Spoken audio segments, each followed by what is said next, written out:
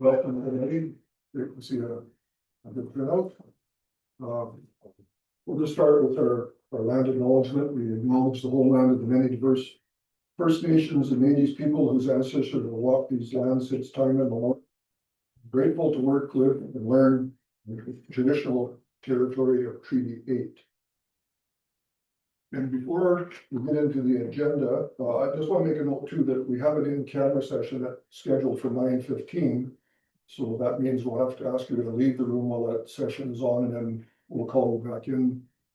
No idea how long that's going to take. We're hoping it won't be long, but we'll have to just ask you to excuse yourself then. So to start with, before we get into the agenda, I was fortunate to pick up something from the County Grand Prairie. From the Society of Local Government Managers of Alberta, our CEO Gary Stickling has been completed all the requirements for local government managers regulation under the Professional and Occupational Association of Alberta. So there, Council, if you want to come and we'll get a picture. Thank you. Good job, Gary. Thank you.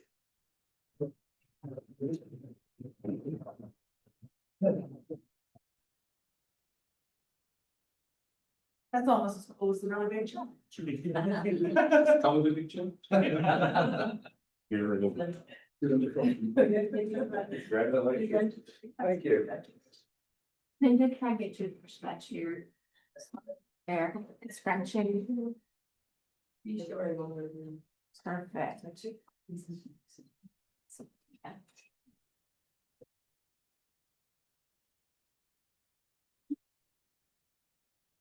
Great, hope you all were smiling.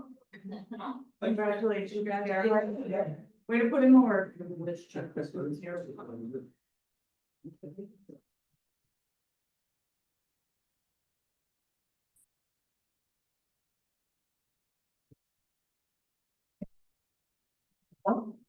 Move on to item 2.0, adoption of the agenda. There's been a couple of additions. Does anybody have any other additions?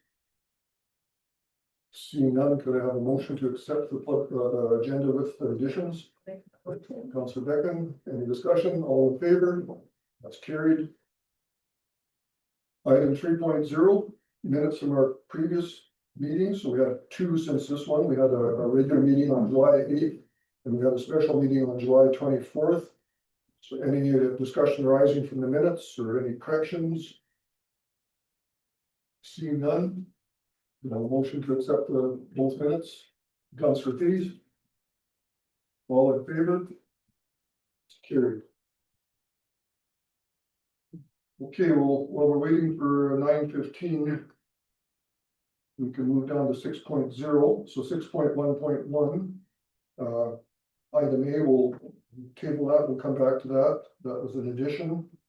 Oh, sorry. We've got an if you're online, if you want to go into camera straight away. Oh, well, if she's there, we're all here. Let's get that out of the way. Yeah, so, sorry, public, don't run away. Just go outside. We've enjoy got some fresh air. We've got the kitchens for everybody. No.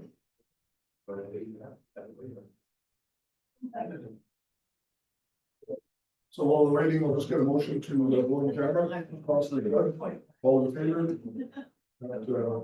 Manuel Fleur.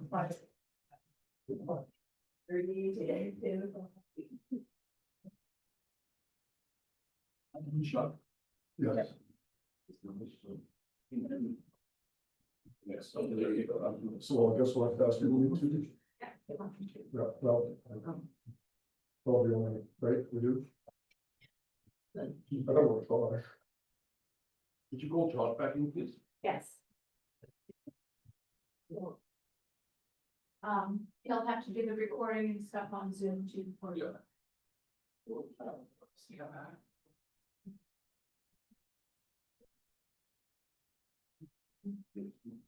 No, she couldn't, because one session. I'm gonna be in and out because I have to get a few more chairs to the kitchen and then I'll set some more up here. That's all right. There's somebody's cell phone, probably should be left in here during in camera.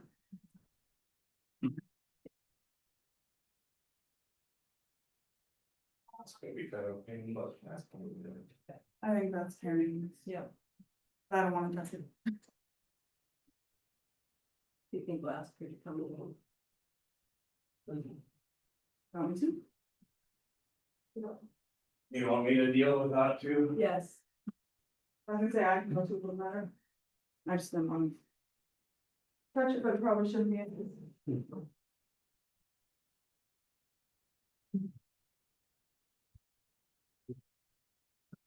When rivers are really go up ahead, level. Watch this river, also don't get your feet wet, no? So, yeah, just stay cool on that.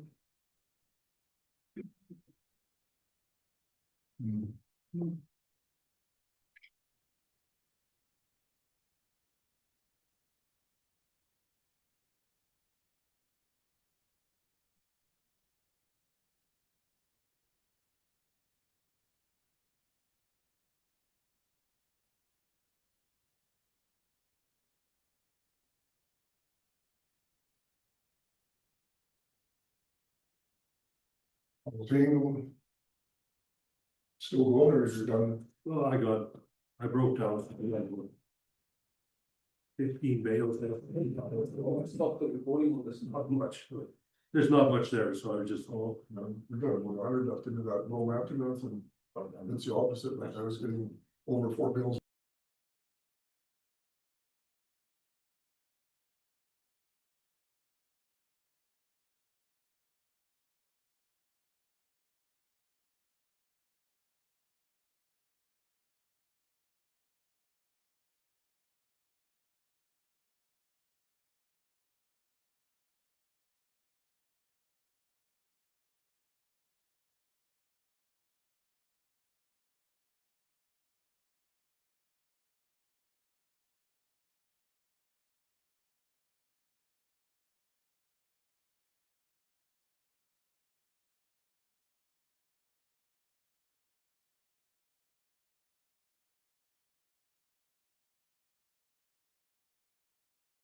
So gosh, you're good.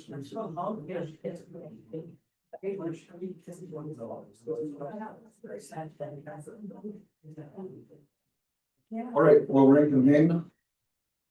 And we can, move on to 16.1 on the agenda.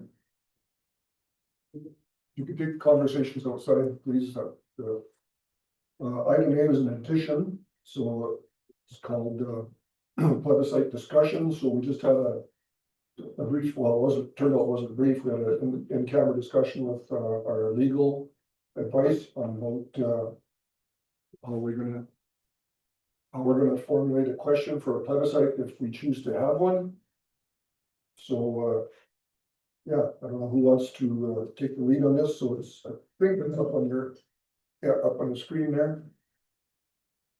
So there's, just moved down to where we had a motion. The response council passed the following motions. There you go. That we will investigate requirements to hold a plebiscite regarding the nuclear proposal.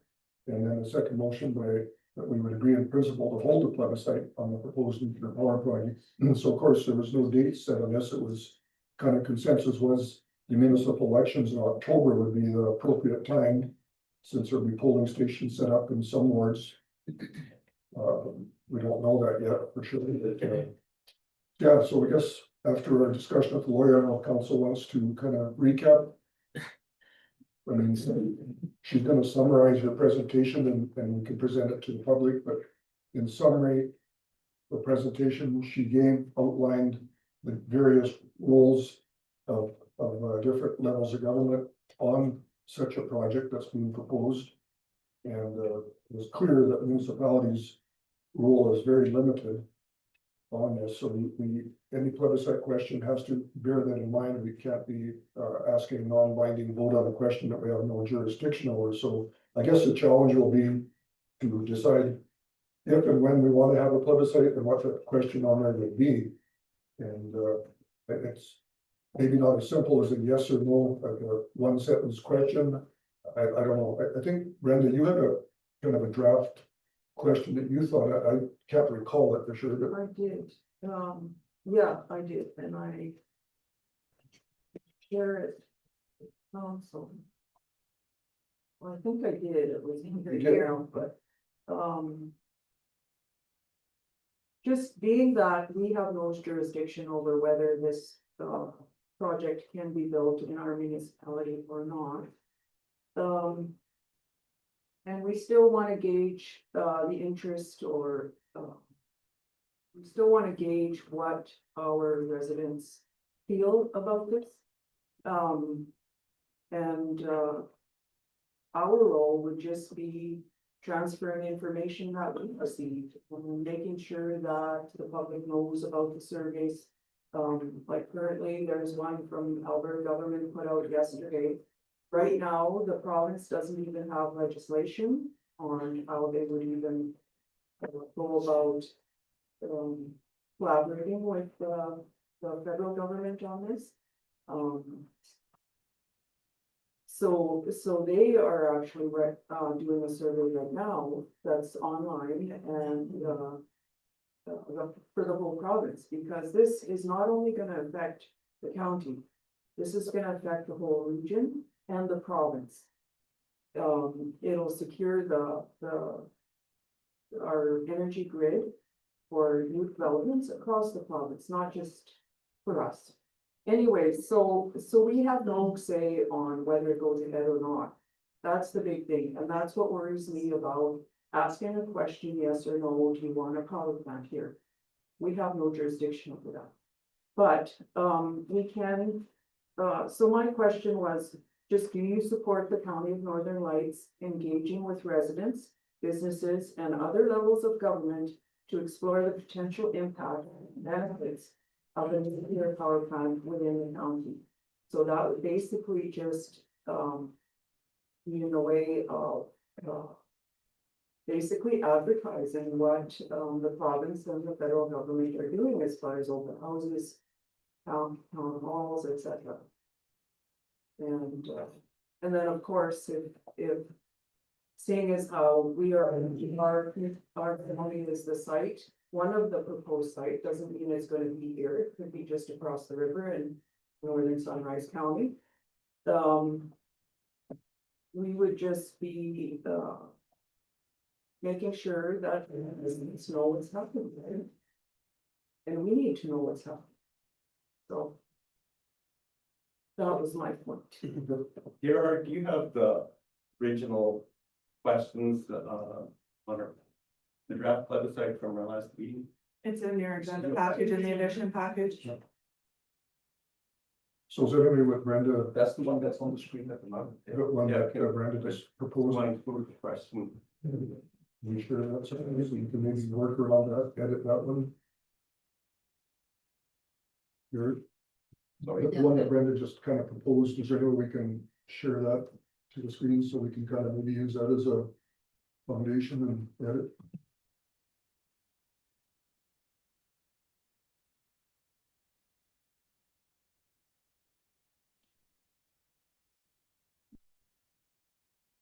Because I think what you read there, I mean, I was trying to listen and contain it, but I think it makes sense, but maybe we have to include it in somewhere that it's outside of our jurisdiction. You know, this would be a, I mean, I guess before the question, even that would be clearly spelled out, this is a non-binding plebiscite. I mean, IAC and CNSC clearly said that in their statement that they responded that it would be treated as any other kind of public comment and put it into the IAC assessment. And they would, you know, made it no different than anything else that's submitted, so here we go. Is that the one? Yeah. Well,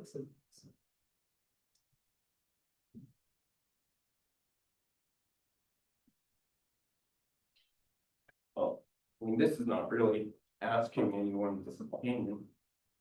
I'd be in favor of the last question on our draft. We go with that?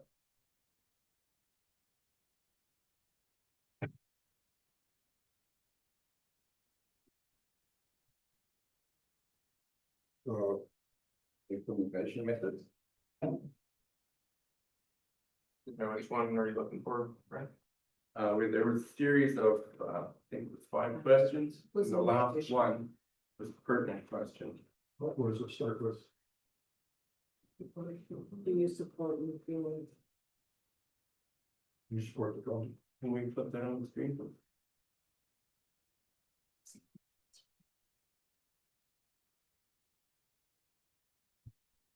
Got it up on Zoom, I don't know what you have. The nuclear power generation facility, built, would you support its development in the county of North Lake? That's pretty straightforward. But is that going to then interpret that we have a say of where it's going to go? I think we've made it clear on many occasions that the final decision rests with the federal government. The federal As long- government is collecting opinions from people. They don't require that we be a certain educational level. They've made it clear that they're interested in the opinions of the public. The Alberta government has made it clear they want to engage with people and get their opinions on it. This is our opportunity to do the same thing. We've not yet engaged with the public to collect their opinions on them. As long as it's clear that if it comes back over resounding one way or another, that there's nothing that we can do with that information other than forward it to another level of government for them to have the final say on, as long as that's clear.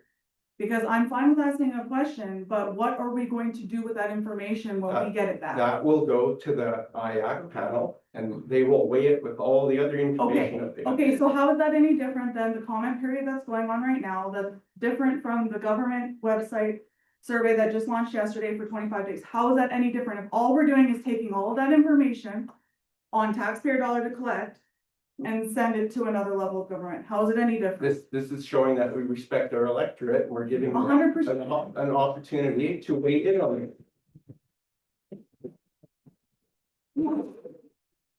It's not an opportunity to wait. 100%, but we're also facilitating them getting that information right now. We had open houses to allow our public to meet them. We're sharing all the information relevant. Like, I'm just worried that we're leading the public to think that we actually have a say in anything that goes on here. That's my concern. Otherwise, I'm all for everybody having their opinion and sharing their thoughts. That's great, and I hope that people do. But we can't lead them into thinking that but we can do something about it. We voted to support what in principle support of legislation. Okay, so nobody had a fundamental issue with it that time. I don't know that anything has changed. So Okay, it's a simple question. I think everyone understands that we don't have jurisdiction. The federal government has jurisdiction on this. Every level of government has some form of engagement. they definitely don't. Every level of government has had some level of engagement with the public where it's proposing them. We have not. This is our opportunity here to do so. Okay, This is so gonna be totally misleading to people that don't understand what's happening. Let's how it's not- happening. Let's not hey, assume but that people don't know things. Let's assume that people have. It's still early in the process. can we change gears for a minute? Like, my real concern. My real concern is the amount of voters that actually turn out to an election in our municipality are very low. So what happens when we don't even get 20% of our population out to a poll? How do we gauge that interest? Because 20% of our whole population isn't majority. And I'm scared that most of our wards experience acclamation and there is no voting in our wards. So I agree, let's make it make sense. Like, it only makes sense to put a plebiscite in tandem with an election, great. But what happens when we don't have voter polls in all of our wards and municipalities? How are we gonna facilitate that? And how, if we can't even get people to come out and vote for their municipal elected officials, how are we going to get them to come to vote on a plebiscite? Well, this may spur some interest. This may bring up voter participation And I hope it does, because we routinely elect governments all the time with a minority of people that show up. If people don't show up to vote, but you can't drag them to the polling station. but then how is that a fair representation? Then how do we make a statement as council and say, our county residents are in favor, or they're not in favor, if it's not even an equal percentage? But we're just presenting the results to the federal government. They take it from there. And again, routinely, we elect governments on a minority of people voting, and yet those results are not thrown out. Yeah, we've had questions brought out to the public, and we only have 6 answers, and we have surveys sent out, 10 people out of how many people live in our county have answered those questions, so. Yes, let's get this done and over with. I think we need to just. Yeah, as long as it's clear that, this is just going in as another comment Right, And how are we gonna to the facilitate? federal and, Well- or federal government. And I'm fine too, put it out for a question, that's great, I just want the caveat of what we're going to do with that information and what happens when the percentage of the population isn't there. And that's fine, and I'm fully on favor, let's put a question, let's do this, let's get it over with, but how are we going to facilitate it in wards where there aren't elections to make it? Well, I think we can overcome that. I mean, it will be a bit of a challenge, but I mean, if we commit to it, we'll figure it out, right? Even if they have to come to the office for a polling station, but, I don't know if you set up polling stations throughout the county for the website only, but, So then, that's what I'm just thinking, how many people in my ward down in the south are gonna drive 45 minutes to cast a vote when I've been begging for their feedback for weeks and months now? I've gone out door to door, I've put things out on social media, and I've got 5 responses. And I know there's more than 5 people that live in my ward. Like, it's a struggle. so going back to this question, I mean. I just like it, it's fine the way it is, but somehow I'd like to incorporate. That it's, you know, non-binding, it's a federal jurisdiction, federal provincial jurisdiction, I'm sure you can just put it above. I don't above the think it's- question here. come up with something. Do a little preamble. Yes. Oh, sorry.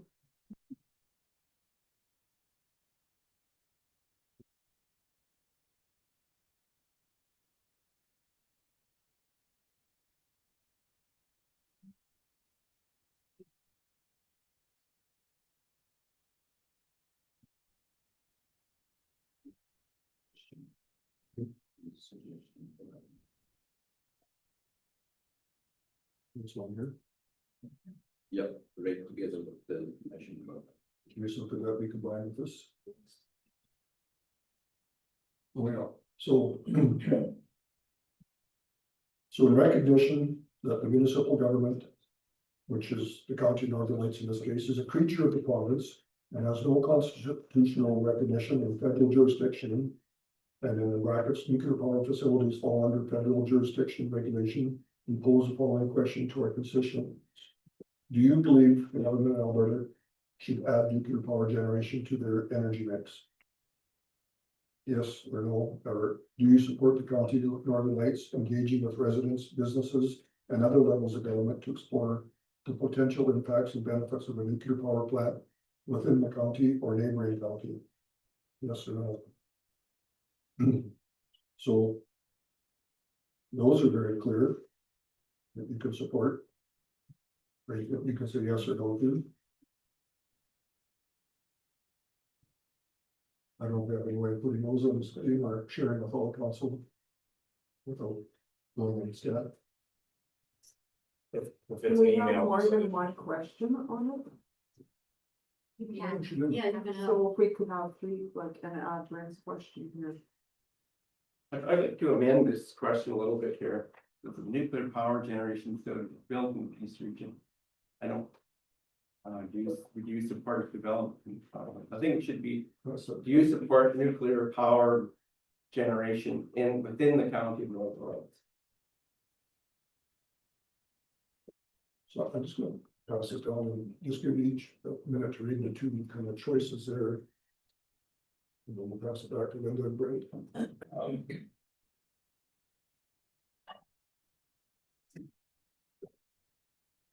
So what I'm clearly hearing is we go ahead on the October ballot, have the website question, we're just trying to nail down the question, right?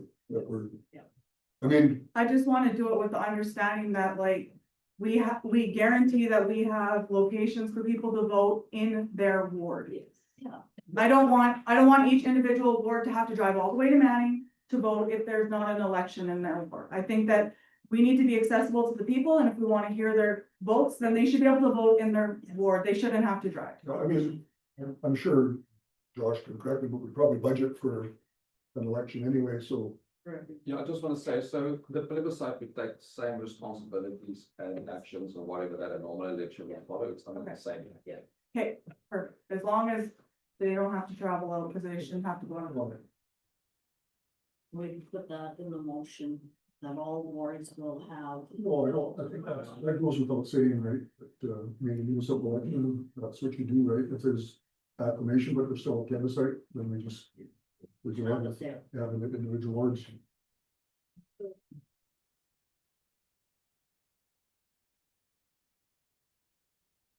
I'll make the motion. We'll just. I guess The the only, information we're circulating then.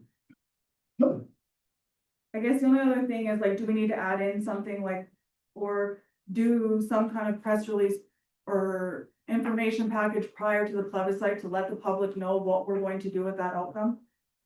Well, Following the collection of plebiscite results, this is what the county is going to do with it, and it's going to be forwarded to IA. Yeah, so. To add to that, I mean. The legal team said they would, give a summary of their presentation, we could include, plus by then. Hopefully, she's been optimistic the province will have their preliminary report out, I don't think it'll happen that fast. But if they do, if we can kind of force them to give the initial results of their survey that ends on September 25th. Yeah. Yeah. And that would also be very helpful for the public to see those results, right? I think we just need to be very clear and upfront and let them know that all we're going to do with that plebiscite information is forwarded on. Yeah. No, it's. That it will affect no further council business, because the lawyer just told us that there's nothing that we can do. Well, that's not true, because you know something, we as the people stand here, we're the electorate. Don't we have to wait till, open mic later? It's not a debate with the public right now. Cause I mean, essentially, anything we do that's legally is going to be struck down because the feds are going to overrule us on everything. Yeah, again, we're not trying to take over anyone's jurisdiction, merely a collection of people's opinion on this. But again. And I'm fine if we're approaching it from that point, and we just need to make it very clear that all of these collection of feedback is only going to be forwarded to IDA.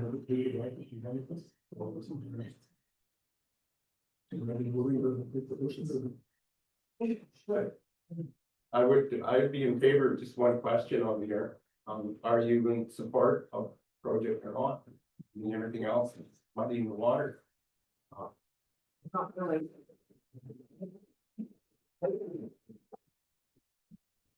So the ballot is to give people the opportunity to make a choice. We're not there to impart information or anything else. Simple question, do you support it, do you not? We're not supplying information along with it. Well, I agree, it's a simple question, and just that we're not misleading the voters by thinking that we would have this, as a result of this plebiscite question, simple question, that we all of a sudden take over jurisdiction for it, right? So we just have to make that clear, how we reword this question, or if you put that around the head of the question, I don't know how you do that, but. And it's clear that we've got a legal opinion on this. We have a right to have a plebiscite. So it's not in dispute. And again, we're not challenging anyone's authority on this. No, we totally agree with that. I made a motion on that. Way back in July. We have a plebiscite. So, since all councils already looked at these two questions, I would like to make the motion to include, the question on the screen there: if a nuclear power generation facility is built in the East Region, would you support its development? Could we amend this question, please? To what? Do you support a nuclear power generation facility within the county of Northern Lights? What, you don't like that in the Peace Region? If it's built, it's not speculative. Pardon me? That's speculative, that part of it, but it's, Well, the whole we don't need it. The whole thing is just for. Do you support the nuclear power generation facility within the county of North Lights? It's just simple. Yeah, sure, that's fine. I want to add the other two questions as well. And that's my motion. Just read them out and Oh, read them out. we don't have one. Okay, yes. So the first question for the plebiscite is, do you believe the government of Alberta should add nuclear power generation to their energy mix? Yes or no? And the second question is, do you support the County of Northern Lights engaging with residents, businesses, and other levels of government to explore the potential impacts and benefits of a nuclear power plant within the county or a neighboring county? Yes or no? And then the third question being, if a nuclear power generation facility is built in the County of Northern Lights, would you support its we've development? had, That one already. Okay. So you would ask, your motion would request three questions on the plebiscite ballot. Yes. Want me to read the motion out loud? Yeah, please do. Actually, as I can just. And then once you got it done, and then make sure that's the. So moved by Councillor Krasinski Yeah, to ask the following plebiscite questions at the 2025 general municipal election. 1, do you support nuclear power generation facilities? And can I just read them? First, in recognition of, do you believe the government of Alberta should add nuclear power generation to their energy mix? Question 2, do you support the County of Northern Lights engaging with residents, businesses, and other levels of government to explore the potential impacts and benefits of a nuclear power plant within the county or neighboring county? Question 3, do you support nuclear power generation facility within the County of Northern Lights? Okay, I just want to amend that. I think take out that first question, just in light of the province doing their own survey. Okay. And just have the 2 questions.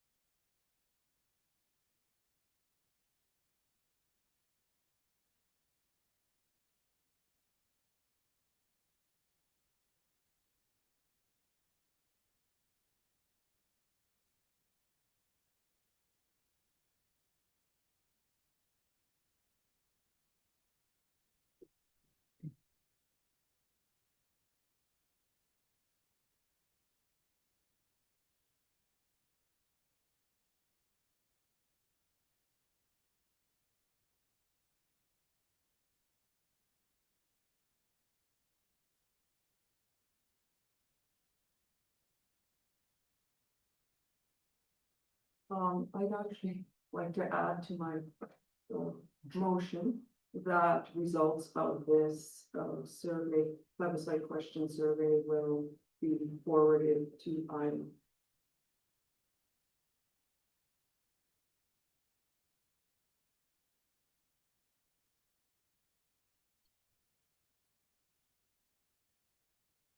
Because they are still taking comments through the pause, right, for this Yeah. division? Yeah.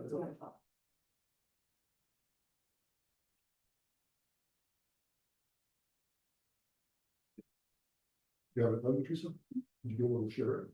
Just so we can all up, rather than trying to read it out and follow. Excuse me, could you guys turn the volume up, please? We can't hear back here. Oh, sorry, I just asked her if she could share her screen with the motion, just so we can have a look at it before we vote.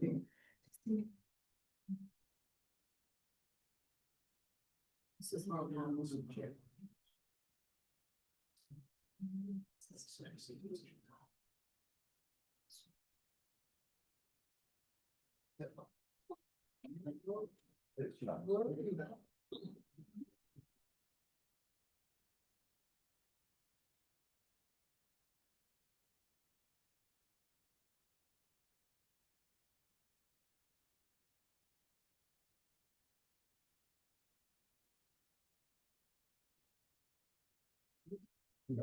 Spell So you, yeah, out number two there.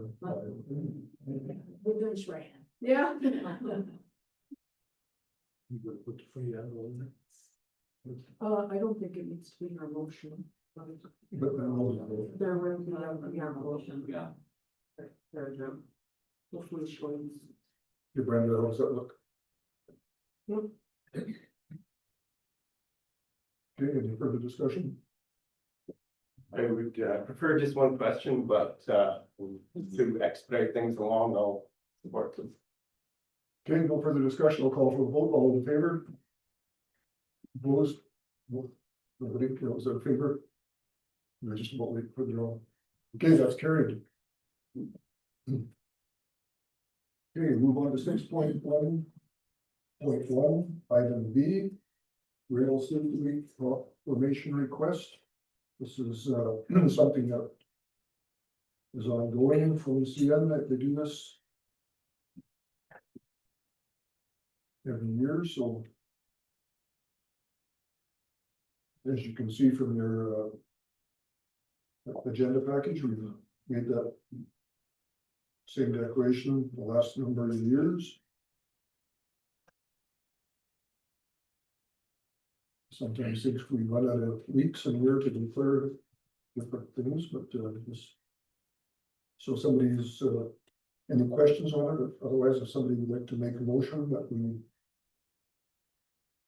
declare September 15th to the 21st as Rail Safety Week. I'll make that one. Councillor Helavisky makes a motion. Any further discussion? All in favor? Carried. Item C. Strategic planning date. So again, this is it's just a verbal report. It's just a little, So I'll let Gary speak to it.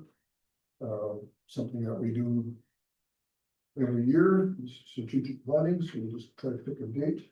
it is a twofold one this year. Chair, the one would be, since it is an election year, we would probably want the new council to have that strategic count. But there's a big but. And Josh would like to budget for some items for next year. So if there's any urgent one that the current council have, or items that you guys want us to prepare in the budget, is please bring that forward so that we can actually include it in our preparations for the budget. And then if there's additional ones that the new council identifies that we have a limited number of new ones that we do, then it's not a complete overall of everything. This my information. So I don't know what, if council wants to say, like a pre-election strategic plan and then post one again, or just send us the information for budget purposes and then have the actual strategic meeting after the elections. So I think we should have a pre-fund. I mean, I know it's maybe doubling up, but I think should there be a new council, that would be a big ask for them to dive into right away. And I know Josh likes to be preparing a budget by that time. And strategic plan usually drives the budget, right, or helps drive the budget. So if we could, and I think meeting a person is so much better than trying to just submit ideas, because there's no real chance to debate them and try to prioritize them. So that's my feeling. I mean, council can definitely weigh in and with Is council happy if we do that internally then for now? We're not going to get an external facilitator for that. We have a fairly new strategic plan that we can build on, and between Josh and I. So we'll be able to do around that. we'll answer your question with the question, would administration be comfortable to lead like community, you and Josh and Charles? Mainly, I think that would lead us through that, so. Yeah. Good. So we agreed to have a pre-one, now we'll just have to find a date that's gonna be acceptable. And we can, I don't have to send it today, if we can come back with it. Although if we do it in September, that's right around the corner. Pardon me? Let's try to set it today. So we have. And can we do it, I don't know what the agendas would be like from the 9th and the 23rd. Well, the 23rd is tentatively supposed to be our town of Manning. Yes. on the 23rd. Yeah. So that would be out, so then. Can we, is the night, can we piggyback it on a regular meeting on the night, is what I'm wondering. I don't see the reason why we couldn't, just save a bunch of travel and. I just have another meeting at 6, that we should be done with. But we were talking about doing our ordinance meeting as well, right? Well, that's. The ordinance meeting will probably be a full day, Okay, a separate, okay, separate full day. sure, okay, So no, I just remember that one. So do you think, I think we should be good to do it in the afternoon after the council meeting on the 9th, on the 9th. that gives you guys enough time to, Will that be enough time? Yeah. okay, let's do that then. I mean, if the regular agenda. Drags out too long, then we might have to, Keep on trucking. we'll have to just try to be mindful of time in the afternoon, right? Like I said, this won't be a full blown facilitator led strategic plan, so we just kind of a high level. Throw out some ideas and. Okay, so let's get a motion then that we will have a. Whatever you want to call it. Pre-strategic plan. Meeting on September 9th and 9 PM.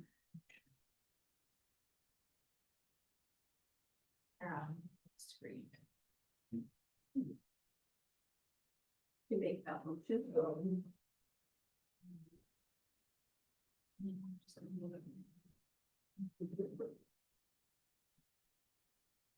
I guess we don't need to put a time, because we don't know the time, right? It's will be contingent on. Now, the regular agenda rules. Okay, any questions on that? All in favor? Yeah. Move down to item D, page 16 on your iPad, and it's World Suicide Prevention Day.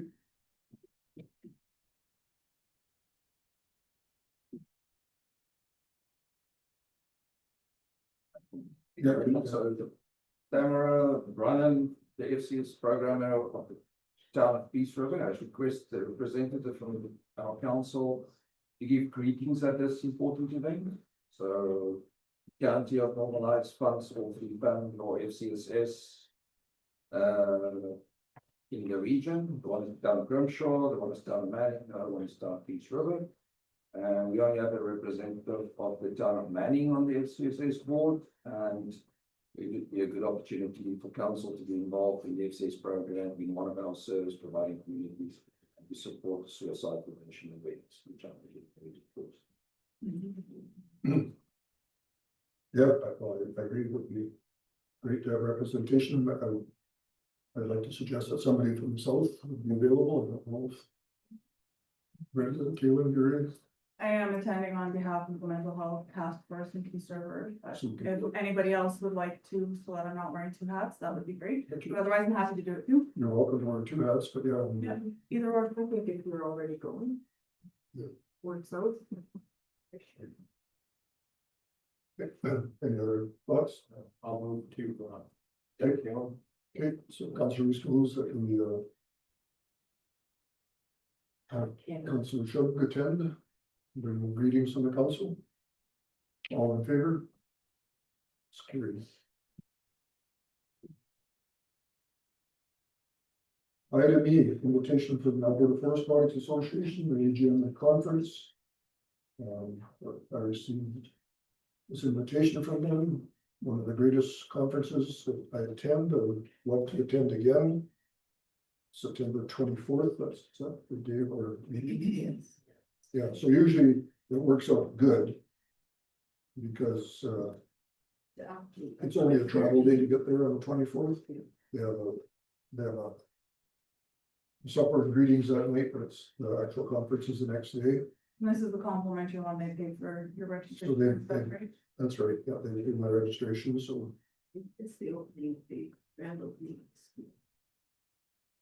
Just places at once, so you guys will be fine. That is the same day as the The 26th is. and 26th, yeah. Yeah, and actually that's in the afternoon, It's at 10 10 in the morning. Well, yeah, it was all counted, that one, I believe it. And it'll be back at 10 in the morning, so. So I don't know if anybody else is interested in attending this, I mean, it's, I think the registration is non-transferable, Terry. no, but I mean, you could also pay for registration if somebody else wanted to attend. I mean, forestry is by far our biggest economic driver in the municipality. And the AFPA is very, very supportive of the partnership they have with municipalities. That's always great to have that recognition. I mean, out of all the conferences I've been to there, municipal elected officials make up a big part of the attendance, so. I'm okay to go ahead and make the motion and register you to attend. You're willing to? Nobody else is eager to go. So, okay, so I have a motion on the floor. But, would register myself for the conference end of September, all in favor? It's carried.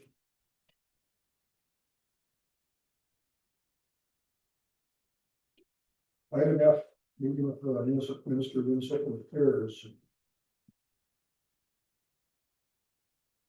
Yeah, we received an email from the Minister of Municipal Affairs office about time that he's willing to see us at the RMA. And he's saying if you time slots there, that if we want to attend, that would be either virtual or. Oh, sorry, that's not the RMA. Not the RMA. Not the RMA, sorry. It's a different. If there's any specific topics that we want to discuss with him, we could add that.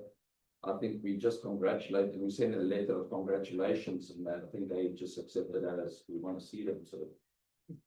We have the time slot if we I want to use it. don't really do it that way. I mean, it may be part of it, but, since he is our local MLA and now minister of, very, very important portfolio for municipality's sake, I think he just wants to make that connection. And I know he meets regularly with Mackenzie County and he's met with, Andy of Peace. He meets with the town of Peace River. So he's wants to make his presence, and I mean, obviously it's gonna be virtual. We're gonna drive all the way to Edmonton to meet him with his officer for an hour meeting. So, It's sad that we have to always be virtual or hold somewhere that he doesn't make an effort to come here. so my understanding is now that he's taken on a very high level ministry, his time is scheduled for him. He doesn't really, once, especially when they're in session. So I guess this is his best alternative. And that's something we could ask him to meet with him. When he can come and join us at a council meeting. I think that would be appropriate to ask him that. Yes. I think it's foolish to turn down an opportunity to get FaceTime with the minister, so I will make any of those days work.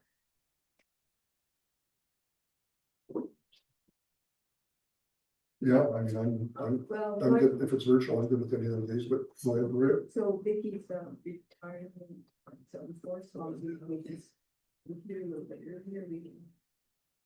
On September 8th, pardon? It's at 3 o'clock. Yeah, but this is that one that you got here. But if it's virtual. I don't know what you said. Well, I'm just saying that if we all just do it, gather here at one, then we could stay for Vicky's, but some of the people are coming, maybe aren't coming, but whatever. What's going on today? I think he's every time. Vicky's Well, at 3. So that's just a thought. I prefer September 8th up to. So that works for him. Just a Right. I'm just wondering. It's virtual, like, we don't have to come here, we can do it on. Well, absolutely, that's the whole. That's what I. No, but I was saying if we're coming for Vicky's Yeah, retirement, then we would be here. Okay. Literally, okay. Yeah, September 8th, 10 in the morning. Works for me.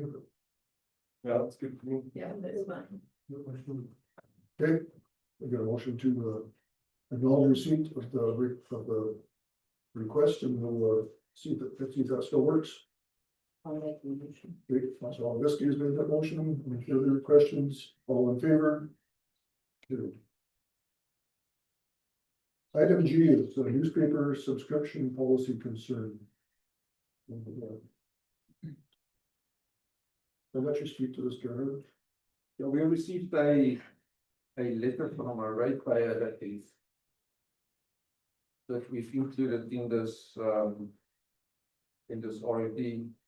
So they feel like it's not just the residents that should be able to get the free subscription of the newspaper, but also our ratepayers that live out of the area, but still owns property and pay taxes in the area. We did make the option available to this person via reply that the newspaper is also available online on the internet and click. It's actually, we saw it was available on the Monday already instead of the Wednesday when we get it in our mailboxes, Wednesday or Thursday, depends on who you are. So there was a concern. Well, and I want us to actually read this with the concern that we had at our open house is that people don't really read the newspaper anymore when we use it as a communication device. So that's a decision council need to make if it's really still efficient. I know we do advertise some of our development permits and subdivisions and stuff like that in there, but there's no requirement by law to do it in the newspaper. We could do it on our website as well, and that would also be sufficient at that portion. But the big thing here is the ratepayer feels that since it's a county funded opportunity for them to get the newspaper, that they would also like it extended. There will probably be a cost increase in that we have to budget for, and I think the current cost is $48,000 or somewhere there. So I've taken this complaint a lot in my ward too, and when I brought it up the previous year, we had a discussion about it. And at the time, we were still doing the county funded newsletter. And that was going to everybody, regardless if you were living in the county or just had property in the county. And so at that time, it was kind of hard to argue that they weren't getting communication because they were getting it through the newsletter. And maybe not through the newsletter, not the newspaper. And now we've taken away the newsletter because we felt that it was the thing to do, and for whatever reason, not the point. The point being that we don't have the newsletter going to everybody now, so now we should be doing the newspaper, at least if we're gonna argue that that's how we're doing one of our engagement pieces, I think.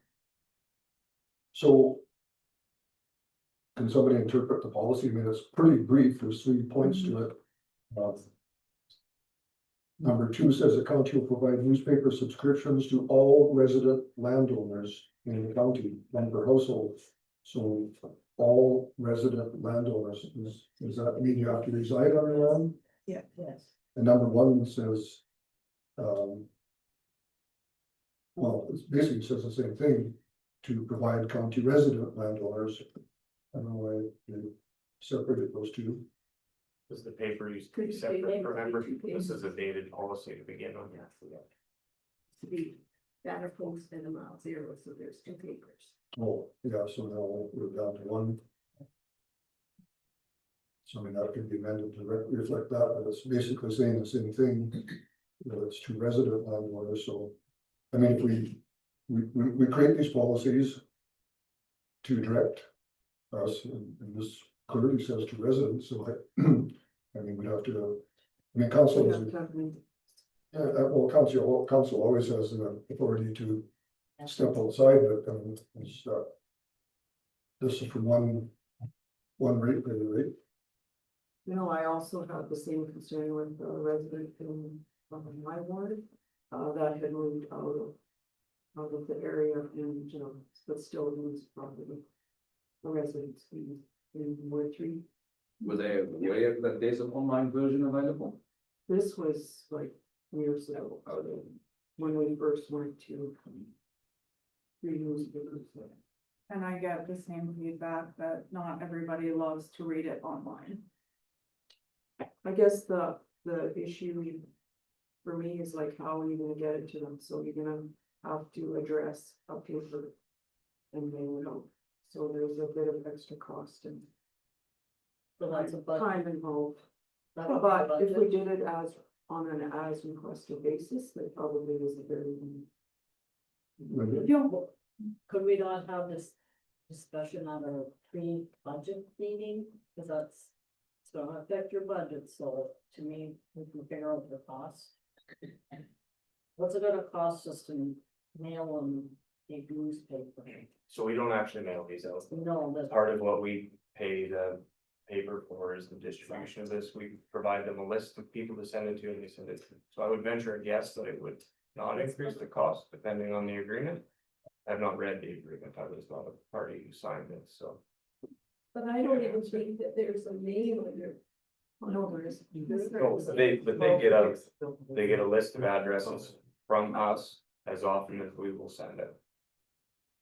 So if these people live in BC or Ontario, they would need to get an address off their tax roll. We send a tax notice to Japan every year. This is the furthest one. Yep. Lots So of they states. would be eligible for a free newspaper then too, right? Uh, If we change the Yes. policy now. But I think Linda had a good suggestion. This is probably something that we could talk about. Either at our ordinance committee meeting or a pre-strategic plan thing, so, Can I make that as my motion? Okay. so acknowledge receipt of the. Newspaper subscription concern, and we'll discuss it at our pre-strategic planning meeting in September. Bring it forward. Say again, Linda. No, I just want to make sure we said to bring it, to bring it forward. Or the urgent committee would. Yes. Yeah, will that fit better at the ordinance meeting or will that fit better at the strategic plan? You know, I would think the strategic plan, because there's gonna be some Yeah. cost. yeah. Well, and not only that, that's gonna dictate how we want to reach out and engage, right? So it kind of fits into the strategic. Okay, so under these clear motion, we're gonna take it forward to a pre-strategic plan, all in favor? Carried. So now we can talk about item H, the ordinance standing committee meeting. This is something that has been suggested to us by the CEO and we're all kind of agreed it would be beneficial, so. What do you got? Well, we were supposed to have after the council meeting today, the first ordinance meeting, but I think since we just back from our summer break or council summer break, it might be quite a long agenda. Hence, we decided to move that out and maybe find a separate date for that, because there's a few policies and bylaws that we need to amend. Some of them are really old that we got. And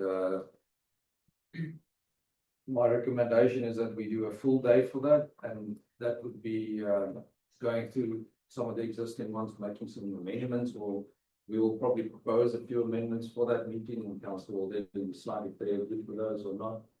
And if that is the way it is, then we can bring it to the next council meetings for approval. In public forum.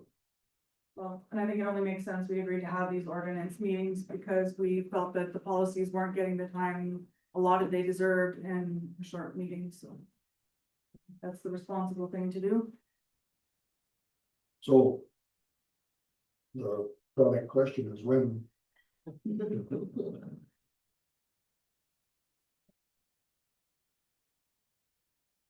And we couldn't. The week of the 15th is. Looks open for me. Administration that week has Atia, the replacement of Foy, training, I think it's or Blowen or somewhere there. But I mean, a lot of it's like a 2-day thing, so one day some people will go, the next day some other people will go. So if we cannot do it that week, I would really be grateful. Or if we can do it on the Thursday or Friday. Like the 18th or 19th. Council? I am available 18 and 19. Linda, Yeah. I see lots of it voting, so. I mean, 19th is, probably 19th, that's probably the Thursday before the other day. Yeah. Got an acronym for this, and you have to spell ordinance.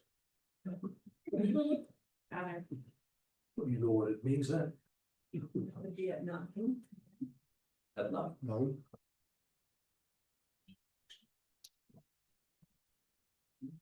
I can make them. okay, Councillor Chubb moves that we, have our first ordinance meeting on September the 18th at 9 AM in council chambers. Any questions? All in favor? Vote. Oh, you can vote, I just. Got a I comment? just wanted to add, one more policy I'd like to review, but I don't know if we can get to it, it's already five. Please, and if there's a list, please send so we can prioritize them first. So Josh, we have ISL online? Oh, yeah, no, No. We're scheduled for 11 our NPC, but I guess there's really nothing for them to be on there for. But we can, adjourn this regular meeting and just move to our NPC quickly, scheduled for 11 AM. It is now 11:03. Is parole online or? She is. She was. But I thought if ISL was gonna join us for the NPC, then we could go down and do the two development permits at the same time, or subdivision, I should say. They don't need there, if this is just for information. Yeah, it's just permitted uses on the MPC, yeah, so they're not gonna be there for that. pretty much. They don't need to be there for the MPC part, No. it's just permitted uses. One up, no.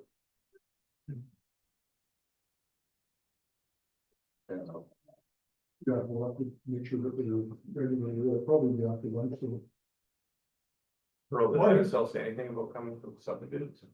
They did not say anything. They usually come. I would assume they would be. Pearl, Yes. Gary just said they're going to be available after lunch for the subdivision. Okay. Good. Perfect.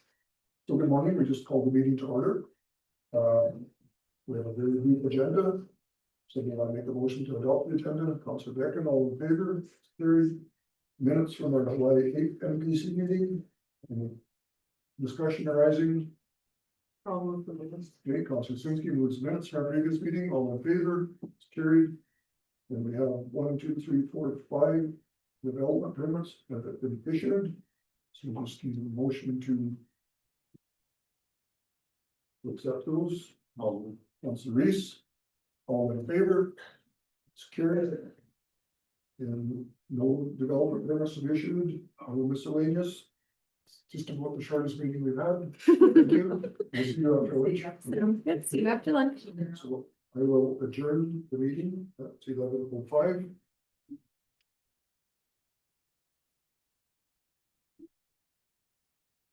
Okay, we can resume our regular agenda. That takes us to item 6.1.1I. The Radio Society expansion. No idea what this was about. You can enlighten us. So I received an email with a follow-up phone call I made to this gentleman about the Marvin make off niche radio expansion.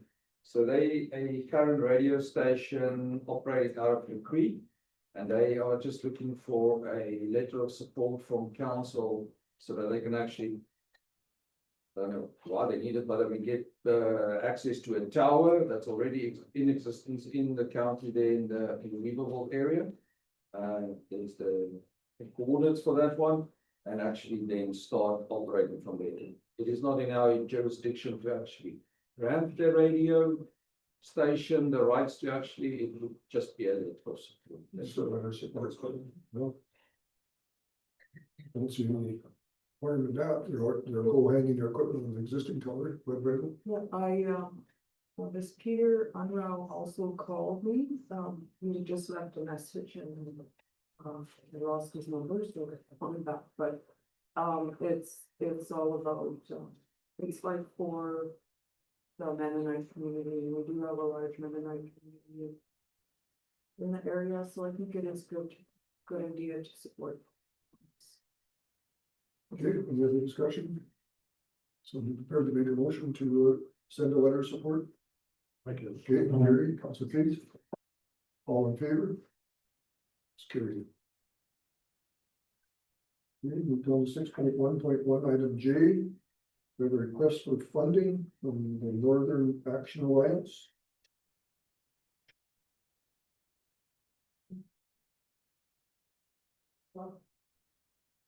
So there's some background information there for you.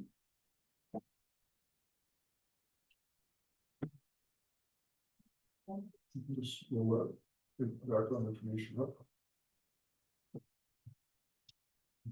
There's beginning of the screen.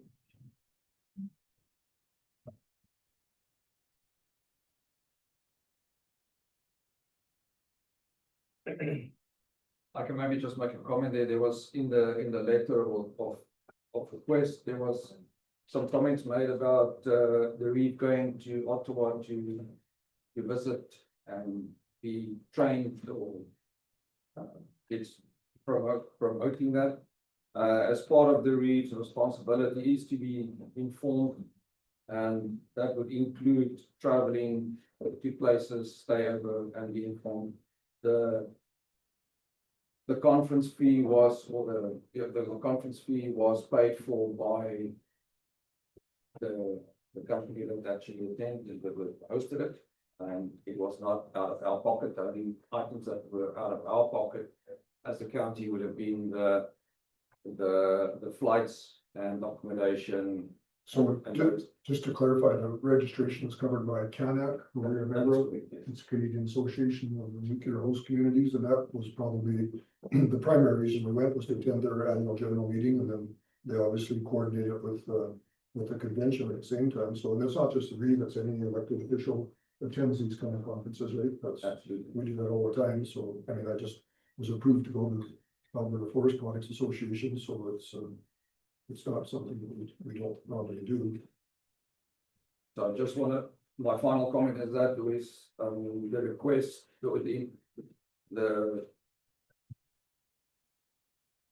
the statement that the same should apply to, I just want to say that is not the case here. So this would be an absolute discretion of council whether they want to fund this or not. It's not based because of any of the traveling or meeting attendance that any of council. Okay, so does council want to do this? And you're prepared to make a motion one way or the other, accept the information? Deny, approve? So, we had, speakers, Dr. Alexander was the gate speaker for a couple of our events. Pat spoke, at one of them. I don't know, was he compensated for that? I can comment on that. Yep. So that part by Dr. Alexander was actually funded from the PrEC committee, not from our council. Right. Or council fund. So, the committee then, would be willing to pay half the same amount that the doctor received for every speaking? Well, we can't speak on behalf of the committee. We meet in September, we can talk about it then. Would you put that on the agenda and request that he receive the same fee, for his speaking as, Dr. Alexander? We could put it on the agenda and the committee discussion. I think that's probably the best route to go, given that our council grant policy doesn't qualify for this. And if that's who paid for him, then that seems only fair, that's where it goes. So that's your motion. So I would be I would be prepared to make the motion that, Terry bring it forward at the rec meeting in September to discuss that he be compensated at the rate that Alexander was for the open houses. Is that fair? But Yeah. didn't that other lady talk to, did she get paid? Didn't that- Yeah, she was, she received compensation from the IA group, so she was covered, So why did through IA. Why? Pat get it? The Northern Alliance, did they apply to that? They didn't get that, so. They didn't. They apply. I don't know. But it should be the same as Dr. Alexander. Don't see any reason it would be, Same thought. So do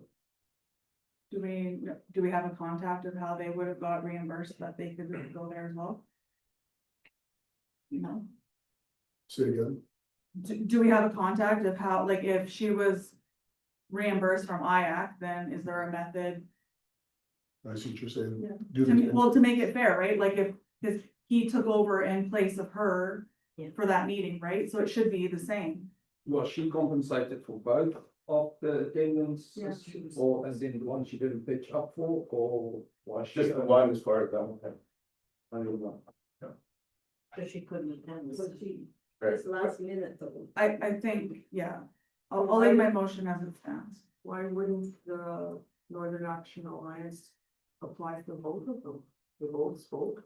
Well, why wouldn't Dr. Alexander apply for IA, rather than being compensated from the energy committee? Yeah, I think it's gotta be fair. It's gotta go back to whoever funded it, and if it wasn't funded directly from the county itself, then it needs to go back to the group that organized it. And the committee was, I mean, we paid a membership of what, 1,000 or 2,000, but then we also received a grant from Municipal Affairs for communication, and that's what that was used for. Yeah. So, I think it's only fair, so I'll leave my motion as is. I was just gonna maybe consider amending it to include the IAC application, but if we're not sure, then I'll leave it at that. and that would be totally up to them to make that application, so. Yes. And I mean, the PrEC committee received money through IAC as well, but we couldn't get it directly, we had to go through CANAC because we're not a registered society, whatever the requirements are, so maybe that'll be Northern Alliance's problem too, I don't know. If they're not structured properly, but I mean, that's up to them to talk to IAC with, so okay, so we have a motion. And actually, wouldn't mind putting Reeve, Deputy Reeve Usinski, because just in case I'm not available and talk about Oh, yeah. it. Fair point, yeah. Yep. As members, that's great, yep. Good catch.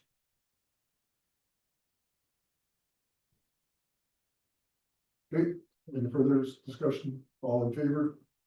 It's carried. Item K, the 2025 ATCO employees participating in community police campaign, looking for a donation. So this is,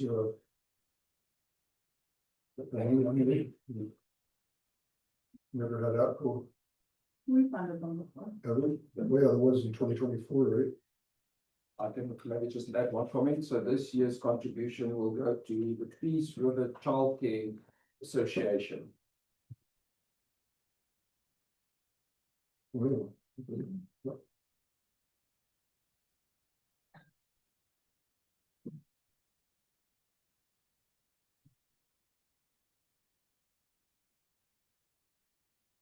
so last year we didn't give them that cash, we gave them a gift, right? Pardon me? Every time. Well, that's sort of up to you to decide. If you don't have to provide anything, but. Yeah.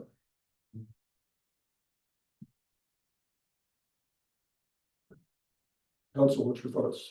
Support this, it goes to a good, Yeah, it's not going to ATCO, but it's going to a community. yeah, I think it's very important, and I'd be okay with giving them, the ask is 50 to 100 for a gift, and I would be fine to give them $100. I think it's a great cause.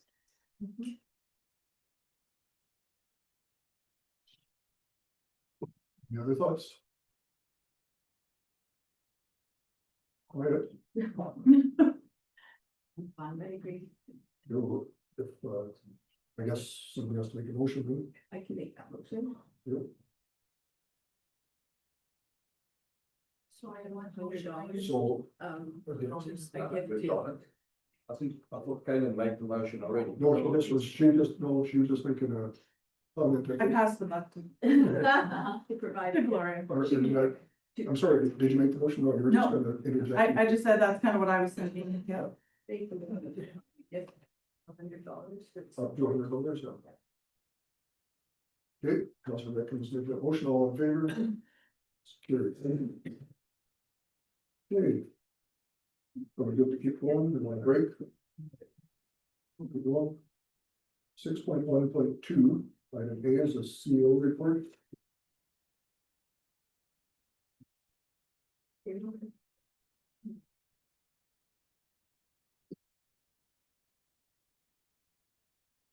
thank you for the opportunity. So I, first of all, want to start off by thanking council for the flowers and acknowledgement of my father and all that fault. It's, we also really appreciated that too, so thank you so much. The Cake River Water Treatment Plant, so we met with Chase Davies from Alberta Environment to discuss the deficiencies at the Cake River Water Treatment Plant.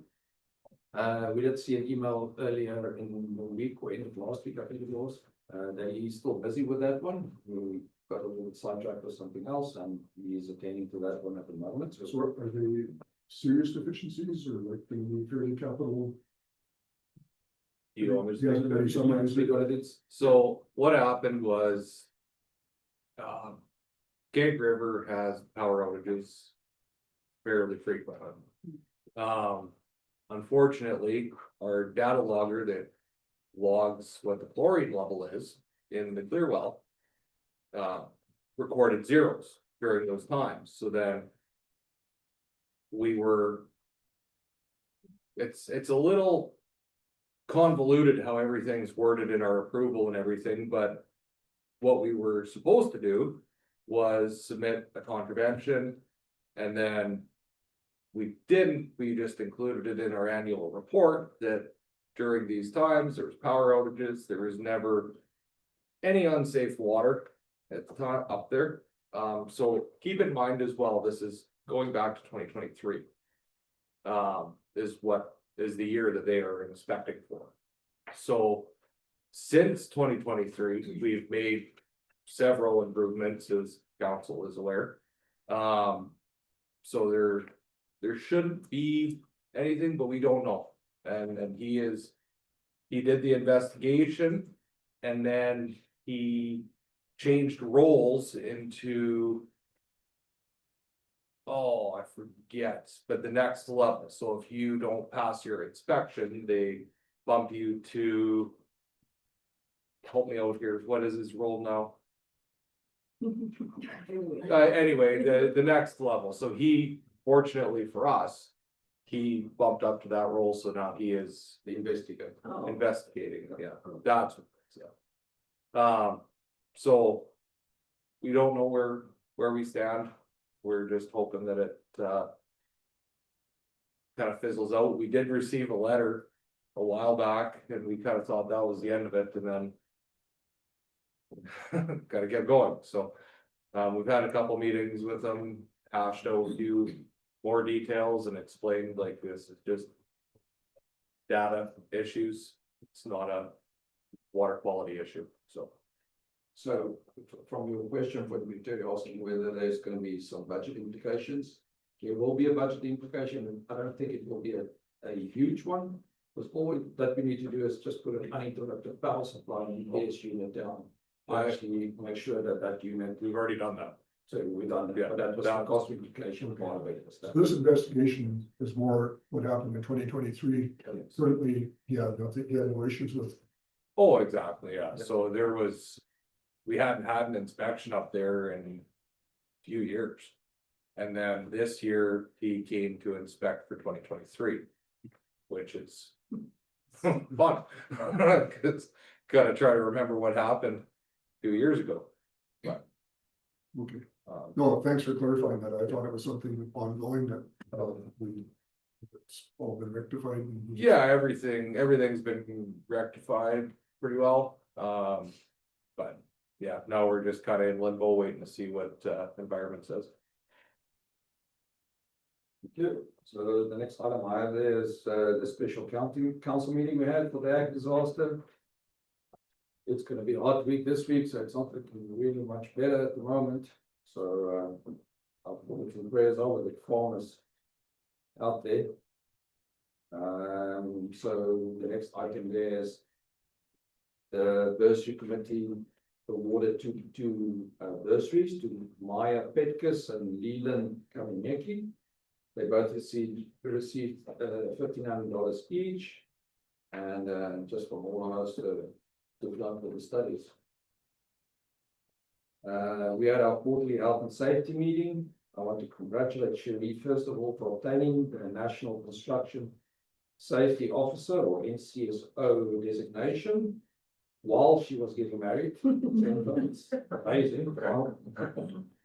And we also got a new online system through site docs, and that would be everything safety related, whether you do a pre-trip inspection or from a near miss or an incident or anything that would be done through a cloud-based system. That makes it quite easily accessible, even with your phone or an app. Getting to the car, you have to, there should be a scan, otherwise she comes to you about it in a firm way. And I think this is all working very well towards our well-being practice, hopefully sometime next year. And I think she's been doing an awesome job on the safety side, really. She's cracking the whip.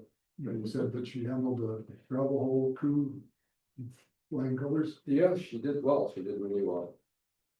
Firm, but fair. Then we busy with the service agreements, the manning one.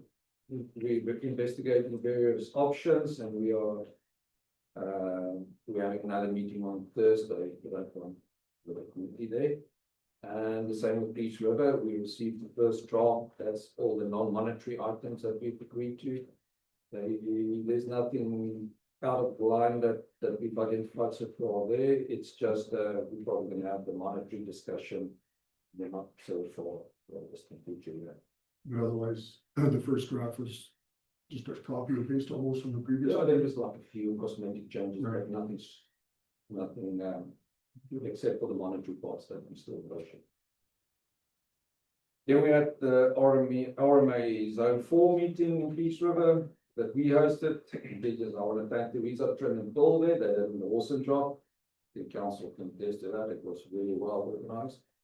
They did really well there. And we also, apparently it was an illegal one, but we made some money for the food bags that we distributed. But I think if it's for a good cause, it's confidently. One of the things that we got out of that meeting was when Derek Young, the regional director from ATEC, sort of disclosed that the bridge is going at Tompkins Landing, is what the province have decided. And yeah, I'll leave it there. So if there's any concerns on that, I think that's something that we need to raise there, but Well, when it is what it is. we meet with our MLA, Mr. Williams, in September, we'll That should be one of our. hold them to task on that now. I mean, we lobbied for alternate locations and obviously it didn't do any good. I There's a guess. stretch of river between Peace River or north of Peace River, the Municipal Road, as we call it, up to Tompkins Landing would be an enormous amount of area that we have to cover. And if they do it a little bit further south, it actually opens up a bit. In my opinion, that would have made more sense, but it is one of those provincial decisions that No, exactly. had to go forward. We can't really influence. It's in their hands, that's right. Then we had the Peace Regional Energy Meeting. Peace Regional Emergency Management Partnership, FREM, it's called. So we met with all the CAOs in the area, as well as the fire chief, except the man fire chief. He didn't get a invite, so that was quite strange to know. So we're busy arranging some additional training there. I've got a list of all the staff here. Most of them's got 100. There's some very few of them have got 300. So there will be my recommendation to do a bit of 200, and then a few of the directors and people that's on in that specific org chart to do the ICS 300 training as well. I just to comment on that one if I could. So we brought it up, it was brought up at our Peace Advisory Committee for the RCMP. And he also mentioned that you guys got some grant funding to do some mock disaster training too. So that's gonna be really awesome. So Yeah, that we I just wanted to say like that's gonna be really beneficial because I know we haven't had a mock disaster training for a long time. That's correct, yes. So, and then Councillor Sharp brought forward that little pamphlet you gave me that. So we're busy, and Charles is waiting for, he's not aware of that yet, but he's doing some registration of some of the of our assets that we have, we can register on that, it's like an app, and that will, if there's a disaster, we can go on the app and see, okay, then the piece has got the following equipment available. And so they can see what we have available for mutual aid in that, which is, I think, a really good thing. So I thought there was a Northwest registry for that already. Is this something new? Or just adding to it? I think it's just adding to it. Yeah. But it's a standalone one. So at when I went out to the convention, sorry, but so Scott found that there was an issue with the gap, like especially up north, and that app wasn't or the current logging wasn't updated frequently, was very hard to use. This is very simple. You put it in, immediately you know, okay, these are the resources in my area, we can deploy and pull really quick, and it's just a lot easier to use. So it's the same idea, just a better system now. Just It's a way better, faster system. And it's also forced that you have to, but you have, it's like pulsing me with a reminder, always going to pulse with a reminders, to update, make sure everything is still covered. We haven't lost one of the fire trucks like we have in the region up here now, stuff like that, to show that everything is still. And it was born out of a remote community who was struggling in a disaster to get resources really fast, and you're up north, we know we're forced to kind of deal with our own sometimes, so this was a good way to incorporate it. So it's exciting, I'm glad to hear. Yeah, well, and that, I mean, the old system that I was familiar with had good intentions, but I think it just kind of sat on the shelf and nobody. Good. So I mean, It's exciting.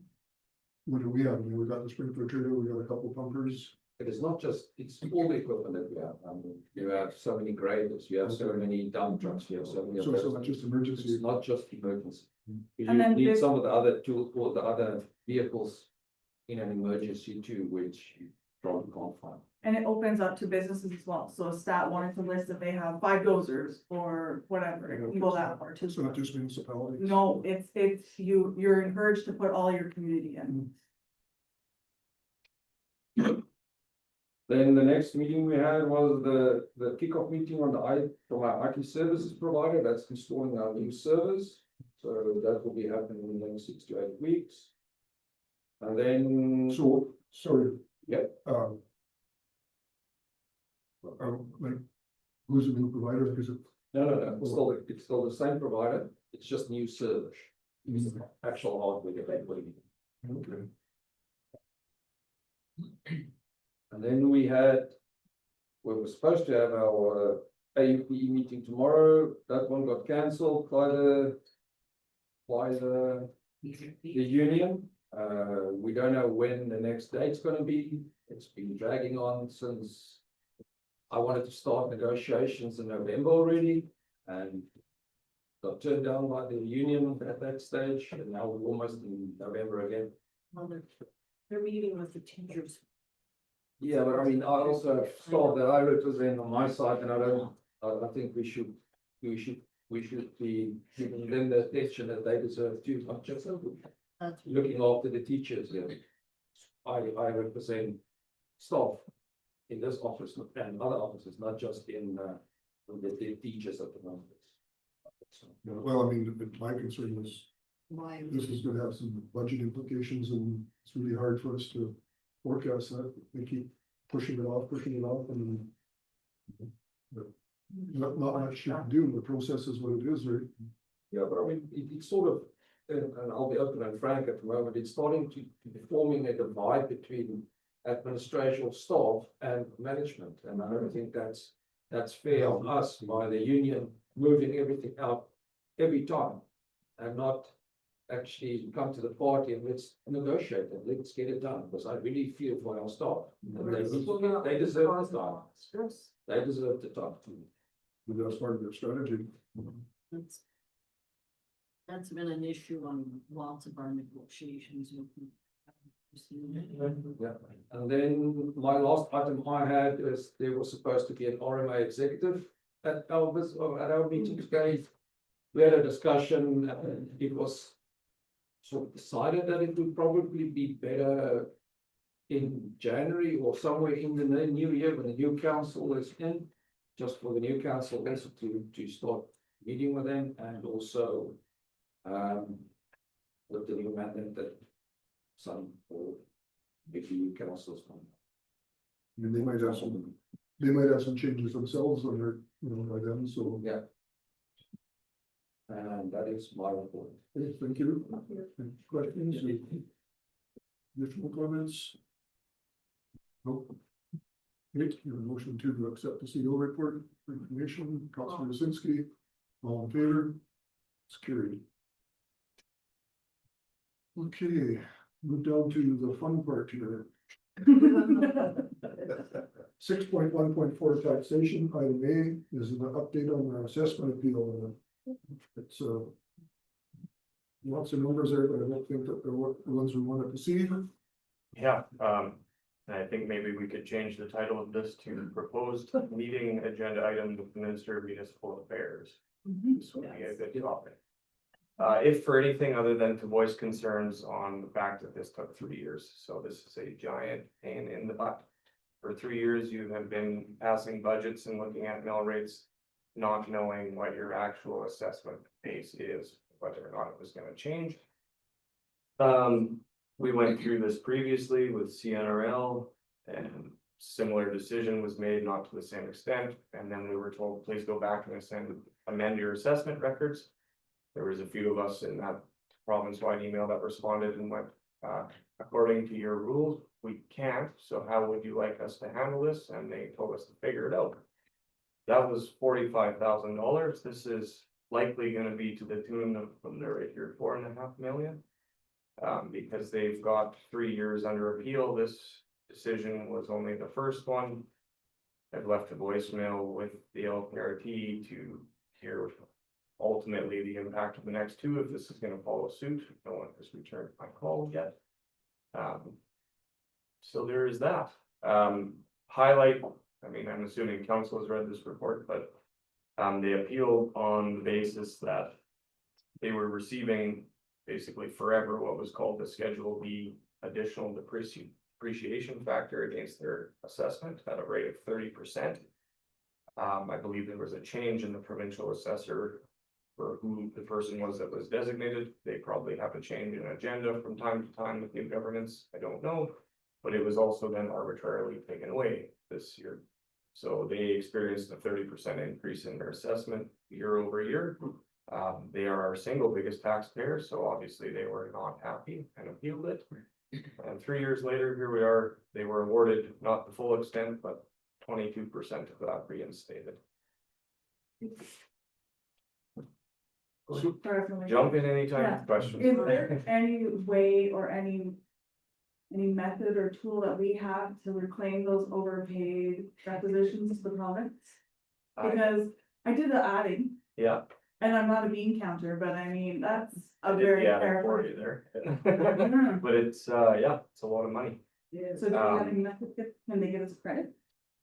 I have no idea. Yeah. So this was just the communication of this decision to the Yeah. parties. This is not a letter of instruction on what we are to do. So But we can ask them. in preparation of this meeting, I tried to Yeah. find those answers. I don't have them. Like obviously, North Peace Housing is not gonna be in a position to give us $130,000 back. The province would maybe give us some back for the schooling, and the designated industrial property one, I don't know how they're gonna handle it, but they actually track our over levy for us and then stole it, or they just charge us the net of that. So that one should be fine. But I mean, the bigger problem is we collect municipal tax dollars and in some cases spend them. Not fully, right, because we've known this was happening, but. A good question for Dan, And result aside, I like, remember we went through this as. Non-partisan party just solely to be informed, otherwise we still wouldn't probably know that this was decided, so. We only watched, we didn't take a side, we don't prepare this assessment. We're probably not gonna ever try to fight against the biggest taxpayer in the region, I don't think that would make sense. However. I don't even know what the options are now, I don't know if the other side is going to consider appealing this. The legislation I was able to look at with the LPRT decisions is. They're pretty much final, however, the board or the LPRT can choose to appeal or change or modify any decision that they make for any reason. So that's kind of ambiguous. I'm assuming they're having internal discussions through the 30-day period here to make that decision. But I don't know. Biggest point though, results aside from that, not really the true issue. The true issue is it took 3 years to decide. This is supposed to be the expedited process of getting to the bottom of these things, and it took 3 years. 3 budget cycles, 3 mill rate bylaws, 3 years of decisions of you guys to pursue or not pursue projects based on this money that you're collecting and levying, which is a huge problem. It's the biggest problem that I have in preparing a budget for you, because I bring you your collection of thoughts and projects and ideas, and I go, here's your budget. We could probably keep taxes the same and pay for it.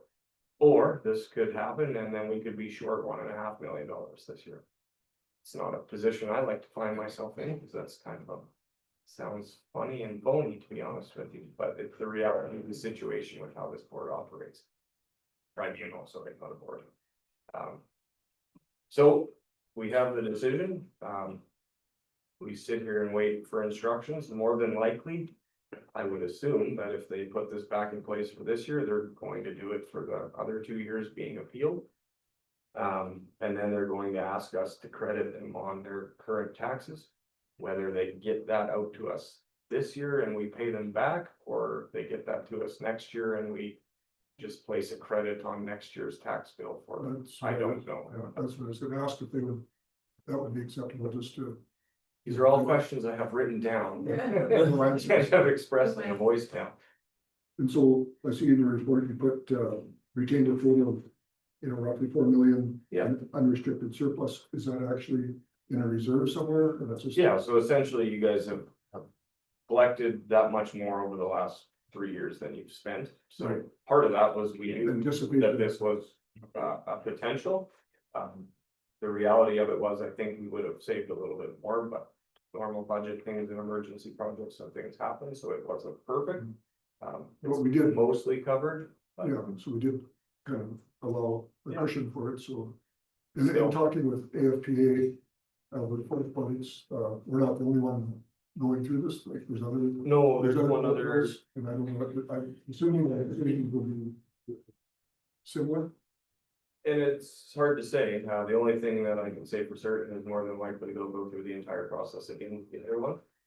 Only because the legislation that allows for this Schedule B, the biggest thing is it's not intended to be just global economic factors.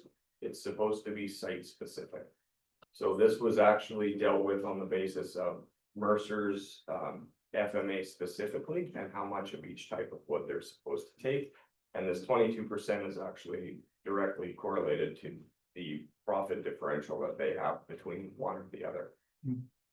And in all the wording, I think I only got to see some of it. It was a week-long thing and some of it was in camera, but at the end of the day, between hardwood and softwood products, they're forced to take both. They have to make major modifications to their mill to change their processes.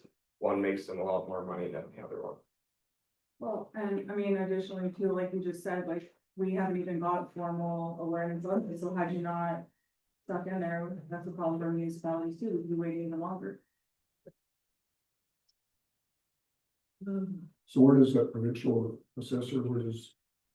He said it does, he just. Well, he they does what were, he's told. they were the other side fighting against the appeal, Okay. right? Because they were trying to justify the decision that they made. And having watched that whole thing for a week, I had no idea which way this was gonna go. And again, I only got to see parts of it. So is that a single person or is it a team? No, it's a panel of 3. Of the provincial? Yeah. assessors? Well, the provincial assessor himself is a single person Right. designated. And then his office, obviously, he does do this for everybody all over the province. There's an office of people that work under his guidance and direction. You know what the tribunal, when you said on that? 3, that's what I meant by the 3. Hmm. And this was their decision for now. So Josh, the difference between what we put aside and what? what the judgment is, it's not the cap and down. Yeah. And make it within for a budget. Next year, yeah. In some battle, right? And then obviously. So your budgets have increased with the cost of living like everybody else's budgets have, so. The reality of next year's budget is before you throw any new projects at me, we've got. 22% less industrial assessment from this taxpayer to work with, so. That's gonna sting. So don't be pricing out new readers. Yeah, well, that's, I mean, as much as it's disappointing, it was kind of expected to be some kind of a dark, just. The takeaway I had from this, honestly, is, like, your rules are there and they made sense. You maybe shouldn't have done it in the first place, and then maybe you shouldn't have just taken it all the way all at once. Like, communicate and phase it out, that probably would have been more successful, so. Other than that, it sounds like we're bound by this and we'll await the instruction, I guess, on how to deal with it. Yeah, we'll definitely bring it up with our MLA about the requisitions and the DIP, I mean, what they charged us. And the efficiency, I would say as well, as the In general, LGRT. yeah. Okay. Any other questions on this decision? I guess tough to ask you questions and we don't even have the answers yet, right? So, You could try and I can try and make them up, but. well, I mean, as it unfolds, we'll have more information. Maybe the subsequent meetings, right? Yeah. Okay, we have a motion to accept this report for information. Okay, Councillor Fleece, all in favor? It's carried. Sticking with finance, we'll move down to 6.1.5. Item A is a preliminary budget meeting date. Just a verbal report, so you have some suggestions, Josh? or- I did not have suggestions, but did we just decide Garrett, we were gonna do that at the same, in one meeting with the strat plan one? That's what I understood. from We can this. probably incorporate the two, but this would not be the first full budget meeting. No, God, no, yeah, we're not there yet. As councillor, expect that to give us some thought for that one. Yeah. So we could call it a pre-strategic planning and a pre-budget meeting kind of all do that same day then. Yeah, and really, we've got, like, we do 5-year operating budget, so we've got a baseline, it's just any changes or. Reestablishment of agreements or changes of policy that you guys are looking at, they're gonna impact, are going to impact that. So that's really all I need for that meeting, and then staff can go through, review and update all their figures as they require, and then we can actually bring it back. Typically, we would do it in December, an actual preliminary budget for adoption. No, I think based on your previous report, there will be some adjustments. Okay, so we don't need a motion for that, because we're already set the date for the strat meeting and we can just piggyback on that, so. Item B is June bank reconciliation. Review. So your adoptants, like always, usually everything, Mhm. nothing to point out on this one.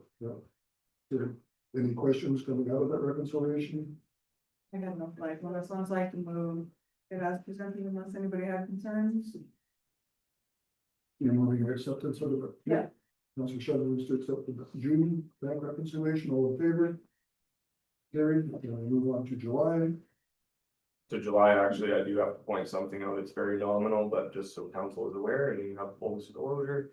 We received a payment in July from somebody who banks with Tangerine Bank. And although we provided Tangerine the account number of air, they will not tell us who made the payment. So in order to complete a bank rec and clear that out, we have proceeded that just to a suspense account. Solely to progress and make sure that our bank figures are presented accurately. The safeguard there is someone eventually will get a bill showing a balance due and they will phone us like they always do. But there is no way that I can allocate that. I searched the number through every account that we have. It's obviously not one invoice. It might be a combination of a couple. But unfortunately, if you pay us and don't tell us, it is virtually impossible for us to allocate your payments. So And they have actually proven to be the least helpful bank ever. So, What's the name of it? Tangerine. Great, that's gonna be in the paper also. That's That's not an advocate, but yeah, hopefully somebody phones and realizes that we haven't allocated their bill payment. Okay, thanks for that, Josh. The motion to accept the audit. Register, Councillor Malviski, all in favor, carried. Item D is Director of Finance update. Yeah, so first part's really quick, just reminder, total tax levy this year was 25.4 million-ish. The date to the date of writing this report, about a week ago, we had collected 24.8 million of that, or 97.6%. Not really concerning, pretty par for the course. Very quiet year on the assessment side of things. This hasn't changed really in the last few reports. We finished the year with about 30 inquiries and no appeals shy of the already existing EIP ones that were levied. That were filed, I guess. Any questions on that? So the next one, this is always fun for me every single year in the decade I've been here. But council should be aware that you guys have a bylaw titled your tax penalties bylaw. So every year beginning on July 1st or whatever the first work day back after the tax deadline is, phone starts ringing and people start giving us literally every explanation of why they weren't able to pay and asking me to waive their penalties. Your tax penalty bylaw does not explicitly say whether or not I have the power to do that, but there are other bylaws that basically give me the ability to write off up to $50. However, I won't, because this is not a fun game for me to play to pick and choose who to act on this for. So what I do is if I can see that we made an error or a mistake or didn't send a bill or didn't do something, I'll waive it, and you guys probably won't even hear about it, or I will tell you. But it's very, very nominal in nature, and it was our fault. When it comes to taxes, the bylaw has been unchanged since 2012.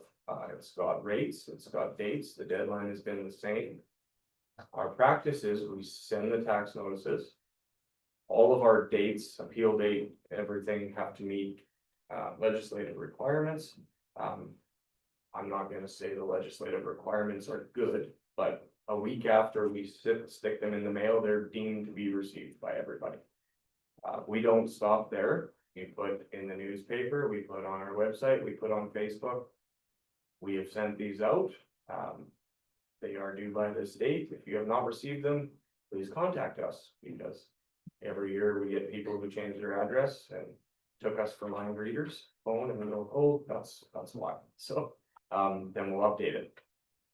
Then every year I get people who I say, I will not cancel your penalty, and here's what we done, and they go, well, they say a bunch of really not nice things to me, and then they follow up with phone calls to my boss and his boss, and probably all of you guys, over $70 to $80 penalties that have been charged automatically. So this was based off one specific concern that escalated to a number of councillors, and I think Gerhard. Quite frankly, that is my stance on it. That is how I treat it with your guys' bylaw and policy that you have in place. Should you wish me to bring every single person who asks you to cancel their penalties to council, I would be happy to do that. I think there's probably better uses of my time, but I would happily act on your wishes. If you want to review this bylaw, I mean, you're more than welcome to do it. It's pretty simple. It just outlines the dates and what we penalize, which is July 1st, November 1st, and May 1st, at 4%, 8%, and 12% respectively. And yes, I've been called a pirate for this, but we penalize everything outstanding, including old penalties. Whether I agree with it or not is not my decision. That is just what I communicate to people. So Josh, is our tax penalty policy similar to other? Most municipalities that I have looked at have penalties in some fashion. It varies, the rates vary, the number of times you penalize vary. I think I've seen, and it's been a while since I looked at the Sprint, but I think the highest penalty rate I saw was 15 or 16% once. So we charge 4, 8, 12, so about 24%. We're somewhat in line with other municipalities. Other municipalities do prepayment incentives where you can actually pay less. That is a financial farce because you have to just build into your budget the number of people that are gonna take advantage of that and you're gonna credit them back, so it rewards early payers, but just puts more money on the backs of everybody else. And in our case, we do still have an oil and gas company not paying, so what is it gonna do? It's just gonna put more tax requirements on people that aren't gonna pay anyway. So I'm not a huge advocate of those policies. So I guess it's just kind of council's approach. That answers your question. Yeah, sort of. Well, obviously, nobody likes paying penalties, and nobody's gonna be happy about it, but some more and less than others. So I mean, we have had some issues with utility billings this year. With our new software, so those kinds of things, when we have not gotten you a bill. I mean, yes, I'm happy to cancel it, or if we've been charged you incorrectly, that's fine. We print every tax notice the same day, they all get folded in this room in the same day, they all get put in envelopes in the same day, in a box and taken to the post office. Canada Post, nothing against them, but I mean, that's 7,700-ish envelopes in one day that they would receive. It is highly likely they misplaced some. It would happen to the best of us. I think, best of my knowledge, there's 3 people that work there, right? So that's probably overwhelming. We let them know in advance, but there's not much else I can do there other than to say, legally, I have sent them out and then we've told you so that if you don't get it, you reach out to us. Number of people did, then we email it to you right away and it's not an issue. We also had a discussion about putting up the electronic version of it, the email version of it, but we still have to legally send it out by Canada Post. Yeah. But that would definitely be an option to consider, maybe if we could use both options, then. But again, people would need to give us their email addresses and stuff like that, and not everybody is willing to do this. Well, That's fine. and I know personally, there's people that still do not own a smartphone or a computer, right? So that's, They'll read about it in the newspaper. so I mean, just remind council that we have the ability to make those one-off decisions. And we've done it before for various reasons. Yeah. And if you say the dog ate my tax notice, well, no, we're probably not gonna do that. And I thought it might be on the agenda, there was one, and I don't know if all the council received it. There was one case where it was a senior couple that never received it and obviously never seen a notice on social media, website, banner post. I mean, we know every year we expect those, but I guess it's easy to overlook. And they're not very happy. I don't know what the penalty amount was. Was it huge? It was $80. Yeah. So, I didn't put the letter on here, they didn't ask me. I asked them to reach out to council. Sorry. This person. and they did, and I don't know if all council received that one. So, So I think I shared it with. Yeah. Or I shared it with you probably. And so Well, we really discussed that today, but we can discuss it in September, I guess, because the next level of penalties doesn't start till what, November? so I wasn't forwarded the actual letter they Okay. sent you guys. I don't know if they asked for it to be on the agenda. They- I just put this in my report kind of as a general discussion about Yeah. this, to not hone in on the one single person, unless they've asked you to waive it. I don't know. Well, of course, that's what they're asking, right? Yeah. They'll take it to the minister, the reality, so not that the minister's gonna make a ruling on it, but that just, they're very. So let's just, we won't go there because we don't have the information, we'll put it on our next agenda, and if we decide to what. That's But yeah, fine with me. I mean, thanks for clarifying what it is, and I mean, because we do know that if it happens every year, but we do know that this year there was some just went missing, they vanished somewhere in the Canada Post system, right? So, and this was obviously one game, I would say. And I mean, we don't go as far as to scan every envelope that leaves this office. I think that's a little ridiculous, and I hope council would agree with me. So can I prove that this went in the mail physically? No. But that is why we advertise everywhere else, shy of phoning every single person that lives here to tell them that their tax bill was put on. I don't know what else we can do.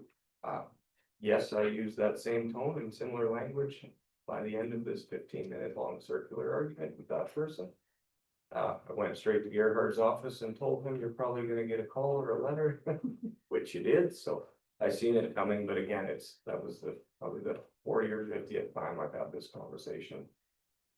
And it's tiring, I guess, but I understand, nobody wants to pay them to begin with, definitely don't wanna pay a penalty. It happens. Yeah, I mean. Everybody's situation is different, right? I mean.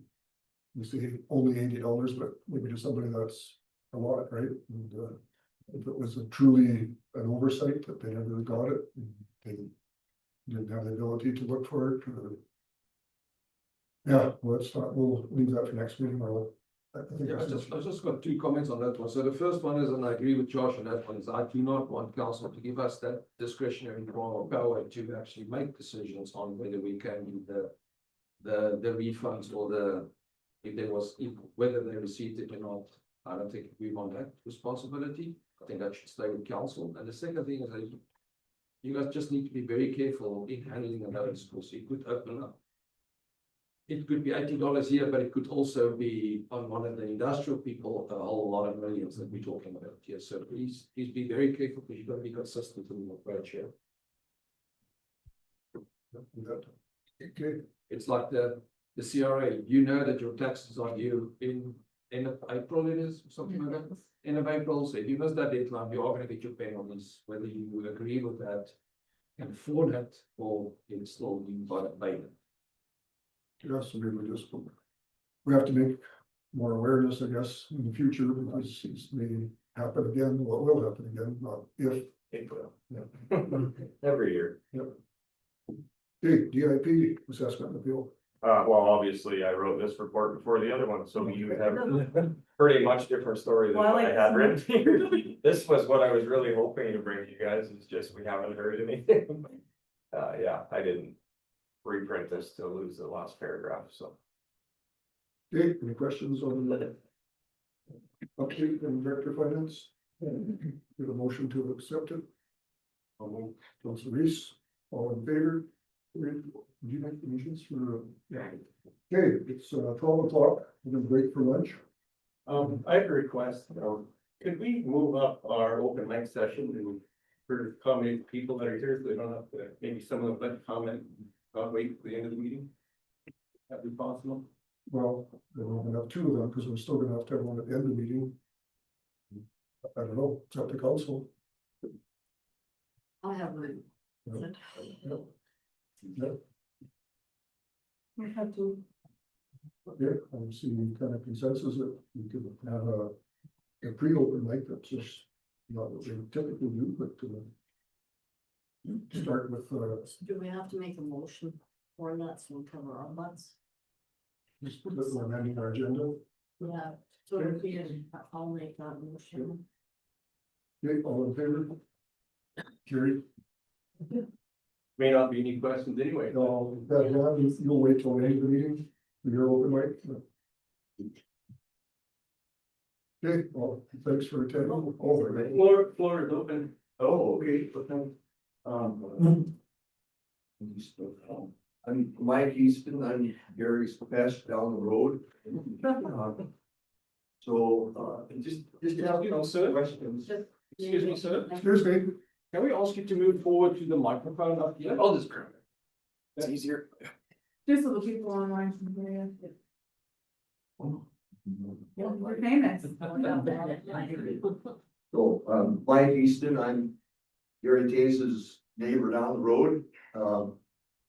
I just have a couple of quick questions for the council. I see in the mile zero newspaper, all the councils around the area in support of the nuclear program. And, yet, one of the questions I have any of you council members seen a pro forma or financial sheet for Energy Alberta? Or a balance sheet of any kind? I haven't. Anybody? Has anybody seen anything like that? So how can they come in here and fund all this? Well, that's a question you'd have to direct to them. Well, my question then back is, why wouldn't you look into that? I mean, they're gonna be, supposed to be an entity that provides, I mean, this gentleman here just got done having trouble collecting taxes and providing an adequate budget for you folks. And then also the councils in the area have come about by supporting this project. Yet Energy Alberta just passed this thing out a month ago with no baseline information. Then you guys accepted this nuclear project carte blanche, that it was such a great deal. And in the process of doing that, I shake because I have some kind of nervous disorder. So you violated your own mission statements, which was transparency, sustainability, collaboration and service.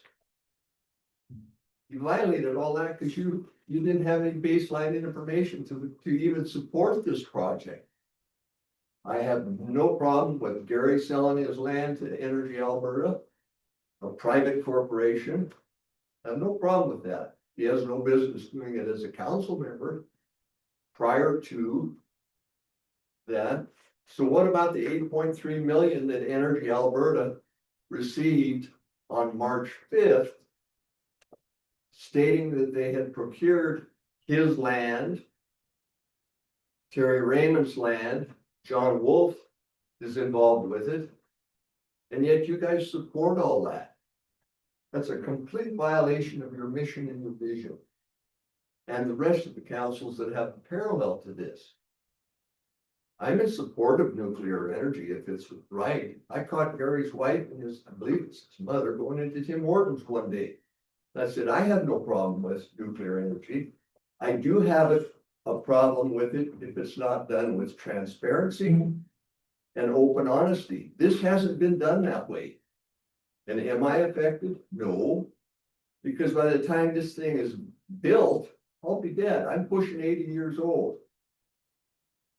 And I'll be dead. I'll quote Wayne Henderson, who talked to Herman Friesen and said, I don't care about this project. He said, I'll be dead before this thing is ever developed. That came from Wayne Henderson. Brett Reeves and about 5 others of us were talking to Brett on the March 11th meeting. We asked him about all the corruption with SNC Laval on Atkin Realis. And the lawsuit that they were in with $100 million on a railroad project. His response to us was, the people in Quebec deserved it. So we want the people in Peace River to deserve it? I don't think so. I just moved this area in 2010, and I've never found a greater bunch of people that are willing to help out, more sincere about their communities and their neighborhood as the people that I bumped into up here. Beautiful people. But this is a joke. This is an absolute scam that everybody's buying into. How about the 13 million that Capital Limited Partnership in Calgary got with no competition like Energy Alberta to study nuclear reactors around 175-mile radius of Edmonton and Calgary? Has that hit the news? How about the 1.2 million that some Aboriginal tribe in Manitoba got to see if they could study and provide services of nuclear equipment to Canada? That's a ripoff of taxpayer money that a gentleman like this has to find. 540 million. How about the 2 billion that the Canadian government gave to Romania to redo a remodel a new CANDU reactor over there? It's all scam, guys. Taxpayers have to pay for that. The mill just got fined $1 million. For what? Polluting the Peace River. And yet you people north of Peace River are willing to take even a head up to a 1% chance of putting a nuclear reactor and poisoning that river all the way into Slave Lake, all the way to the Arctic Circle. Your people are willing to support that for a few dollars. If you look at macroeconomics, what you find is that economics gets developed when you provide businesses that produce labor. This energy, she was concerned about that we need this energy for the future. You know what the future is? To provide mining for cryptocurrency and AI. That's the future, not jobs for your children. So really, rather than a plebiscite vote, I think that what really needs to be considered is that the council rescind their motion to support this project with baseline information, which you have none of. And why would you provide $8.3 million to a project that went down the tubes in 2010? Why? Because when I contacted the energy office in Ottawa, there was zero competition. They just awarded it. Just awarded that money. It's a scam, guys. Do your research. Do the research on, one of you ladies talked about no fallout from Fukushima. Wrong. All you have to do is look at who provided that information. Just like 3 Mile Island. It was reported with 3 Mile Island back in the 80s. Some of you were young, some of you were old. It was reported by the local doctors. A 54.6% increase in fetal abortions 6 months or younger after that low-level radiation. What did the Nuclear Energy Commission say? There was nothing, but local doctors reported it. And you guys are willing to risk that for the future of your children. I'm sorry, it's a sad deal because you didn't support some. And then not only that, they send out a letter requesting an extension because why? They didn't have baseline information. If any of you were on the council when the Weberville Community Forest Project was going back in 2010, 11, there was anybody on the council then? And one of the things that we had to have to get the trail system down to the river, right where this nuclear project goes, was the approval of the Duncan tribe.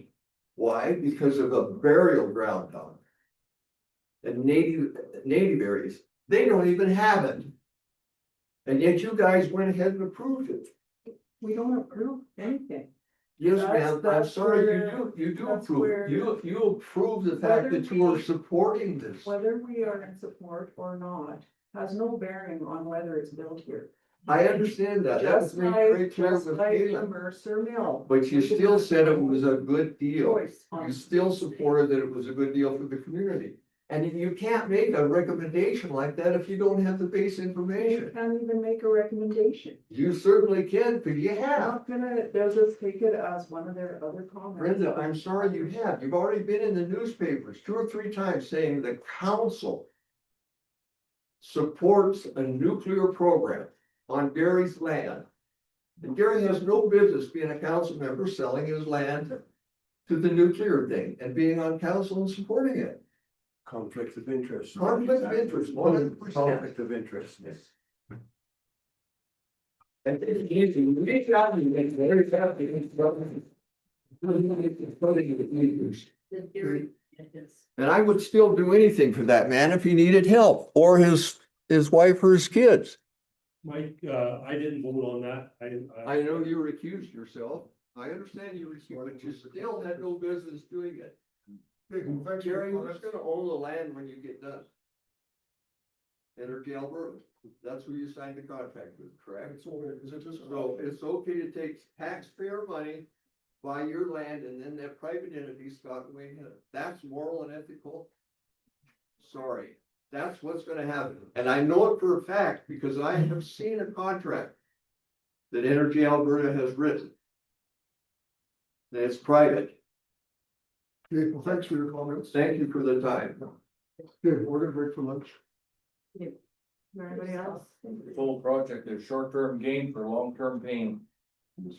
I would, the best thing to do is, as electoral.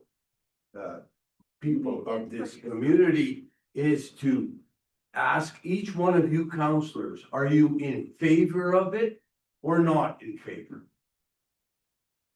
That's what I want to know.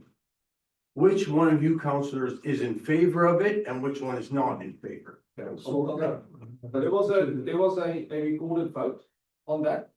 And the only person, Gary excused himself. The only person that was against it was Brent Reeve, the others were in favor. Okay, so the rest of you are in favor of it. We supported the motion. You support the motion. Okay, the only way we can do it as elected people is to get these people out at the next election. That's what we're gonna work on. It's that simple. Thanks. Thank you. Terry, I'd like to make a comment. Yep. Okay. We made a decision to join. Way I understood it, that was to support economic development into our, we were looking at all that group that was made with all the other regions was to look at these projects. That was one of the projects. There's more that we're supposed to be looking at. There's the railing and out by whatever, what was it called? Out by Harmon Valley where I was born. I mean, it wasn't just to support this project. Just so you understand that that's, we agreed to look into economic development with whatever was available. And this came up. So the people that like Brenda and Terry have been attending those things to find out more stuff, and they have brought it back to us. It's not saying that we're going to in the end. We can't do anything about it, but we need information to understand what's going on. Not just naysay that we're supporting it. It was economic development for our region, and that was one of the things. I just had a question. I live in Jeanette from Hawk Hills. And I used to be on the municipal planning board at one time when it was the improvement district, I guess it was. And I was on when we gave a permit to Mill and it was Dyshawmore then. So they applied just like everybody else. So is that gonna be the case then, if they do decide to build it, they're gonna have to come to the county for a development permit? Should be. That's what I understood then. It will be? No. No. And why would that be? Because it's Because it's federal jurisdiction. But it's coming on to, we know. because I remember we gave the permit to Dashawa and we gave one to the mill. I just think they remember that.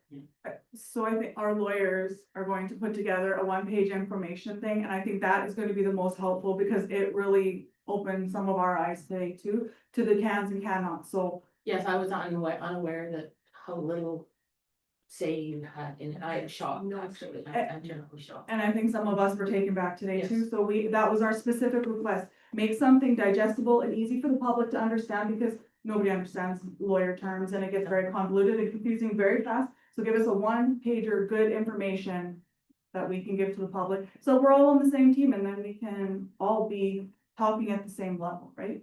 And I'd like to say I don't always agree with everybody's decisions, but I appreciate your time that you have given to working on the council. I appreciate it. I'll let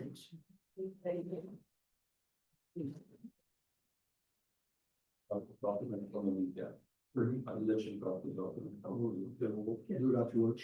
Yeah. She said. So that lawyers right on top of this. Yeah. Okay. All right, thanks for your attendance. We're gonna resume again. Well, we're a little bit late now. We're gonna go for lunch and be back, so you're welcome to come back. Thank you for exercising your right and coming out. It's nice to see a full gallery. Yeah, yeah.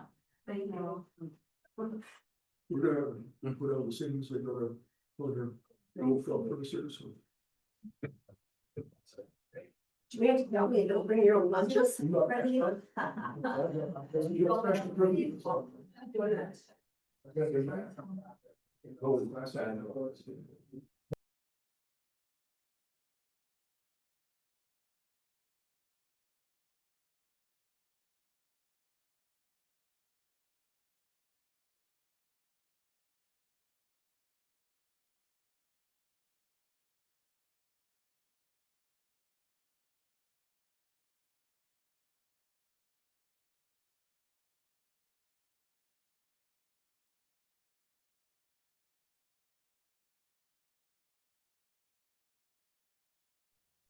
Page 2 of your agenda. Item E is the June 25 payment register. Any comments from that, Josh? No, it's your acceptance unless you have questions. There's a couple tax refunds that were issued as a result of other. Whole bunch of things, 305 pages, or you had a few co-owners both paid, that kind of thing. If you see any, like, a person's name, that is for. Really anything else to point out unless there's questions? Okay, no questions on the motion to accept the June payment register? Yep, Brenda? All in favor? Carried. And then item F is the July payment register. Same deal. Same deal, yeah. Okay, Councilor Haldisky makes a motion to accept the July register. Any questions? None, all in favor? Carried.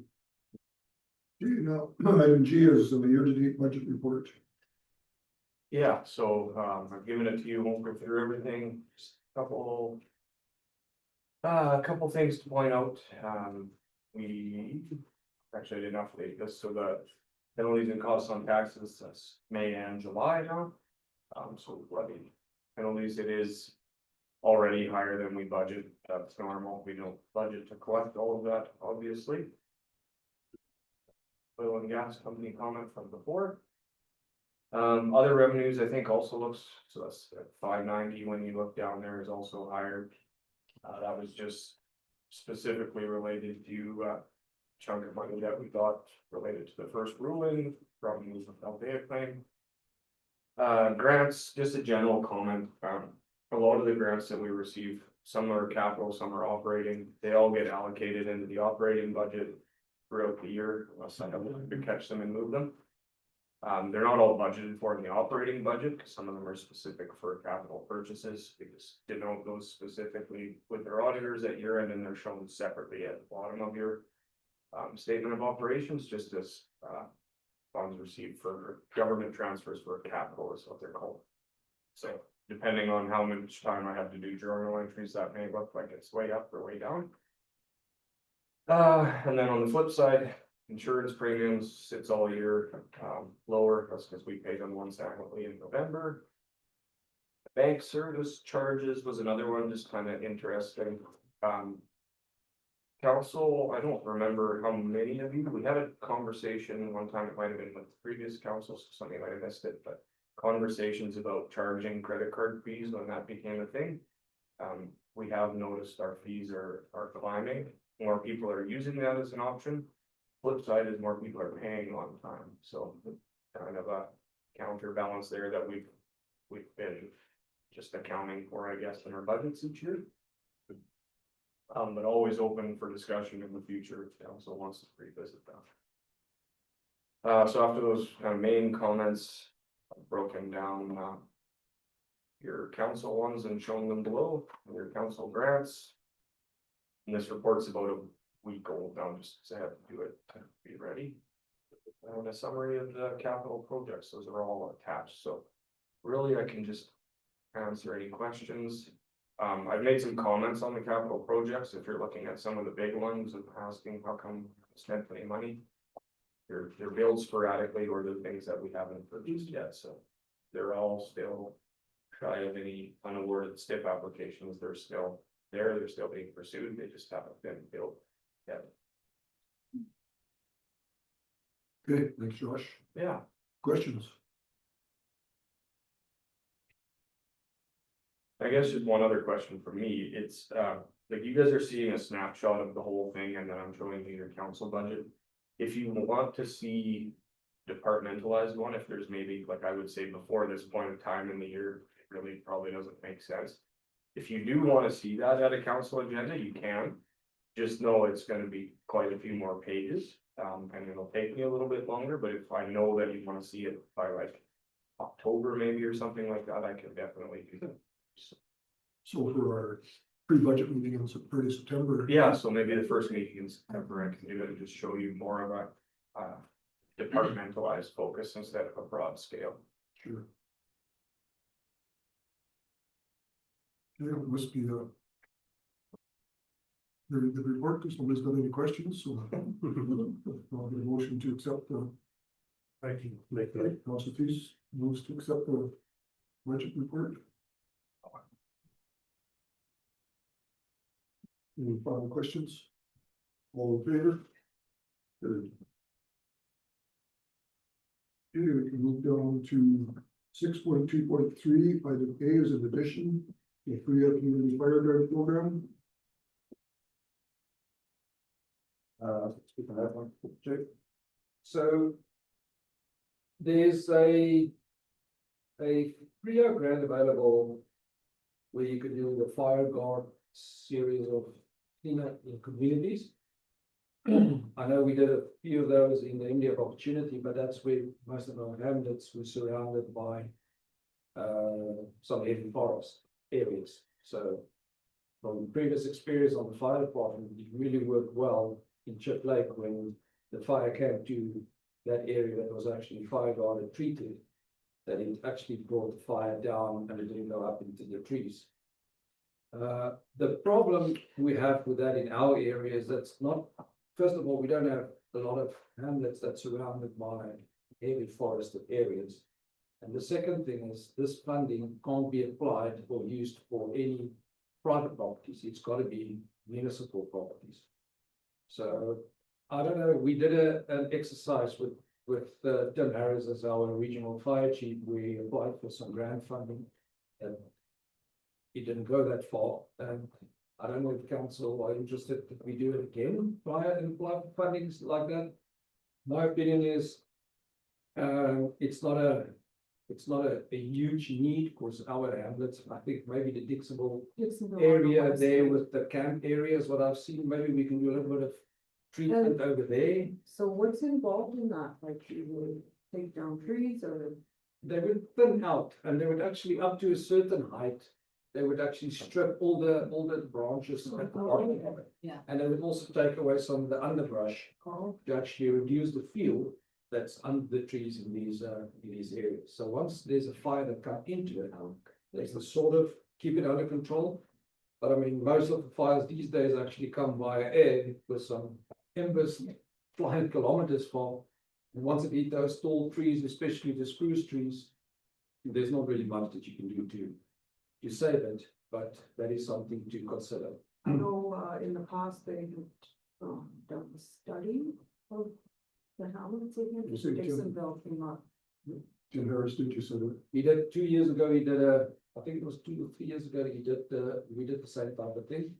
We applied for funding, he got funding, and then we said, go, so probably in 2020, 2021, then COVID hit, and they didn't do much of the actual execution of this project. And in one of our previous fire meetings down south, we actually said that just he stuck up on that one, so it's sorry about that. And they had to return, as far as I understand, they had to return, it was a regional approach that we did it in. So they had to return the funding that the province provided for that. So it could be something that you first apply for the funding for Silvercom, which is like an environmental lobbyist company, to do sort of an assessment, and they will assist you in doing the grant applications. And then once the grant application goes in, you get awarded a certain amount of money to do it, but there's also a 25% portion that would be funded by a county. That we have to keep in mind. I know that India opportunity use that as a good sort of job creation in the area. In our area, I don't know, first of all, And it's so- not something that we're gonna do internally, it's something that we contract out. That's what I But was also we wondering need to- how manage that. We will definitely need that additional 25% to fund that if we are interested, so. And I think Silicon would manage all of that for you. They do the grant, they do the hiring work. No, we would have to tender out the work and manage the work. They will come and do the inspections afterwards. Whether we were up to standard with the clearing. And if that is the case, then we would get paid our 75% of the money. What I also understood that they would actually do the whole project, but maybe not. No, it would just be the management portion of that would be just to make sure that it's up to standard We'll afterwards. do the grant application. The grant application they would assist. us. Yes. it should be. I wonder, do they have a fee if you're not successful with the grant or? I can't remember if we would always do like one in each area. Or each hamlet. And there was a few times that some of the hamlets weren't approved and then, but the other hamlets were, so it sort of made up of that portion of it, so. I'm not too sure there would be, well, I'm actually lying, so what they do is you apply for funding for Silvercon first, it's like the first phase of this budget, or this whole grant process. So then the province would award money for you to hire Silvercon to actually assist you with the grant application for the real funding to actually do the fire guard. So other than Dixonville, where else would it apply? I don't know about Cake River, but What is, Yeah, what about like in our denser, If that's outside of the old. oh, yeah, I guess. Okay, we could get. it's I was private, thinking like in but the, you can't fund it. yeah. And even in the hamlet in Dixonville, I think it's only the campground that's owned by us, or is that privately owned? That's what I was wondering. I think that whole west side is a little. I mean, the hamlet is We a have the public. municipal entity. Yeah, yes, but I mean, the properties in the They're hamlet deemed- are private, privately owned, so you can't do on that. So it would be like green zones and stuff like that in the hamlet, you can apply for money. no, we did that around them, city. No, right on, same thing. The hamlets. Like, look at Wabasco, when at Wabasco, they have a huge clearing yard, and then actually. Well, that's something that was actually a grazing lease that they did. Turned it into pasture. That was part of the plan. It wasn't too free. No, it was through FRIA, but it's a different grant stream.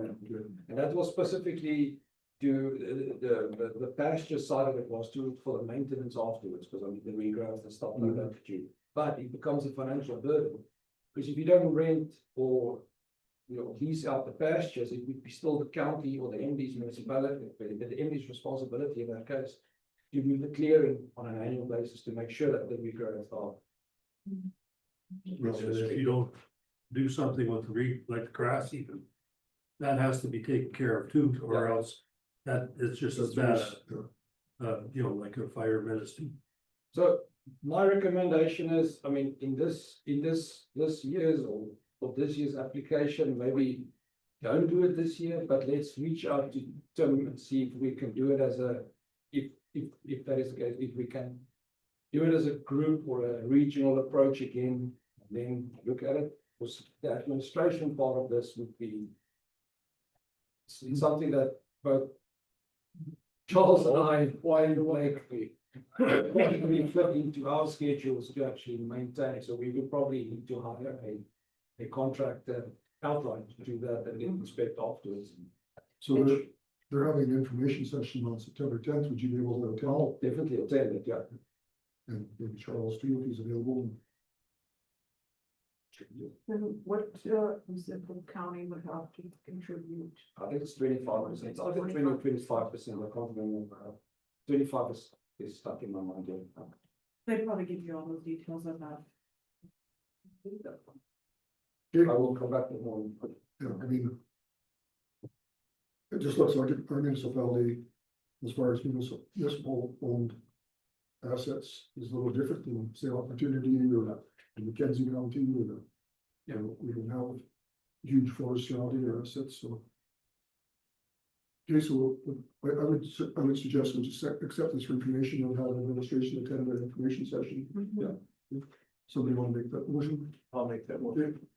It's a reason we accept the information and have administration attend the information session, September the 10th. All in favor? Carried. Move down to 6.3.1, Public Works, item A, is Director of Public Works report. Charles. The lots here for you. Let's And lots of pictures too, so.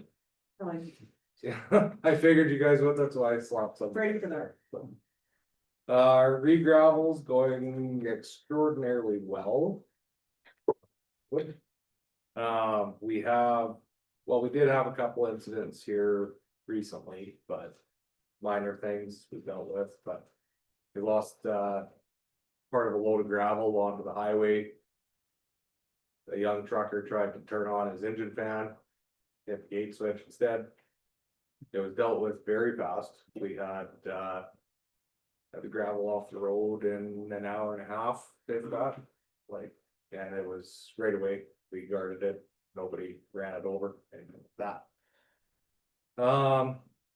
They should be done with Warrensville today, I was gonna say where they at, I haven't seen them yet. I've seen them across on South or on our yeah, side. by 7:37.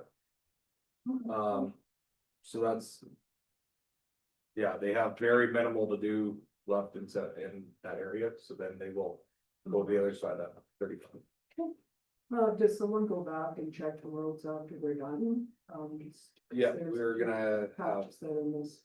yeah, so we are, some of it is going to be done internally, like we're gonna use our trucks to do some, because for a lot of those, clam dumps, it's hard for them to turn around in some areas, so we'll address that. Yeah, currently we're up to 64,000 ton hauled as of the 22nd. So we're putting a pretty good dent in it. Any questions on that? Okay. Smith Mills Bridge, it is done. They moved fast. Everything that could go right went right, and it was amazing. More pictures of that in your report there. No, it's like, I didn't even have to go for a drive, I was all curious, I went for a drive, and I'm like, no, pictures of you, I didn't even have to. Yeah, so Looks really there, good though. we did a final inspection. There was a minor thing with guardrail was dinged up. So contractor had that done and dealt with, and on the day of the final inspection, he was actually there before us taking off the damaged piece, and that went really well. We've paid out everything except for holdback for that. The only reason for that was because they had our lifting clutches, that not ours, the bridge suppliers lifting clutches, and they're not cheap. So once they return those, we'll pay the rest of it. There's lots to go through, so if you have questions, just interject, otherwise I'm just gonna keep moving on. Gillis pit crushing, we are up to 158,000 ton of 420 out of 220. They will be moving on to the 440, likely Thursday, would be best guess. They will be also doing 5,000 ton of 60 pit run material. So, had a small issue with some spec. They, there's some of the specifications. It was a little sandier. They quit rejecting because they were meeting bare minimum spec. But we've since had conversations and they kicked it back on. They got into a bit of a sandier area, so they're. OH&S, they came and inspected us. We fared very well. Had three things there that I outlined, eye wash station upgrade, a replacement of some slings. And, we needed to add a sticker for the weight capacity of a floor jack. So all in all, it was a very good outcome. As Gerhard mentioned earlier, we have our safety person as NCSO certified now, so. This went well because of all the hard work that she's been doing in the background. Road repairs, so not a lot of road repairs happening in the south this year due to the fact that we are flying around down there with gravel trucks. But we have done a few and we're moving into Hawk Hills. Well, we had started Hawk Hills last week. Yesterday, but there was a train car derailment somewhere, I can't remember where, contractor had to bug out and deal with that, so. Long Lake Commission meeting, I attended that and explained a few things there, and we've since the operator and I have kind of come to an understanding here on what they need and what they want, and go from there. Did take a look at the gravel that was spread out there, and I explained it a bit in the email. It is bony, because we're getting to the end of the 440 pile. There's not a whole lot of fines left in it, but it still does meet our 440 spec. Have they been happy with it? I would assume so. I haven't heard any issues with the gravel. It was just the grading of Yeah. things. Mainly, we switched that to 440 a while back before my time. Because it stands up better under the big trucks that are coming in and out of there, so. It is, And it could be just because it's fresh and it hasn't floated in yet, but like when I drove it, I was like, holy man. oh yeah, like This is out of control. I drove it a couple days later and I sent some pictures there of Gerhard. So, Yeah. we did, and And it'll work. Can't even look at it too, but. But I agree, like, for it to hold up long term, it's probably that. So Charles, you mentioned potential sales or leasing of Main Road 242. Where did that end up at? That's nowhere. Commission. wasn't it? I don't know. We don't want. Yeah, they didn't seem to want the road, so. Not even under a lease, no. No, cause it would essentially be the same thing. Kinda, sorta. But yeah, that wasn't, entertained or wanted, so, and I. In the end, yeah, the manager, she didn't recommend taking them. Yeah. Would make more work for everyone, so. So, yeah, We're like fine with it, it was just the frequency of the. Yeah. Grading, that was the big issue. so yeah, we've nailed that down, that's gone in with their agreement, their emails. Graders of the contract that's supposed to grade the roads. Depends on the classification of roads. So, Yeah. I'll get 2 seconds, I'll just pull that up. Cause it is. When, just before we leave Long Lake for too far away, look that up, did you guys get the mowing figured out too? I know that was always their issue, was the ditch mowing on top of grading. I didn't. We talk didn't to talk anybody. about Just the grading. mowing, but as far as I know, I think they're. I think it's on mow. Okay. Yeah. No, I They just want wondered, someone to mow it, I think. Yeah. cause that's all in the one agreement, right, so I thought just. make sure. Yeah, like, Get it I all was just there to change it. discuss the road grading. Yeah. And I was only there for the first half hour of the meeting and. Okay, fair enough. So anyway, residential roads are graded typically. every 6 weeks. Field access and seasonal access are by complaint or at our discretion. Those that road is deemed as a field access because there is no residence on it, right? But now we've got this agreement and we've altered to fit their schedule. So. It could be 6 weeks unless it rains or something, right?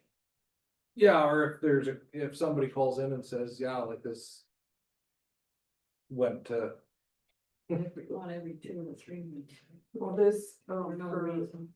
for Long Lake is paying the county already, Yeah. like And hiring. Thompson generally for all So Yeah. it's a bit different than. there is a, like, further down in the agenda here, there is a reclassification that has the chart of all the, I can see that. yes. Okay, speed limits. This was fun. So my apologies, there was a miscommunication. My team that they changed the 50s to 30s. It has since been rectified and again, I apologize. Like your chicken chickens. Yeah. Facebook police caught this one very good. Yeah, very quickly. Airport crack sealing is, you can see from pictures, is, well, done now. It was done mid-month there. They did a phenomenal job and they're on to the next airport. North Star rink removal. We did, as council's aware, we classified it as surplus. The individual that bought the wood and the boards and all that has removed it. We then determined that the best course of action is to pull the asphalt out before we put it back to grass, because I'd rather not have to do that in 10 years. So we pulled all the asphalt out, replaced it with some dirt, seeded it. We'll probably have to seed it again in the fall with the conditions are right. Dixonville sewer flushing is going to be happening mid-September, as far as we are aware. Up to contractor schedule, but that is the best we have for right now. So I don't know if this is done yet or not. I don't think it happened yet, but As of yesterday. yeah, okay. Soon, we will be filling in potholes on Bear Creek Drive. So this was paved fair time ago. The pavement is in less than ideal condition. It was my understanding that the road was paved due to the golf course. Golf course is no longer there, unfortunately, because it's a nice golf course. But now this is a higher level decision than what I can make is, what do we do with this? Do we try to plan an overlay for it, which is gonna cost a lot of money? Do we keep just hitting the moles as they pop up and So I did reach out to a couple people that I know live in there, aside from the one who initially brought it to my attention. And they're really don't care one way or another, like whatever is going to be maintained, better. And I think they kind of understand, like, it was paved, and a lot of them said, like, we fought to get it paved when it was a golf course or whatever, and now it's not there, and I think they just, whatever is going to keep the quality there, like, they weren't, and I said, well, like, like, what about gravel, like, what's going on, and they didn't really care, the ones that I talked to. And Now, that's not everybody, yeah. but it was just whatever was going to be easier to maintain at a better level than it is right now. And at the end of the day, and I'm just gonna throw some numbers out there, and these are old numbers, so bear with me, because they're not probably accurate-ish, but explains my point. Asphalt will cost you about 70% more, 60 or 70% more than it does to maintain a gravel road. Gravel is way easier to maintain, yes, you know, dust problems and washboard, etc. But a pavement is a lot pricier to maintain because at some point, you're gonna have to crack seal. You're gonna have to eventually overlay, if you're gonna keep it as asphalt. But in this instance, and if that's kind of the direction council wants to go is turning it back to gravel, I can investigate that further. Cause it's, Well, and really every approach, like every range road that runs onto that concrete or onto the asphalt is just getting covered in rocks anyways, like it's just literally like that one main. yeah, cause it's not even a mile, I don't think. It is gonna have, It's it's not been a that far. while since I've been there, but there's a distance. It's like 1 point something kilometers, Yeah, so it's not very far. Right, that was the part of it. yeah, and I don't imagine it would be super expensive to do, but it would be something that we'd have to work in the budget for next I next think year. if you could, just for fun's sake, see what both options would be and bring them back. We ran across a outfit that does, it wasn't quite pavement, but it was sort of a, It's not stabilized. was it? It was what, They claimed it was Was that? they, a Red Deer or. yeah, well, you see them in Red Deer, they do a lot of work up in Mackenzie County. West Cam? No, I can't remember the name of it now. I think, I thought I gave you the brochure. Yeah, we gave you the brochure. No, For this, but it's, so.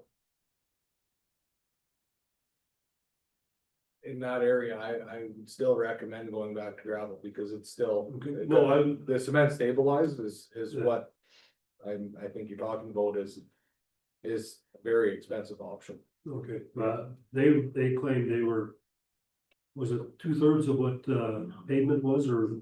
Oh, yeah, like if we were gonna, yeah, absolutely, if you guys wanted it as pavement, I would probably recommend a cement stabilized over pavement, but. What, so because it does come off of 35, is there like a requirement from AT of how far it has to be in?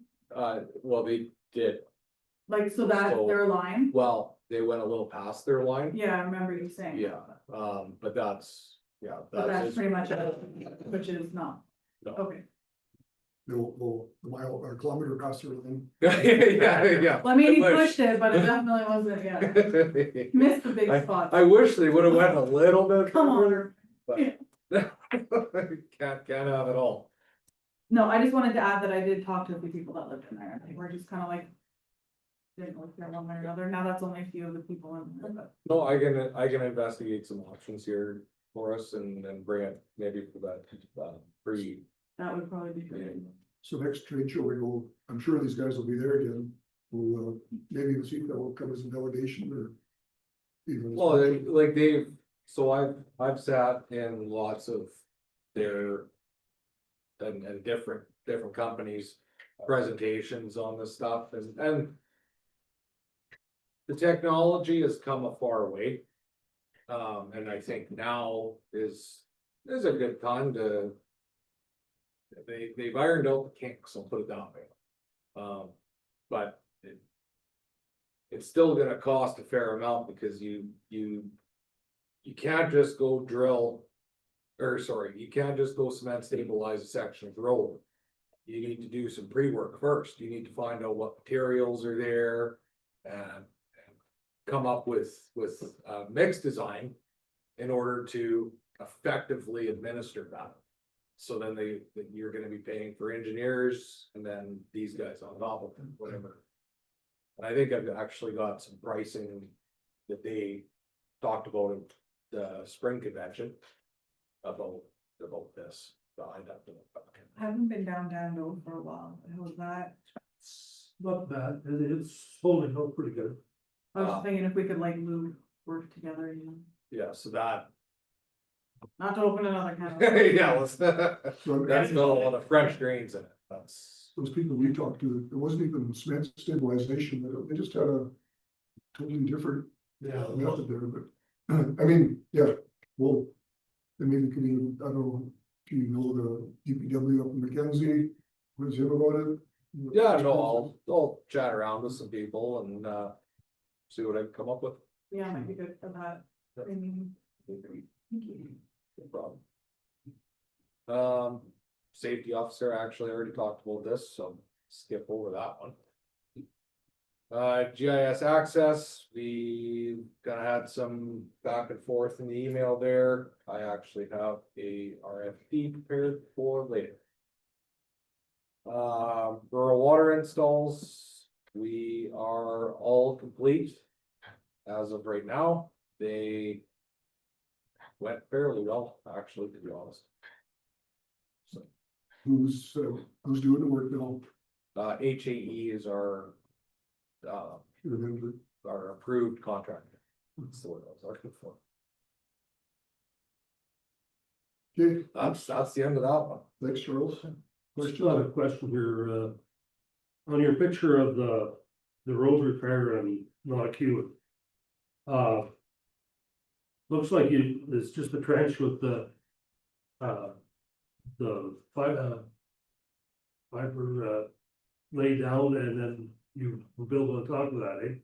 Yeah, so we'll put some gravel down first and then build up on top. Well, do you have to drain away from the,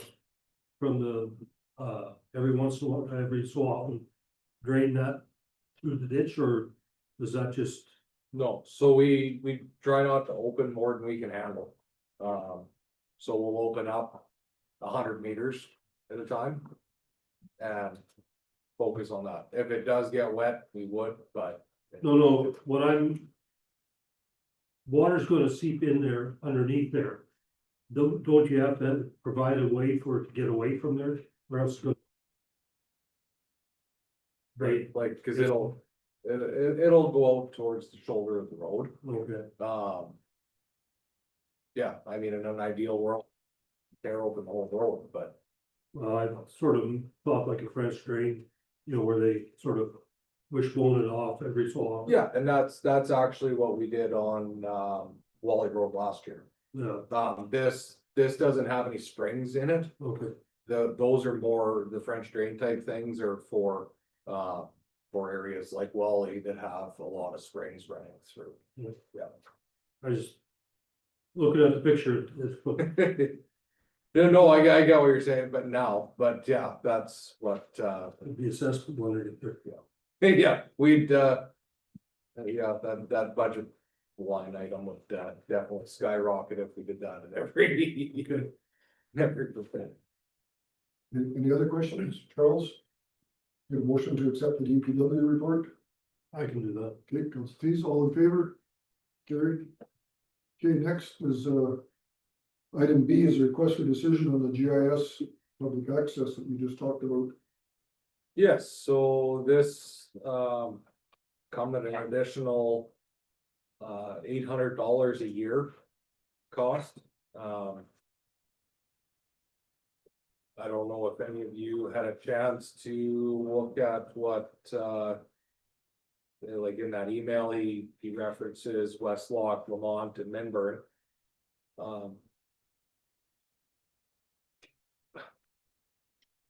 So I'm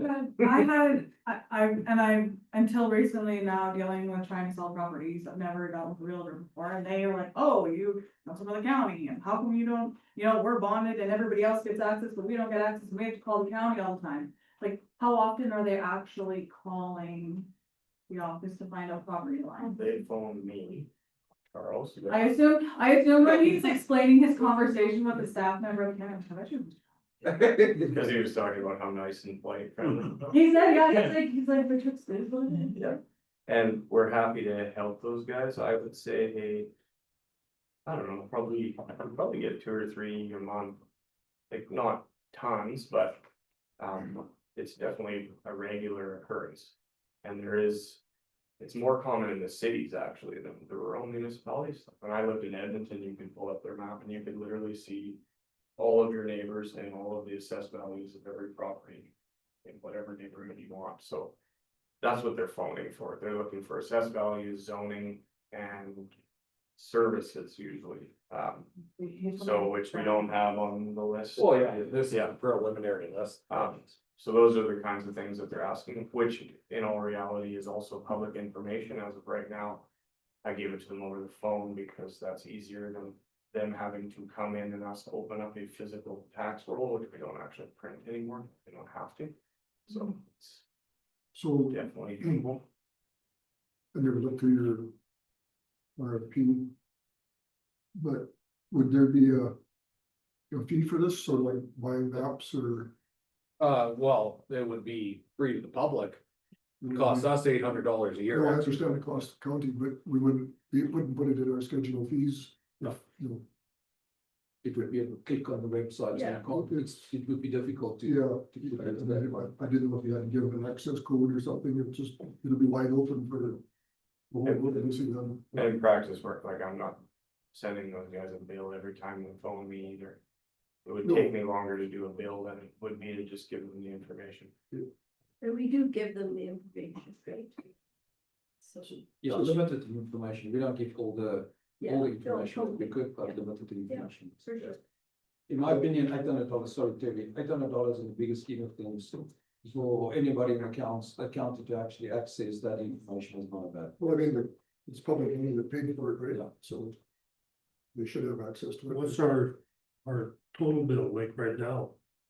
For that? Well, in my, actually, I don't know. I wanna say twice. Did they provide more than just GIS? Or? No, so they just deal with our GIS, that's. And provide us support, so then when I think we talked- Josh switched over to Sylogist, those techie people talk. Got So everything then, switched over. what do we pay again for iHunter? We don't pay anything for They iPhone. just pay us. They pay us a royalty based on all their sales. Okay, cause I was thinking like, other than like land ownership or hunting purposes, like that might be another use why people would want. Access. But you're not getting it. And even that, like what people who are hunting really need is names and contact information, and that's not gonna be on there. And that's not Well, like the something, landowner names won't be on there? no, All the information that they would have access is already public information. So I have to hold Josh. Yeah. Could be Yeah. great, like, But I basically, so they would just have, or it's already public. Put Josh under the job. And I mean, that's all I do is wait for the phone to ring from the real. and to be totally fair, like Josh, like when he asked me about it, I assumed it was like. A lot of calls a month. No, and I mean, he's only called me, I think, 3 times, I'm assuming it's the same guy. I get more actually from the Manning area realtors. Most of them have my cell phone number, so they just text me. Yes, 29.6 is what we pay MRF annually, 29. 29,600. Remember the Mackenzie Municipal Services would offer their whole their land management package. But we didn't see the value in that because it was a small number, really, 29,000. So we wouldn't include land ownership. In the public portal, when it's already available on iHunter? I don't know, well, on that, yeah. we sell maps with. Yeah. Landowner names on them, contact information. Oh, no, 100% not, 100% not. It's a weird one, because I some know. people do and some people don't. Again, back to the city, there was absolutely no names tied to anything, it was just values. I mean, for the reasons people are phoning me, it's nothing to do, they know who lives there already, so it's assessed value so they can compare it to their listing price, and then it's services they're looking for, whether or not it's got water or sewer. And zoning is a popular one, just so they can advertise that so people can take it upon themselves to see what they can build. I mean, I think the list is fine, I think. The one that I get is how come they can't get landowner maps, but. So that would be the only other layer that I would, And it probably Jeff? could, we would maybe have to consult the new. Whatever the new acronym is, to make sure that hasn't changed. I mean, if theoretically, I mean, you know, iHunter. Yeah. But otherwise, I've never been asked that. And I assumed it was multiple times a month. 2 or 3. Yeah. No, Josh, being the bean counter, this is a good deal, $300 a year. I would quite confidently say you're not gonna notice $800 that you're gonna create $30 million budget. So I guess the bigger question is you wanna have administration do this, I don't see any reason we wouldn't. I just see you left include layers blank, so, I mean. Well, what you that's, listed there, that's up for Yeah. you guys to decide what you I want. guess us not being familiar with this, we don't know what's all. That's not changing the pricing. You know, No, that doesn't change the No, price. I understand that, just what do we, here's our shopping list, that we want, we don't know what's all under. Yeah. What you listed, plus somebody pointed out services, I think that would be a good one to have on there. zoning is good, like there's property features like that would be good. The problem is you can't open it up too big either, because then it's gonna, then the phone calls we get are gonna be, how do I use this and how do I? see it? Well, and the issue I have with the services thing is. When you look on the GIS and you see a water line running. For example, up Chinook Valley Road, and you go, well. You won't let me hook into that because it's right there, it's right at the edge of my property. Well. Pretty sure you don't want 180 PSI coming in your house, cause it's a transmission line, it's not a distribution line. Things like that I could see pose a bit of a problem, but I think that's easy enough to deal with. I don't know, I'd be prepared to make a motion that we go ahead and do this public portal, and then the only suggestion other than that list. Is I would look into I don't wanna call it FOIP, but it's not FOIP. The rules about land ownership, cause I think that would be And mostly what. before we probably do what people are anything, gonna look for. our coordinator, whatever the acronym is now.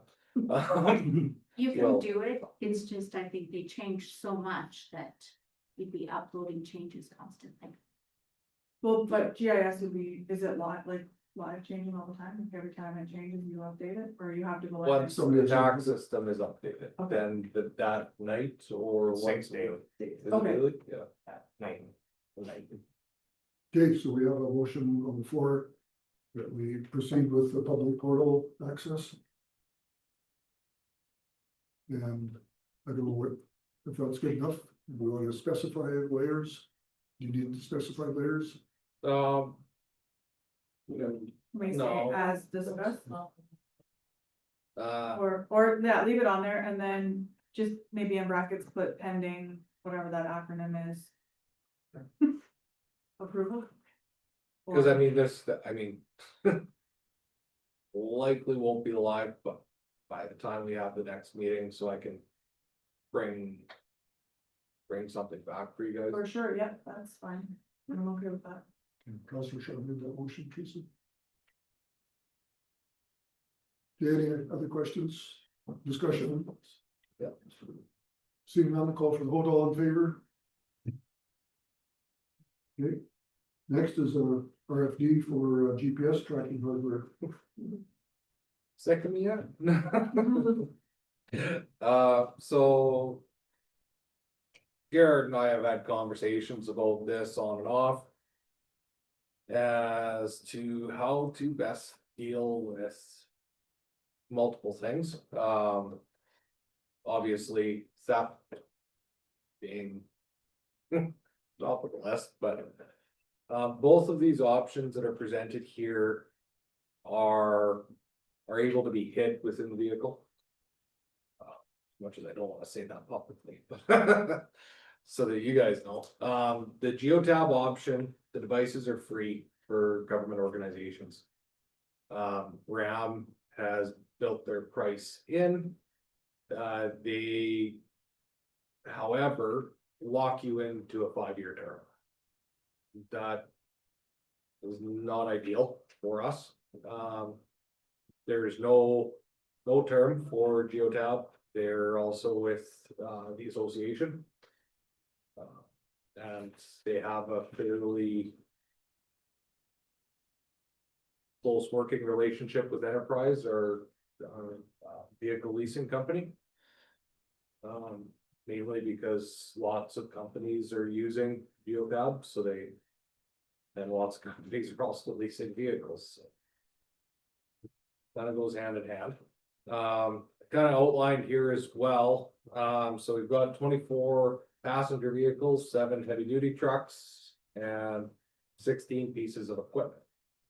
The rate for geotab is 17 cents higher, however, like I said, you're not locked in to a term. So at any point in time, if we decided, yeah, this does not work for us, we can say, here you go, take your stuff back. Actually, don't even think you have to send it back, I mean, just toss it. And you control like what they're registered to or linked to or whatever, so you can just plug and play if we. Yeah, like, yeah, like if, vehicle, I'll just use mine, cause I know the unit number off the top of my head, 4479. If that were to go up for replacement, once that truck leaves, that's Take the unit equipment off and move it. put it into the new 4479, cause the unit number won't change. The VIN will change, Right, okay. for our pickups and stuff, and even the equipment and stuff, it would be handy for that, but not,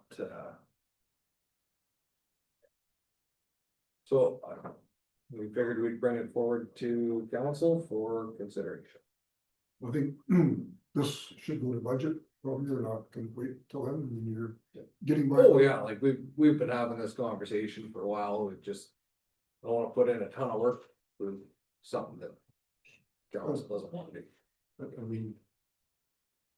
Again, it's not a huge item, but all these little items add up, so I think it's Oh, something worthy to discuss, and.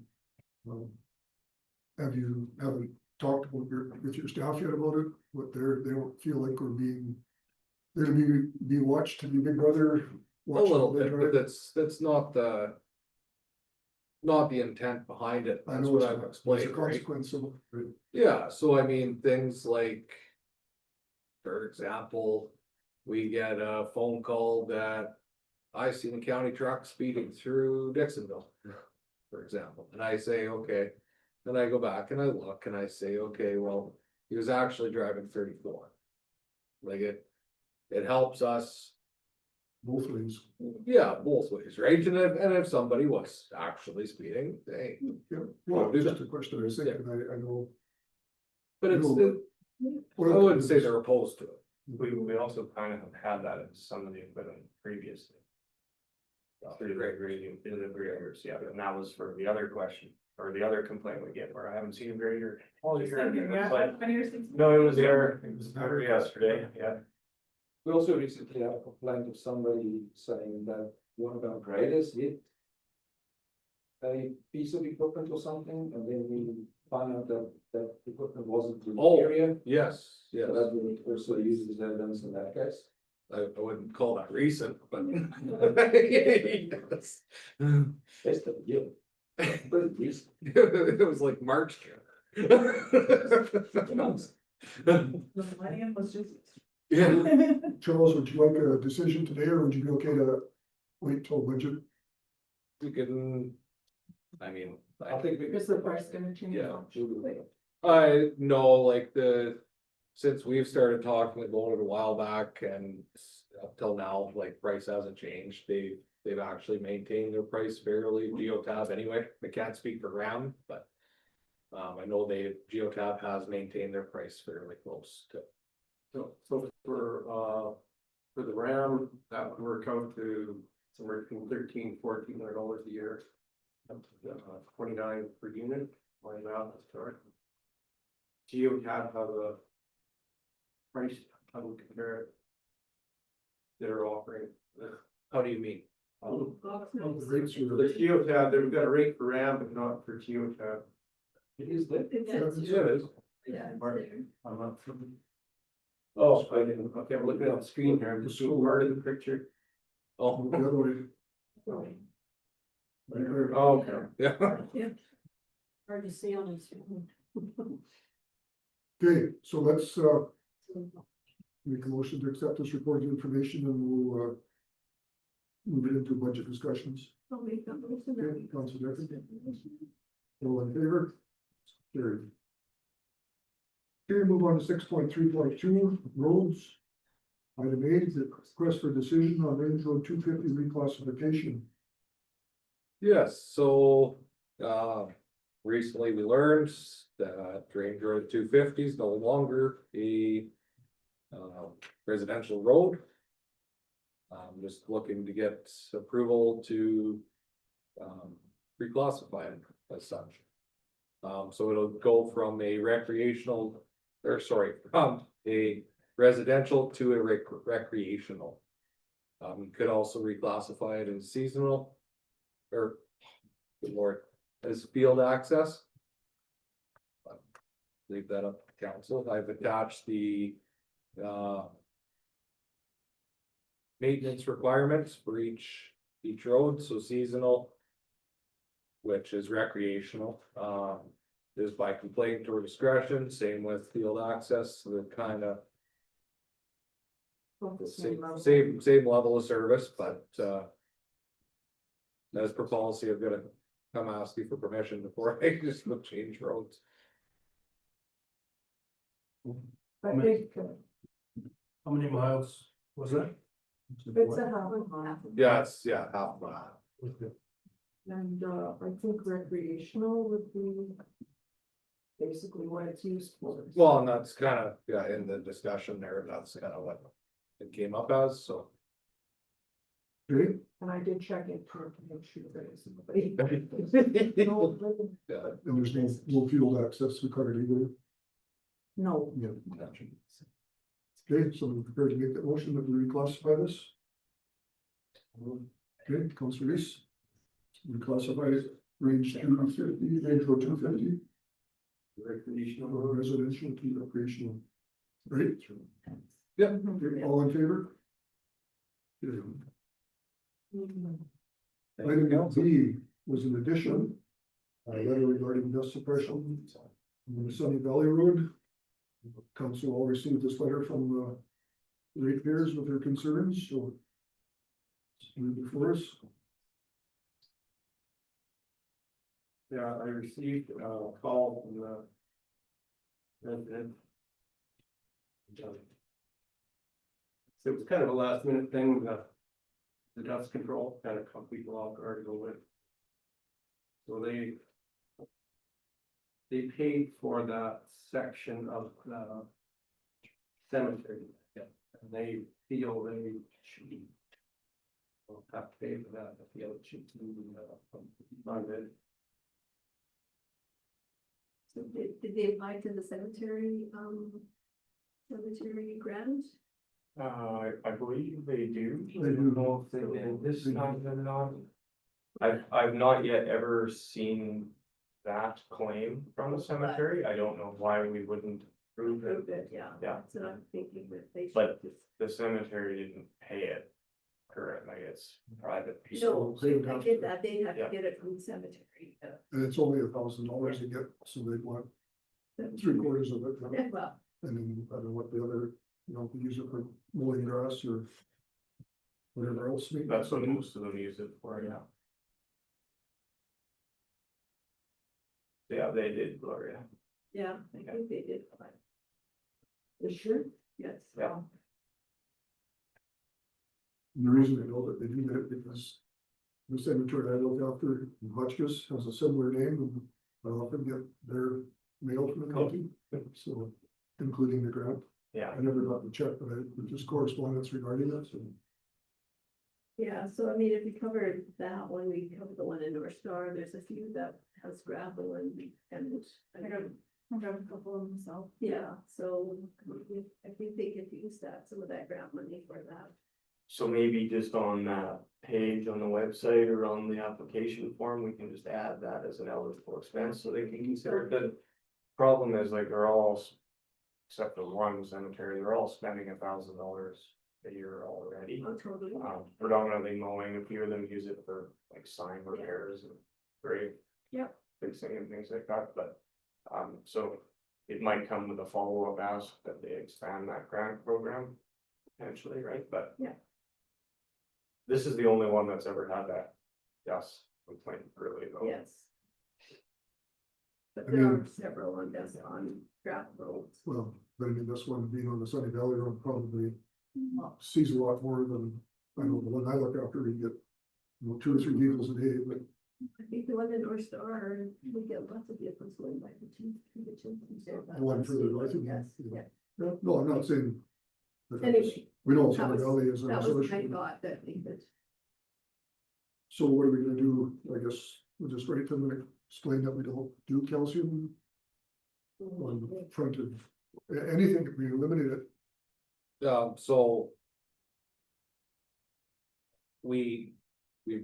I brought you a report, before we did calcium program.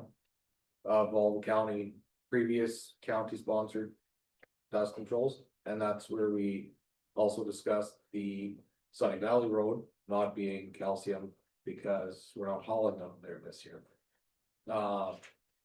Cause to calcium Sunny Valley Road costs $160,000. Give or take. So. Yeah, And I don't remember ever seeing cemeteries on county sponsored. Dust They control weren't there, before, right? no. But this one would have always had it because Sunny Valley And Road it's not even- had always been done. Being that it's a resource road, and we look at, doing portions of it, even though we don't have a hall, maybe in certain residents, because it's gravel coming all the time, regardless if we're doing the hall or not. Maybe it's something we should look at our policy to at least do certain sections of it. Where the residents are and possibly this section as well. So the other question to ask is. About the road use agreement with the private companies hauling. They're supposed to do dust control on a certain amount of loads, right? yeah, 10 loads or more a day. So that includes dust control in front of residences. In Yeah. front of churches. Well, yeah, it doesn't really say anything about churches, or cemeteries, but yeah, they are, and. We had this. Battle with, a certain company that was hauling. And they were not doing the dust control that they were supposed to do. Once again. I don't have a whole lot to. That road use agreement is. A piece of paper. If I say, okay, well, you're not abiding by your road use agreement, I'm suspending it, or which I've done, and. Okay, good for you, I'm gonna keep trucking. We should look at, charging a fee. Just for road use, it could be very minimal with all the companies that are living. Hauling Yes, gravel out of there, and then as long as it covers the cost of. so Things like this. that poses some. Issues, I guess, is if a company comes in later. And, or is not even hauling out of there that year, but they still need to have a road use agreement to access the pit. I really don't know what the right answer is for this. How do you, with the road use agreements, are they like 3 years or 5 years? 1 year. 1 year, this one. They So they every all year ex- they all expire on December 31st of 2025. Or of the year they said. And the argument that they give is you guys charge an aggregate levy coordination with the bylaw. So every single time we have a discussion with somebody about these complaints or about the road use agreements in general, they go, well, you're already charging. Cause you're charging 40 cents a pound on self-reported hauling that they're using, and that gets paid to us. It's allocated right now just as general revenue transportation budget. That 40 cents doesn't even cover That's, the road maintenance. that rate is set by the province. Yeah, but it doesn't. Doesn't do us It any. wouldn't cover- It wouldn't cover calcium in that road, but I mean, you said 100 and some thousand. $160. Wouldn't come close to that. So when we had the discussion about discontinuing calcium, and so we were going to force the watering, that That was kind of what we discussed, right? Yeah, and Be a little more proactive on making them bring up the water truck, policy. yes, so we did. The. The company that we had the issue with. They ended up. They said they had 3 trucks on. Those 3 trucks were. If they were proper water trucks. Would have probably sufficed for that gravel haul.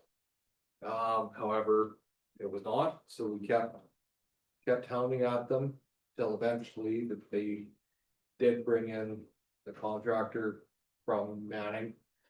I think 2 actually. But that is an easier one to handle because I can deal right straight with their the company that they are working for. Because we flat out called them and said, if this doesn't get straightened out, you're done, you're not hauling until you get this figured out. Whereas the one-offs, how do I know? They're not calling us and letting us know.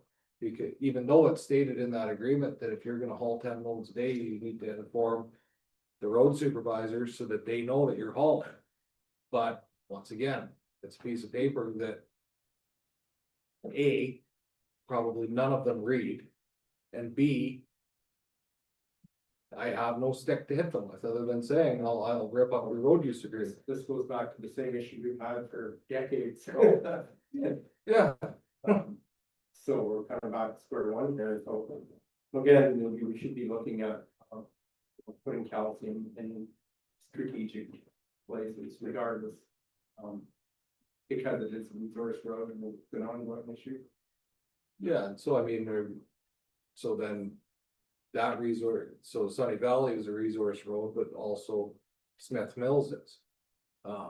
Sulphur Lake Road, Mercer Hall Road. The bill will add up to, I'm willing to bet more than $160,000. If we pay for it. Do you remember, like, historically, when we were doing county sponsored calcium on Sunny Valley, it wasn't top to bottom though? Yeah, what was it? It was 22 kilometers, 22 and a half, something. I And couldn't remember. I don't think it's fair to penalize the companies that are paying. Are doing. And are doing their thing, right? Yeah. Right, they're all doing it out of their pocket. On these, with these road use agreements and, it appears, it seems like it's only that Sunny Valley Road gravel haul. Yeah, like I just, again, I don't wanna paint them all with bad and the bad light, but. Cause there are some that are awesome and do a great job with their obligations. But then again, there are some that are not, so. Good for that. So on the non-gravel haul years.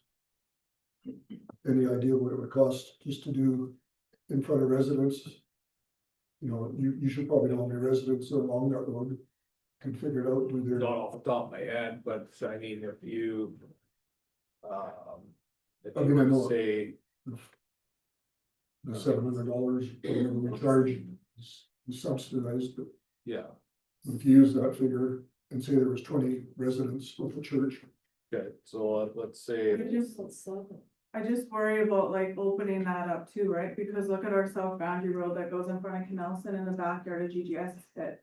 I get complaints from those people all the time that have to deal with heavy traffic coming out of there and they don't get calcium sponsored. so in Terry's example with 20 people or 20 residents, that's $28,000. You see, there's not that many, I don't know. Well, There yeah. probably isn't Just that many. Cause I go there to see my sister. I think there's 17. 17, down to the church. I just worry, cause then it's just gonna open the door and then we're gonna be, So 23,800. As Yeah. a Chelsea price, right? And it also allows us to eliminate health that we can use other than Kelsey. The Chelsea's will try to, nothing's in there. I mean, yes, but under more money. Yeah, and I mean. Water will last, like, water will last you till maybe Well, it runs up. 11 o'clock. I know when you phoned me about this, you phoned me and Brent, obviously, and he had some, and I have no idea what it was, but he had been doing some research. There's another product and, There's lots. yeah, and we tried one years ago, over been out of Cuba, and it didn't work. I think it was expensive and, yeah. So I guess calcium is the best option today, but, And that's typically what most municipalities use. Throughout, well, at least the north. Yeah, Charles, and he also is saying that it was put down too late in July, so what's the reasoning that it is put down in July, not in end of May, June-ish, sort of? Because we're at the mercy of the supplier. Yeah, I mean, they do their circuit because they're one of the only games in the province right now, so. Yeah, they do every year, Sunrise first, and then us, and then up to McKenzie. Maybe we have to ask them to rotate that. Well, Yeah, we could, but the problem is. So, well, I'm just. when I'm just the saying. road bands come off, Yeah. that's when everything starts to kick into gear. Is.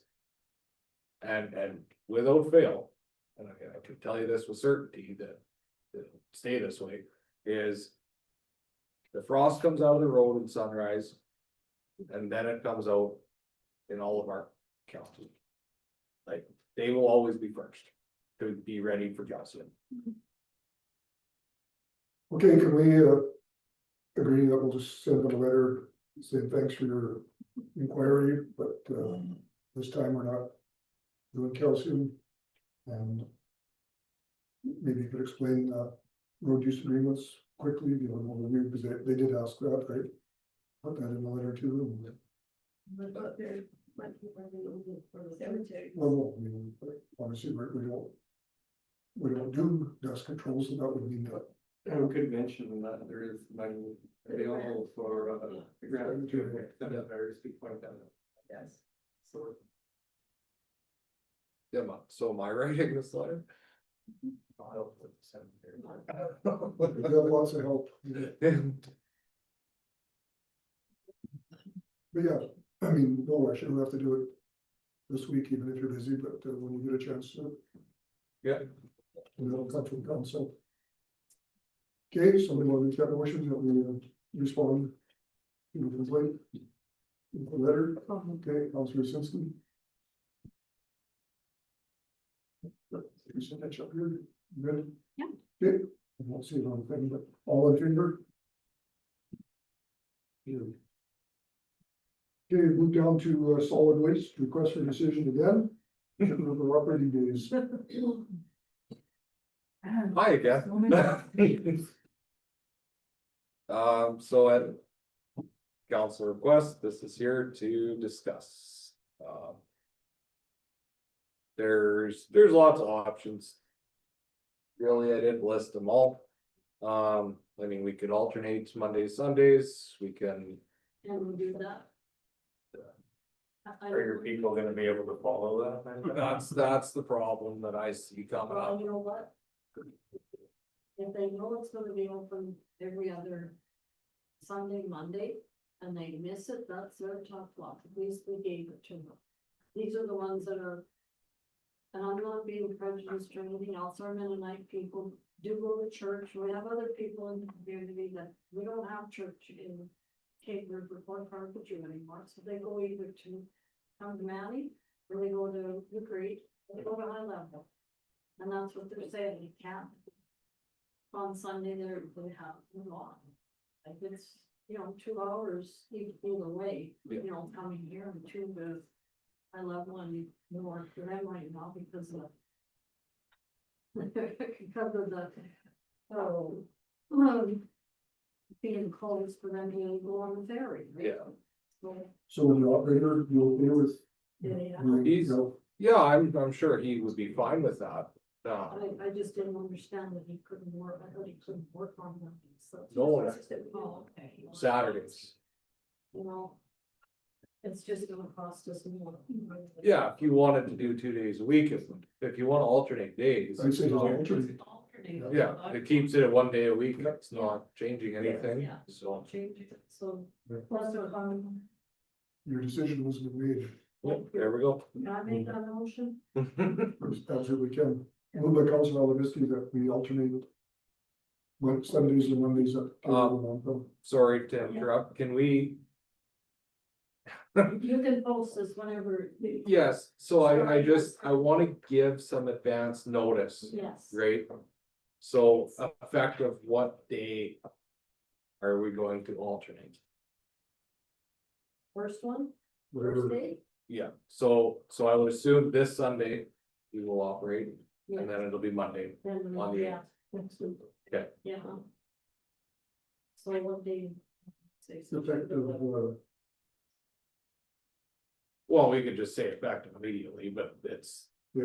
I just wanted to verify that No, well, it'll be open this Sunday and then next Monday. Okay, Is that okay, or do you wanna change it for September? I don't care, as long as I can. keep the- Well, it's this Sunday and the following Monday, it's not next Monday, it's the following. Monday. which is. Yeah, It's a week's time after that Sunday. Is it is that a holiday? The first is a holiday. But if you operate the 31st, which is this coming Sunday, and then the next Monday is the 8th. So we'd be open Do it that way. 31st and then the 8th. So what would your sign say? How would you know if you're on the Sunday or the Monday? You know what I'm saying? Like, okay, I wonder if it was open Sunday or was it open Monday? Well, now, Do you know where I'm coming from? Yeah. I know where you're coming from, but I think they're smart enough Oh, now. okay. Once, Well, I'm just- once they get the idea that it's starting to say date. Well, they can't figure it out all. Give them a little sign when they come into Belmont for garbage. Next week will be a Monday. Flip it. Next week is a Sunday. Okay, very call for the vote, all in favor? It carries. All of you. Oh, they'll be- Yeah, they'll text you. Linda's a garbage day. Yeah.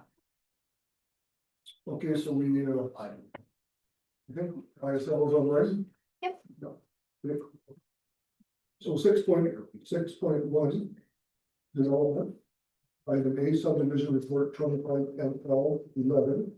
Everybody find that, page 166 on our pad. And Gail is online as well. Okay, so, hello, you gonna speak to us, you let Gail handle it, or? I'll let Yeah, Gail unmute speak to her. the subdivisions. Pardon me? Oh, I think you need to unmute them. She can unmute himself. I would also do Somebody come on with it. this one. No, I'll let Gail speak to the subdivisions and I'll do the report.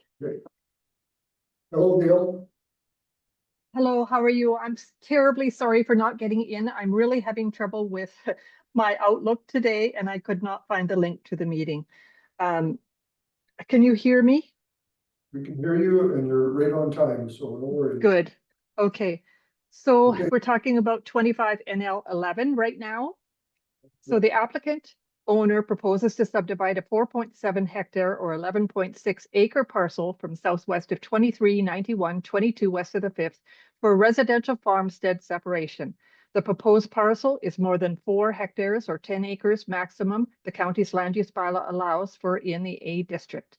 The additional parcel size is required to accommodate the physical characteristics of the site, such as a residence, accessory buildings, a dugout, and an open discharge system. The Municipal Government Act, the county's municipal development plan, and the LUB grants discretion to the Development Authority to approve larger parcel sizes to accommodate related farm buildings and improvements. Based on site characteristics, it is reasonable to consider the applicant's request for a 4.7 hectare or 11.6 acre parcel. The quarter section is located 1.3 kilometers south of Highway 691 and directly east of Range Road 222 and 10 kilometers southeast of the Manning town limits. The proposed parcel is close to the southwest boundary of the quarter section. The quarter section and land within the proposed parcel are designated A district. The proposed parcel contains a dwelling and accessory buildings. A treed area is located on the east and south boundary. The east boundary of the subdivision also contains agriculture land. A dugout and agriculture land is also adjacent the north boundary. Lands on the balance of the quarter section are under agriculture production with treed areas. A small area of agriculture land is at the southwest corner of the section and is currently farmed with the lands to the west. The landowner does not want this area to be included within the subdivision boundaries. There are indications of drainage and wetland within the quarter, which drains south of Buchanan Creek.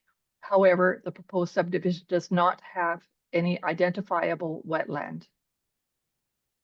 Land use or lands adjacent to the subject parcel are zoned A district. The proposed parcel is compatible with existing land uses in the surrounding area and is not considered to have a negative impact on adjacent lands. The proposed parcel is accessed from the west via Range Road 222, which has a residential road classification. Range Road 222 ends at the entrance to the proposed subdivision.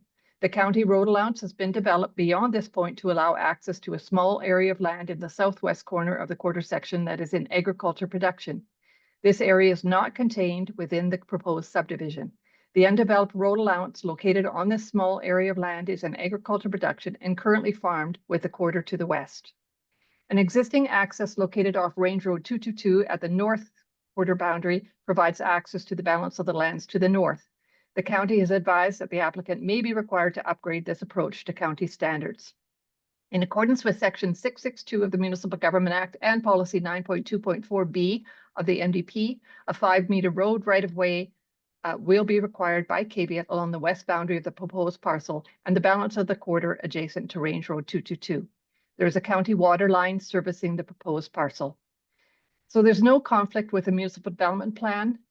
The policy 4.2.7 allows for the subdivision of land to accommodate a farmstead separation. The proposed subdivision meets the intent of the MDP. There's no conflict with the land use bylaw. The proposed parcel size exceeds the 4 hectare or 10 acres allowed by the A district. However, the proposed 4.7 hectare or 11.6 acre parcel is a reasonable size as it is required to accommodate an existing dwelling, farm buildings, a dugout, and services. Transportation and Economic Corridors has advised that the requirements of Section 18 are met and therefore no variance is required. While no variance is required, the department expects the municipality will mitigate the impacts from this proposal to the highway system pursuant to Policy 7 of the Provincial Land Use Policies and Section 648(2)(c)(2) of the Municipal Government Act. Alberta Energy Regulator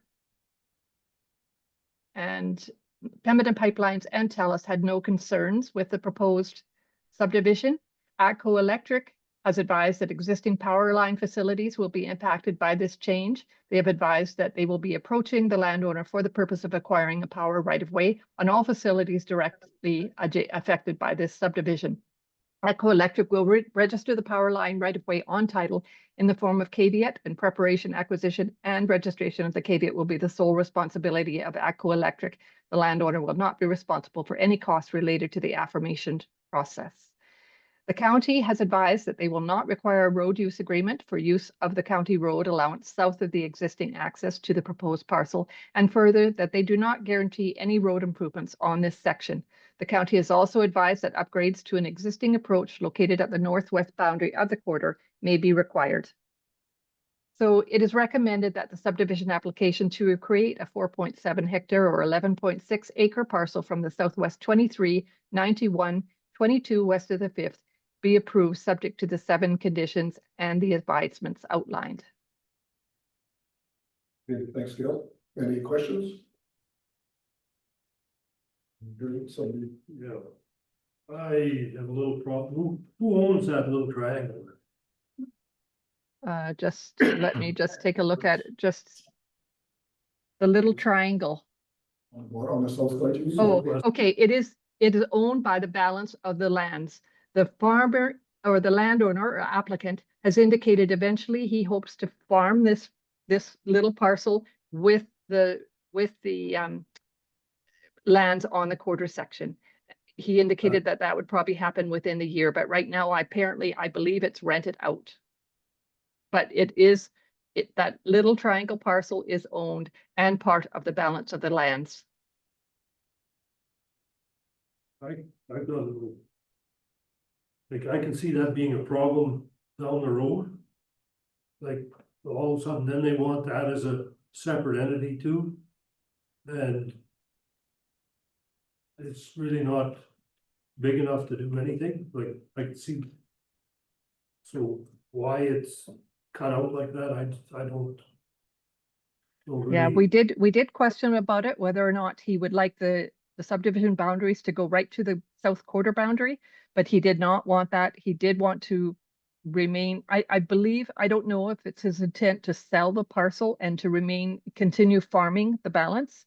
I don't know if that's his intentions or not, but he definitely wanted that little parcel in the corner, in the southwest corner, to remain with a balance of the lands. Well, I can just see that being, well, now it's a separate entity and, well, we're gonna have, put an acreage on there. And it's not really big enough to do too much with and be just, Even if it was included as part of the parcel, it would still be considered as a fragmented parcel, I believe, just because of the tree line, and I don't know if there's water there, water course. Yeah, I don't know, but we did question him quite a bit about that. I mean, maybe that piece of farmland was, considered very valuable, and I don't know if that's the same landowner is subdividing his own property, or is it selling it to somebody, or? I just see it as being a headache down the road that. Well, I guess council will have to deal with it when that time comes.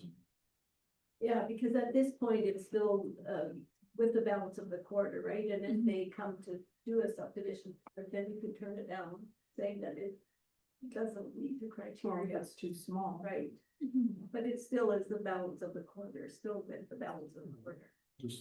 Yeah, Just I believe the quarters to the south though, and correct me if I'm wrong, Gail, but I think the quarters to the south are crown from what I see on the map.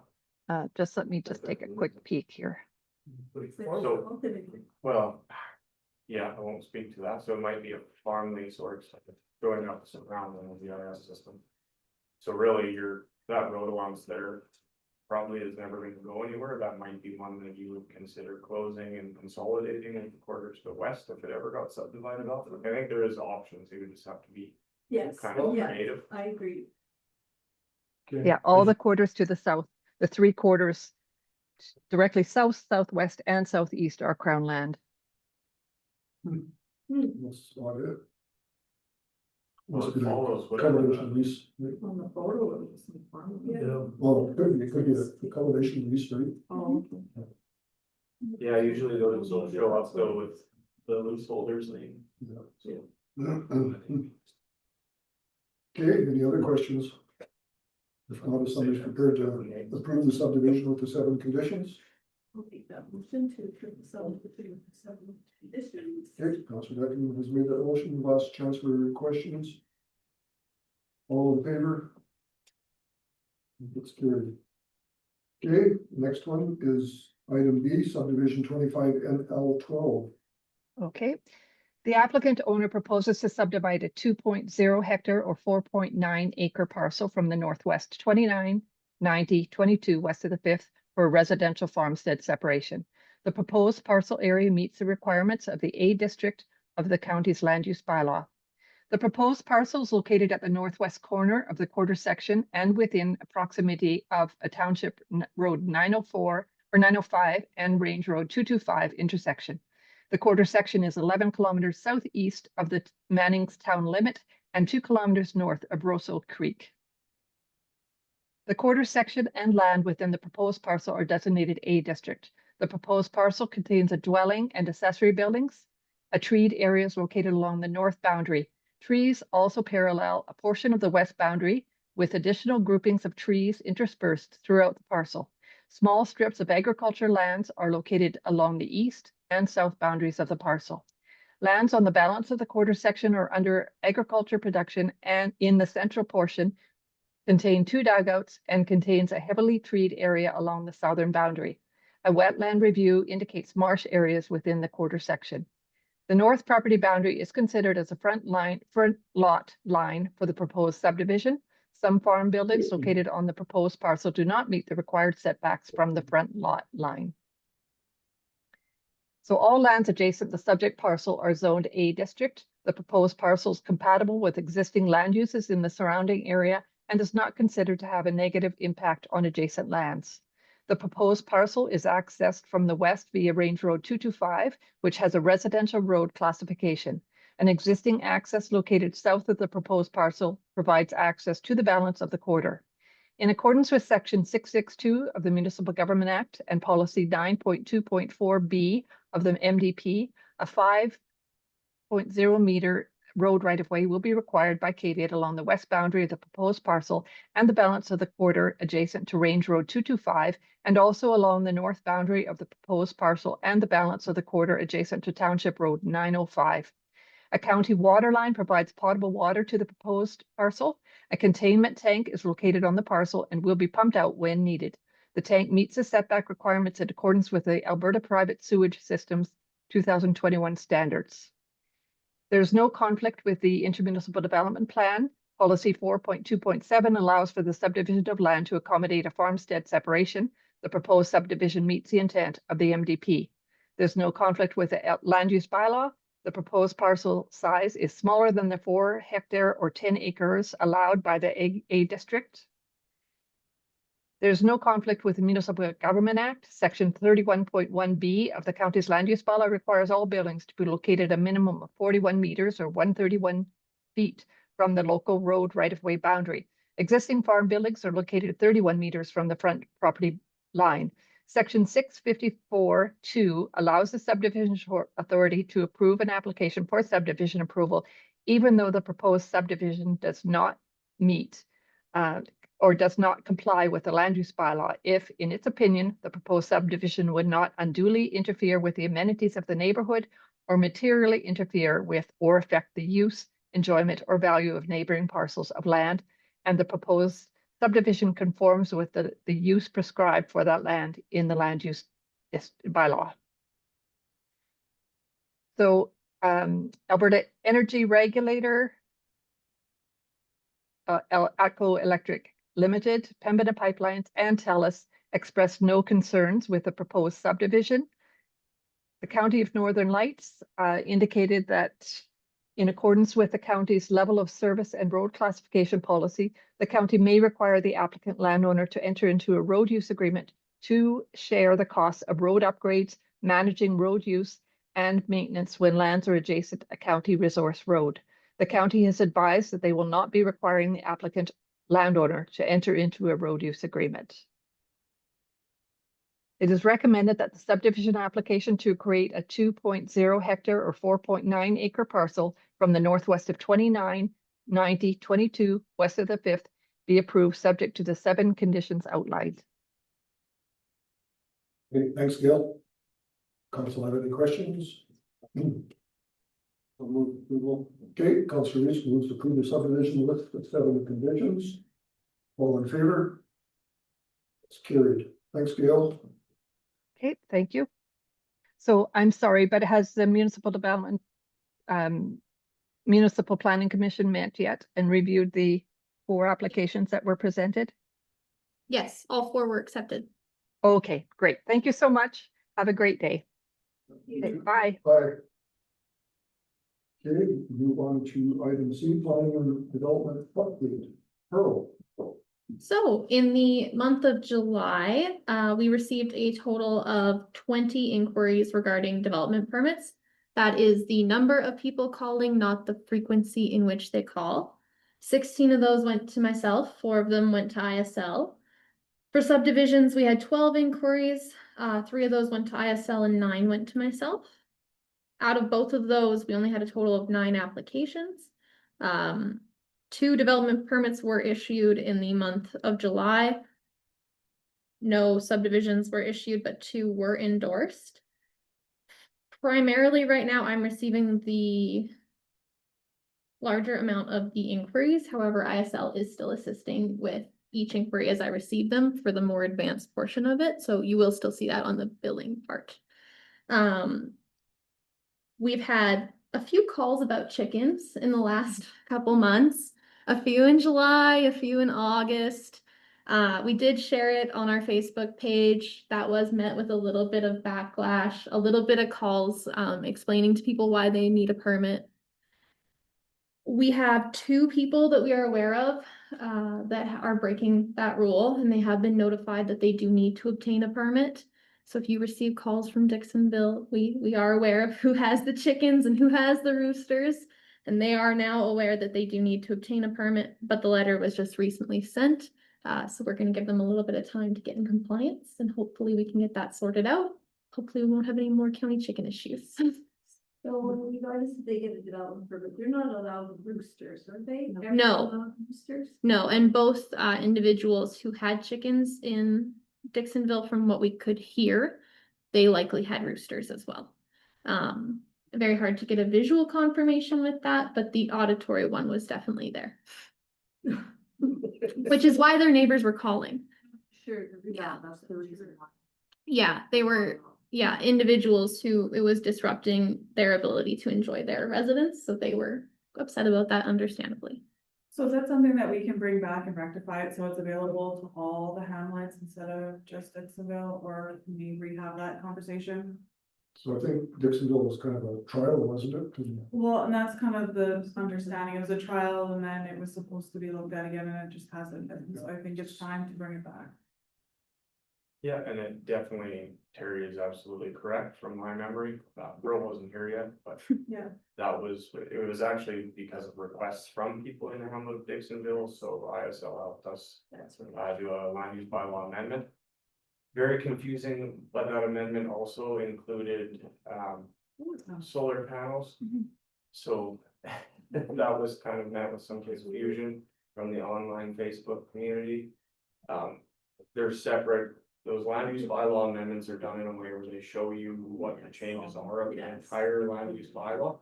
And we only spend the money to actually amalgamate that entire bylaw every 3 or 4 years.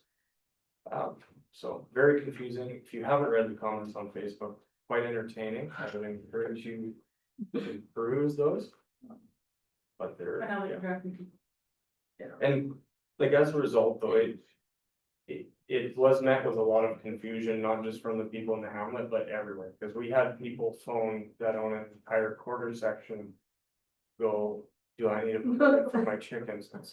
Yeah. No, no, you do not. And we are not all of the names that we were called on Facebook. This was hamlet specific and only Dixon. Yeah. So we absolutely can. I don't know how. On that note though, no one from another hamlet called regarding it. The only other people who called who were not from Dixonville were people who were zoned ag and own a full quarter. No one from any other hamlet called and asked questions, seek clarification, or said they were interested in keeping chickens. Yeah, they did the Facebook comments. So will this be something for ordinance meeting to look at that?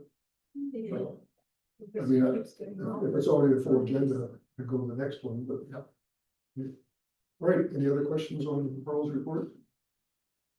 Okay, pardon me? Thank you. To accept the report? No. All in favor? Thank you for all. Thank you. Okay, move down to 6.62. Addition, and we'll have the open discussion, so if that was a separate email, I think it was.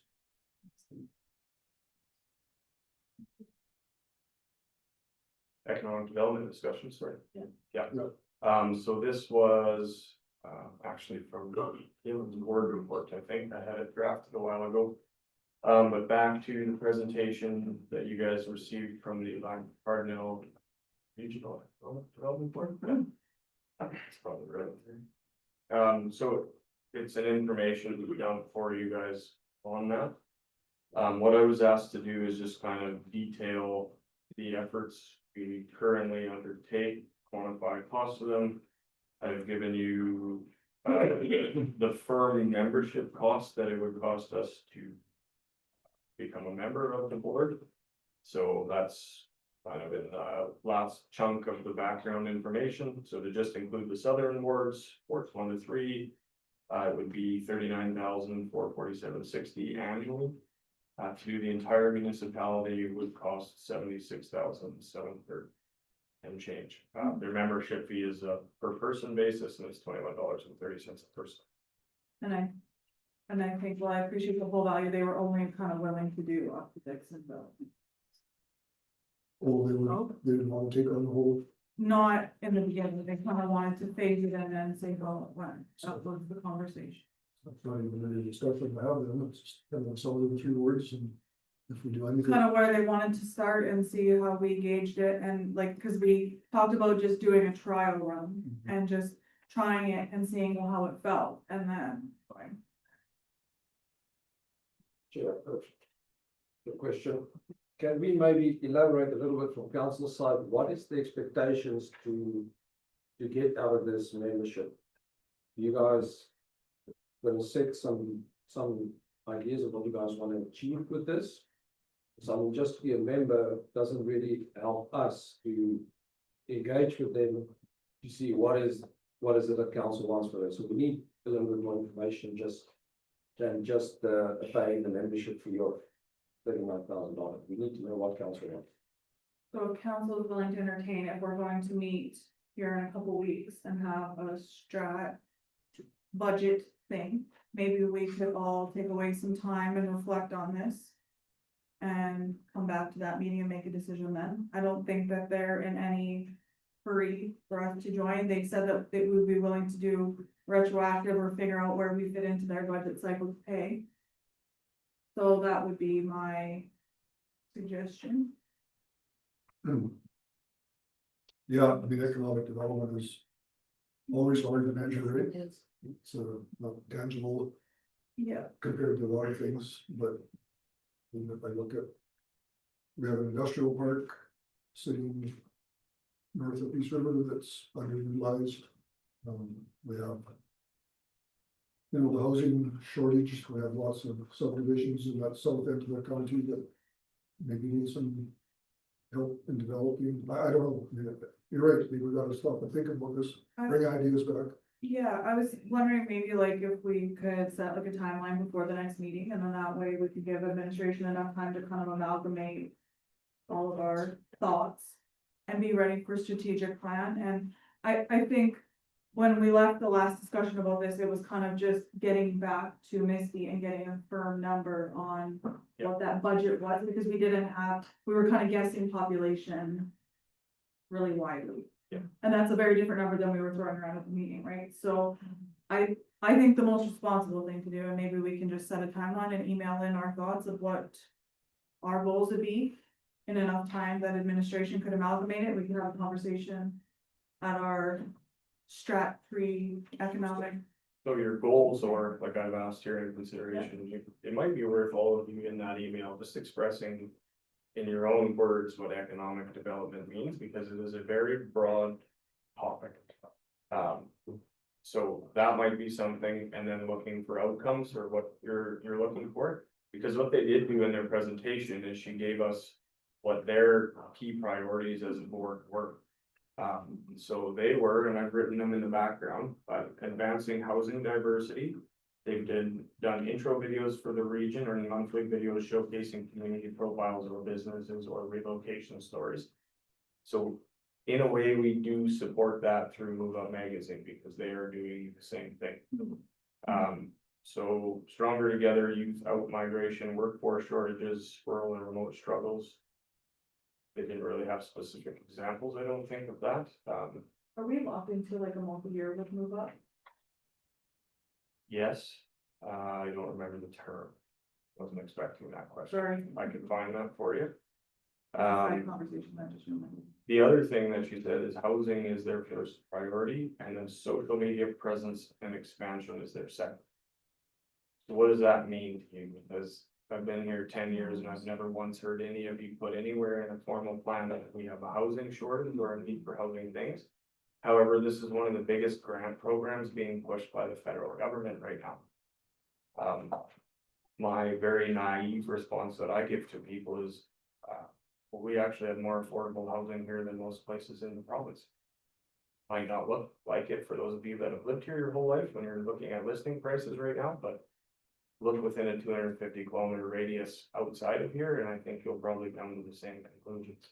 So, and just like as a quick sidebar, like just to be clear, so they get together at the beginning and they do like their own little like committee strategic plan, and then they take the goals from all the municipalities and prioritize them and put them together. That's just what the current members have decided are their priorities. And that the last thing was they run a business directory, which we do ourselves, that we pay a membership for to do, but it's voluntary. And then we also fund the Manning Chamber and the Peace River Chamber, both of which also do that. So, and I'm not trying to talk negatively about them, I just, for me, if you're gonna spend $40,000, make sure it's not just to duplicate what we are already doing. And make sure that you, like, this falls under my purview or my jurisdiction. For me to report on the benefits we're gaining from this, if I don't have anything, is impossible. So I don't like being put in that position. And I think that's kind of an unfair position for them to start out on a trial basis. Personally, I also don't know how they're gonna promote half of our municipality. Yeah, that, Move to Dixonville or south in the gap of Northern Lights, that doesn't make a whole lot of sense to me. But 40 grand is better than 80. We don't have specific goals for this, I struggle to support it. Growing our, expanding our budget, not getting increasing amounts, I'm struggling with it. The same reasons we discontinued our economic development position. We couldn't justify expenditure for what we were receiving from it. And I see this as more of a continuation of that.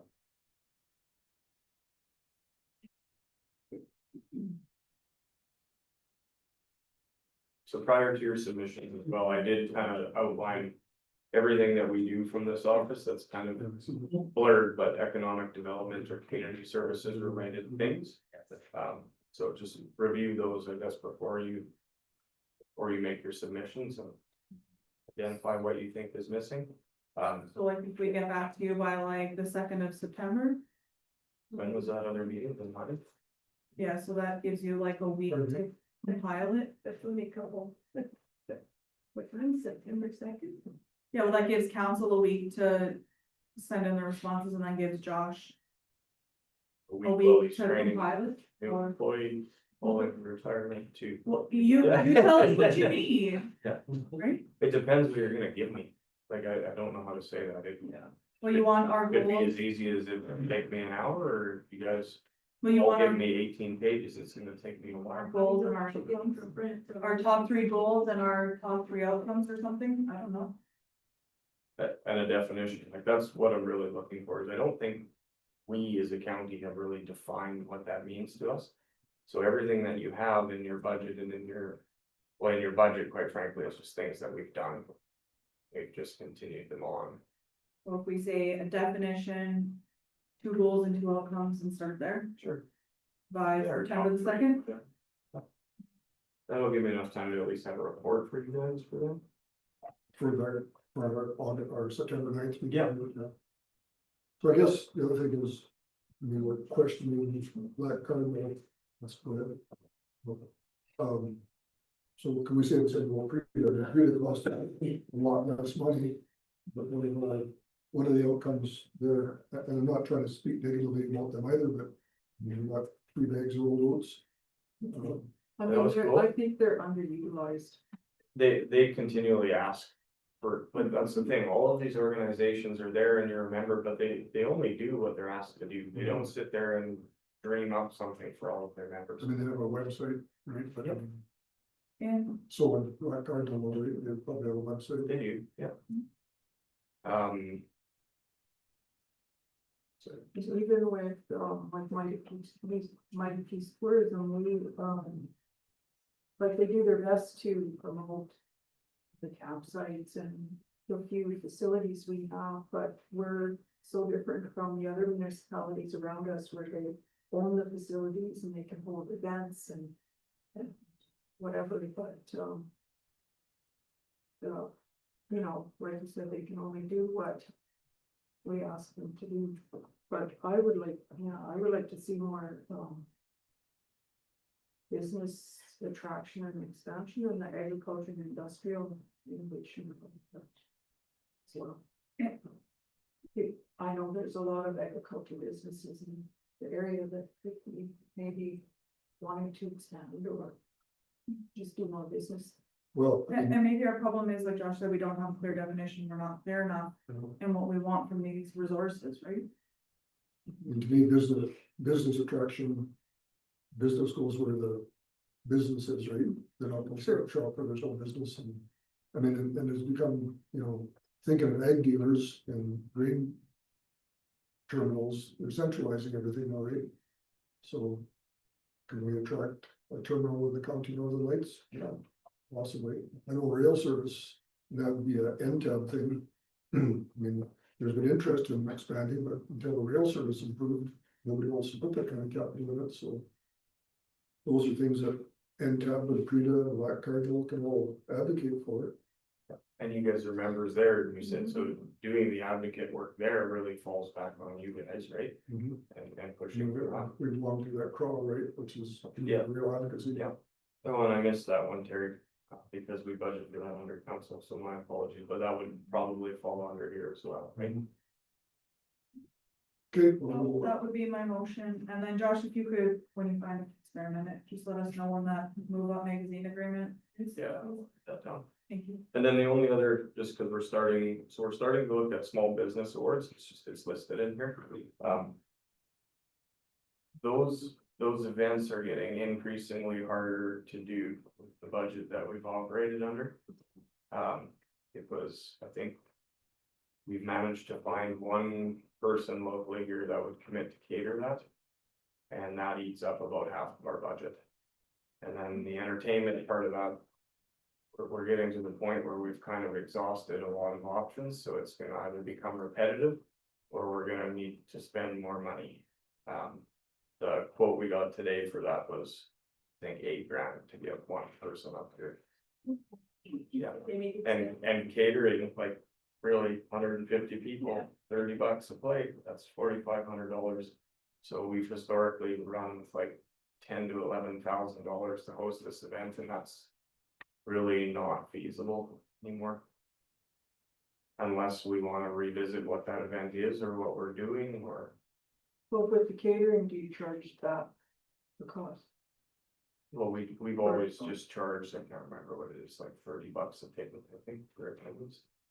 Yeah, and we did some things last year that helped. We solicited for sponsors of the awards. So they kind of got some increased brand recognition at the event. They got to sit on the committees and be part of the selection process for the winners, like there was some perks. And it was good. I think we'll continue on with that this year. It helps a little bit, but it's still. It's more expensive, and then it requires people to actually come, was the other thing. it is well intended. It has been historically. I think we had one kind of year that Jack's thing was the same weekend. That was not planned, obviously, but we lost a lot of people. That, I think that was 2 years ago, or 3 years ago now. You have in your report to Move Up magazine is 15.5 annually. Yeah, Is that what you have? no, she was asking. for the- I asked when it's the contract for like our agreement is over. Okay. If we have 2 more years on it, 1 more year on it. It's just gonna be for. Just the small business awards is 100% funded by the county, Yes. Predominantly, except like we cover the costs of catering, we front liquor, we rent the hall, and we purchase the entertainment. The chamber helps out with decorating. Town provides people to assist us. And then we get all the revenue from ticket sales and bar sales, and the bar is done quite well. So, but the bar does well because of, we switched like, I don't know, 8 years ago now, I think, that I started doing this. We went from like a workshop to an entertainment thing. And so that obviously makes more in the way of liquor sales. Well, that's generally in October, right?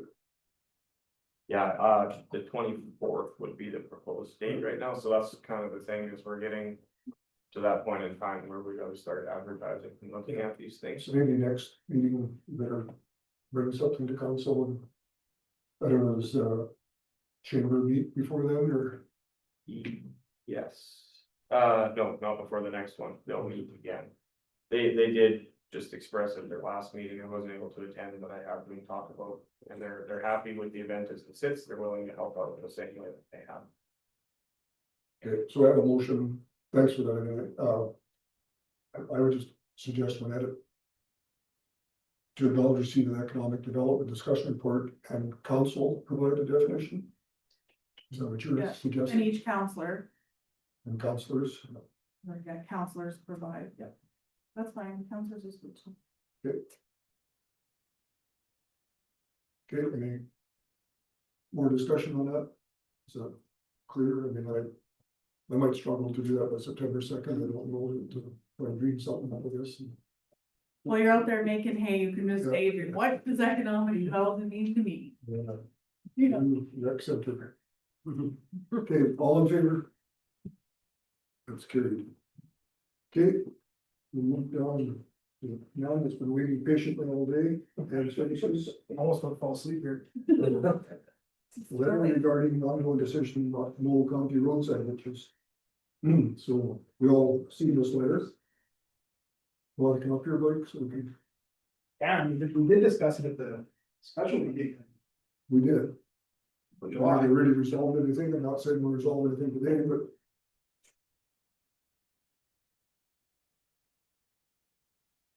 What would you like to discuss? so. So I did reach out to him after our last conversation and let him know what we had decided, so he is aware. I don't know if this letter come after the fact or before the fact. He's Didn't it aware. come via email and then I think they just printed it off, didn't you, Teresa, or? Yes. You want a copy of it? I've seen it, I've read it.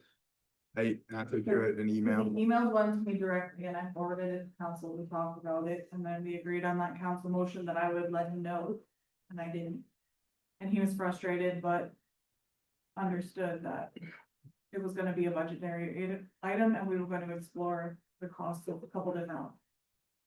So we never did respond to the letter. Or- No, because we agreed that I would just let him know. She phoned him personally. Just you do a verbal response. Yep, and he was frustrated because it obviously doesn't fix this year, and I explained that, we understood that, but. So really, I don't know what this is doing on the agenda, there's really nothing to decide today. Caitlin did have a thing she emailed, last week or 2 weeks ago about saplings growing on the shoulder of the road and regrowth, like when we do brushing, and I did at the special meeting mention, like, we could go back to a blanket spraying program we had before that I inherited, where just like for everybody that hasn't been around that long, we were spending $100,000 to $125,000 a year hiring a contractor to spray between 250 and 350 kilometers of road, just blanket spray. So go get anything there that's broadleaf poplar, any weeds, any sweet clover, they would just spray. And then, so that was $100,000 to $125,000 for the contractor and about $40 to $50 per kilometer. And then you have to double that because there's two sides of the road. And then we'd spend about $65,000 to $80,000 on chemical. So that used to be $150,000 to $200,000 a year line item that we got rid of when we were trying to lower our budgets. And we just went to a straight spot spraying program. And we were also getting a significant number of complaints, especially from wards 1 and 2, consistent, of why are you spraying our ditches in our subdivisions when there's no weeds growing, right? So they seem to always want to have everything perfect, and then when things aren't perfect, they complain, and then when you're out there spraying, they're complaining that you're spraying and it's going to kill my dogs and whatever else, right? So we did get a lot of people phone in when we quit doing that, saying thank you for quit spraying everything, right? So like I was explaining to Caitlin, we can go back to some kind of program where we are spraying. The lead supervisors in the north and the south, they could do a better job of letting us know where they'd like to see mowing starting. If they're seeing a lot of areas where saplings are coming back heavy this year, like we could start mowing there. Mike does a really good job of getting me on brushing projects that they do. Spray request orders for spraying the brush, because it usually comes back heavy after it's been brushed. I got a couple now this year I gotta go do in Warrensville this year area for the south. Those are things like we could improve communication wise, but unless they're like at the special meeting, unless there's an appetite from council to significantly expand my budget, we are not going forward. And from what I hear from Josh, he's mismanaging our money all the time, so. So, Great. so these, Friend. so these areas that are like really bad, that are getting the complaints going, like the saplings, which apparently are gonna be mowed over just fine because they're small enough, and that's great, and I wasn't sure, but. Are where they did a bunch of brushing and clear cutting this summer. So once they get mowed now this year, are they gonna historically be bad for a few years?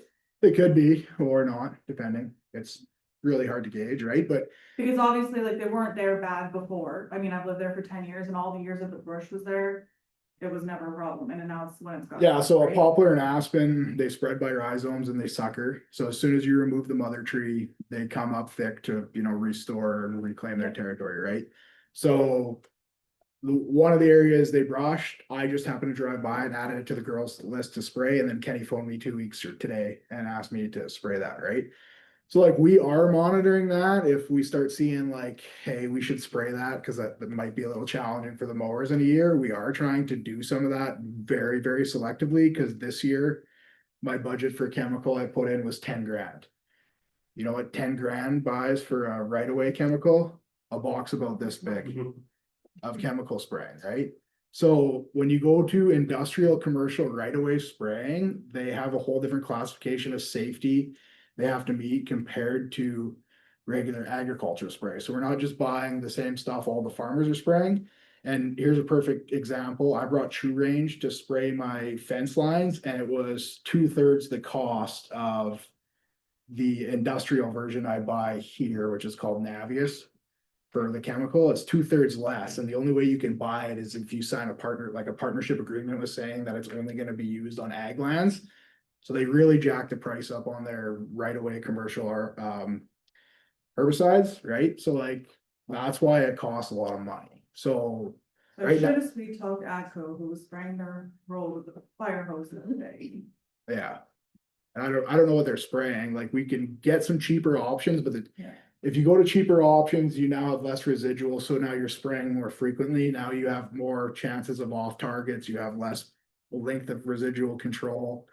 All kinds of issues. It costs $40 to $50 to hire a contract sprayer. The chemical is somewhere between $60 and $70. Right? So I think it's good. I think if we historically know that when we clear cut, these are gonna become issues, then maybe we just. yeah, and the work issue out is, on the grader, if they see a bunch of trees going down, like it. I think in your area too, you were saying that the person who owned the field did the brushing, so a lot of times we won't know that, but if the county did brush this year, they should be getting me a spray request to do spraying for 2026, right? And preferably like June 1st, so we can group them all up together, go do all of them at the same time, and then forget about them. Not, I get some in July, I get some in August. Oh, I forgot about this spot, right? Preferably, but I'm just, Worried about those ones that are like the one field, is down like a field access road. And then they cleared it all, so it's just like, if that doesn't see a mower now for a while. so also with saplings, when saplings come back, you'll see they have the big leaves, like the big, small, like dessert plate leaves on them, and they actually grow pretty rapidly that first year. Then what you'll see is they'll get the small regular tree leaves next year, and they actually slow down quite a bit growing. So our contract for mowing is measured 3 inches above the ground. We'll do a 2.5 inch diameter tree is what the contract is bid on, that if they go around that size of trees, we say, hey, go back and mow that. It's in your contract, right? So that's a 2.5 inch tree is a pretty good tree, right? So a sapling is probably the size of your pinky, the next year it'll be like the size of your thumb. That's why I was recommending we don't go away from full cut every second year, because when we were doing it on a 3-year, we were starting to lose those battles, and on the 3rd year come around, the contractor was like, hey, I don't wanna mow that, that's pretty close, and we spent a lot of time going over there and being like, look, it's under 2.5 inches, I know you don't like it, but that's what you bid on, right? So just so you guys know that if you're talking to your producers and they're saying, hey, we're seeing saplings growing on the shoulder of the road, which we are seeing, right? You just say like, hey, it'll be mowed next year, or we find more money magically. And that's great, and mostly it was, my concern was like, are these gonna be too big to mow, and are they gonna start dodging them and? Yeah. So, I don't know. And David had letters about rural address signs, like most of the time the rural address sign is kind of placed on like your private drive area. And you'll see a lot of times people will mow their private drive and then leave their rural address sign. Like if you're afraid people can't see your rural address sign, you can mow around your own rural address sign, because lots of times we don't get within 2 feet of them anyways, because they run them over and they're $200 a piece, right? For install. So I don't know. I feel like I've addressed that letter enough at this point. Okay, well, this is gonna take some more thought, maybe we'll bring it to one of our ag service board meetings and try, Yeah, or Right. strategic planning or. and that might not be till the new year, I'm thinking. Well, the other thing on the mowing contract is it expires this year, right? So we gotta get a mowing tender contract in October. What we decided at the last meeting, right, was to give a couple options and bring it back, right? I thought what we decided was there was no appetite to spend any more money, so we're kinda limited on options, cause it's about as cheap as we're gonna get it. Right? So unless there's significant appetite to make Josh find some more money, we're kinda tied, right? We're like, I don't know what you want me to do for options, cause I could price you out $1 million option. Do you want $1 million option on there, or are you just gonna put it in the shredder bin, right? Like 5 seconds after I leave, so. If there's no appetite to spend any more money than sub 300,000 on spraying and mowing together, that is the program we have, right? So when I put this mowing contract out, what am I doing? That's what I need the direction from for October, which is, what are we, a month? We're 5 weeks away, right? So I kind of need a decision from So like if we talk about it in our strategic plan. make a September decision, 9th. And then let you know, Yeah, that'd be great. then that's another thing we can think about, what we want to do. I don't think we're have enough information to make the decision today. You put together something for strategic planning and we'll try to see if we can fit it in. Well, I need to know the number, right? Well, I mean, what can we do for the current number and, Less. Well, I don't think it's gonna be cheaper than this year, so I would already plan in the 325 to 350 range to keep the status quo, like the mowing half the county full cut every other year. If we wanna go to something else, more mowing and more spraying, you guys gotta start thinking of combined between the two of like 400, 500,000. If it's not there, you're not getting anything better and cheaper than what we're doing now, is all I'm saying, right? Like, nobody's gonna come out of the woodworks and be like, I'll do it for 150 grand, right? I'll just lose money for you guys. It's not. That ain't happening. That's why I'm saying until council decides the new number is 700, well, then I can go out there and design a program that we can spend 700 on. But if I build you a program to do 700 and bring it to you guys and you say the number's 350, I go, cool. Scrap all this, right? That's what I'm trying to say. I know it's hard, but you guys tell me a number and then I'll do the best job I can building you guys a program, right? But from what I'm hearing is there's no appetite by the majority of the council to not raise the dollar. I think we need to raise it too, I think it's what we got isn't making everybody. Because if we stay at the same budget, we're gonna get less. So that's. Yeah, I think now is the lowest level of service you guys are gonna want. So this is the lowest, so just build in a cost for inflation, but if you wanna spend more, if you wanna go, that's the other thing I need to know. What do you guys wanna do? Do you wanna go to 2/3 full cut, a third shoulder cut? Do you wanna go full cut the whole county? Do you wanna go half shoulder cut, half full cut? Do you wanna go half full cut and spray 500 kilometers a year? You know what I mean? Like, you guys gotta dictate the level of service and then I'll tell you where the number's gotta be roughly, and then you gotta go, okay. We wanna spend 750,000 on that, which is 2.5 times in my budget, right? I'm sure that'll be fun for that guy, as he's referred to in the county now. I don't know, I think it's gotta move, we gotta do something different, But September 9th, I'll be there. hash it out. Yeah, I mean, I talked to, Greg Kuhn or the Clear Hills County, when we do in-house mowing, right? And, I mean, for 750,000, or whatever number, buy tractors and mowers, but then try staff, and I had that conversation. He seems to think they're fortunate, they have seasonal workers, that they do logging, forestry work in winter time. And they're more than happy to come and run mowers during the summer months and then go back logging, so. Do we have that? Not that I'm aware of, but, they may be okay. Good, There yeah. probably is. Remember that whole tiresome too, right? Can't just. See if anybody's interested. Well, it sounds like they have a hard time getting seasonal workers as it is. But yes, Yeah, we got, depending what it is, maybe what work is. I think we got a few more applications this year, but it's usually been a challenge. Some years we don't even get enough people that wanna like weed whip and cut the grass for $22 an hour, like kids out of high school. Sometimes you can't even find them, right? But yeah, we can look at it coming in-house, but then you have a whole other host of, you need service trucks, you need fuel trucks, you need, who's the person doing that, right? Where do these hours come from, right? We need a number for outside. Yeah. I mean, he was really praising it, said it just works great for them, and I think they got a similar amount of road, kilometers road that we do, but, maybe not spread out as much, and I'm not suggesting that's what we do, but there's other options, I guess. Okay, will you be prepared for the 9th? Well, Yes, see you on the 9th. Thanks. Everybody's pushing them off. Well, so the moisture, the boat mapping was pretty alarming, but, Yeah, I didn't look at it too bad, but did you get your moisture deficiency check for July? Yep. You did? 100%. Really? I think you did too. I must have got mine. We're on the same weather station, aren't we? You must have ran out and Yeah, cut me. they're working reverse on it. Maybe they sent me a bill. Yeah, we did a. Which one are you on? I'm on the moisture deficiency. Oh, the one that was Other 40, station. 40, 20? No, yeah, it's high split. So I only get half a month in July. But I only got 48% in June. We got a bunch of rain. Yeah, yeah. Can we get a motion to, acknowledge, receive the county, the mowing the ditches report? I'll make that. Council, please, all in favor, get it. Okay, last page, of the agenda. Warning committee reports, there for review. Brent, Linda, do you have anything for them?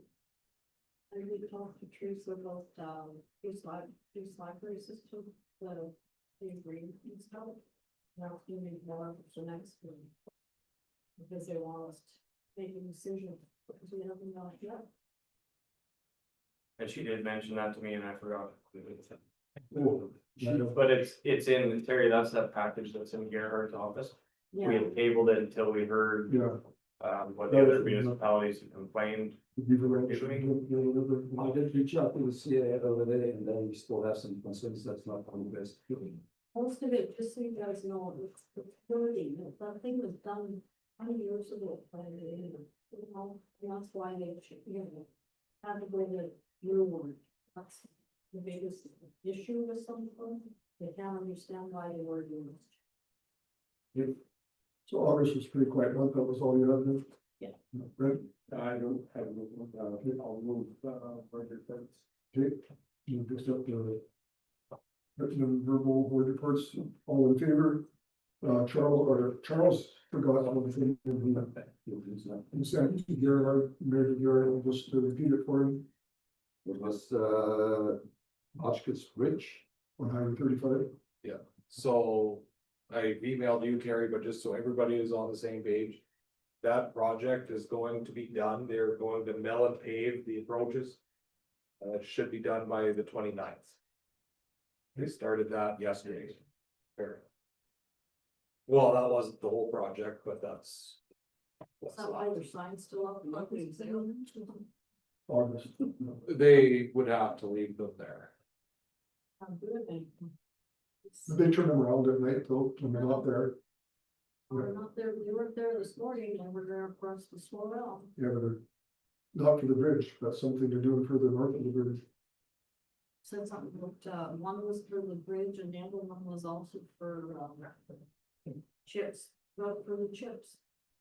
They're getting more chips in there. But it's moving over there. They're all at the Hodgkins Hall this morning, ready to go there. Did you have anything else, Charles? That was it? Well, just one more thing, and it's just more or less.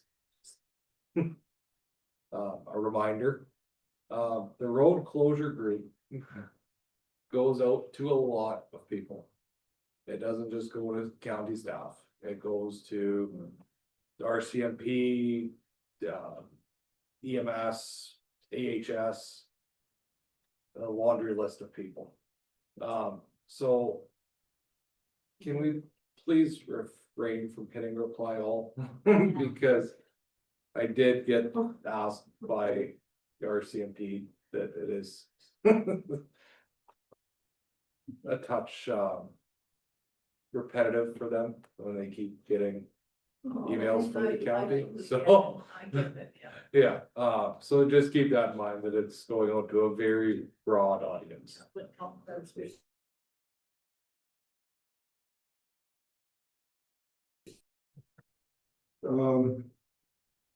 Info package.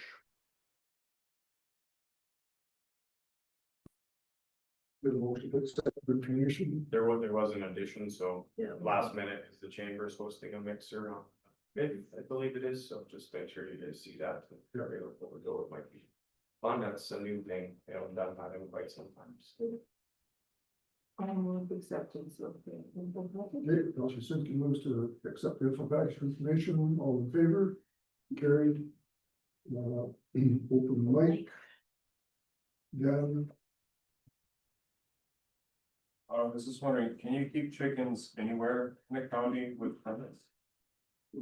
You know, In Hamilton? on any farm in the county down, there's very few rules. Right, you can have all horse, anything, no permits required, Oh, in a hamlet, Yeah. they're not allowed with our land use bylaw, with the exception of Dixonville. And then it was capped at, I believe it was 10, I don't remember, something like that. Yeah. Then another reason happened. And that's, it was just done on a trial basis, so it's done like 4 years ago or 5 years ago. So everything we've done recently was just reminders because people were. Yeah, I assume people on farms. Yeah. And we don't need permits for cows or horses or anything like that, they're on them. Yeah, I was just an observation about the newspaper, not a question, but I think it's really interesting about, online reading and, paper reading and, some interesting questions were brought up. I'm just wondering what would happen if my, employer got paid a paywall, but I haven't heard any discussion on that. With the impact of the appeal, I'm gonna email you some questions about that. I don't know what I can write or what I can't write. Yeah, I don't know if I know what you can write or not, like it's. So maybe I should just leave that alone, you think? Well, It's hard to. it's a big impact, I mean, we've spoken about it in a public hearing. I think all of the decisions from the Land and Property Rights Tribunal are public. I just, with this update that I got, I don't know if that's. I think that was what was sent to the two parties involved, I think I'll have a further letter of instruction or notice of decision for us and what actions are required, but. It probably isn't gonna look a whole lot different, so we can speak in generalities about it. Okay. Pretty easy when you say the big pulp mill facility located in Northern Lights. We can figure out what it is, it's not a secret, so. And it's not our stance over there's. Yeah. Nothing happy to chat through that with you, just. Be mindful of my schedule here in the next few days. Well, so nothing next week. Yeah. That's it for me. that's it. Okay, thanks. Anybody else? Okay, we're gonna be going in camera So let's take it ready. I don't have to make a motion to, we'll be on 4:30, probably not. We should make it probably, maybe that's on the computer.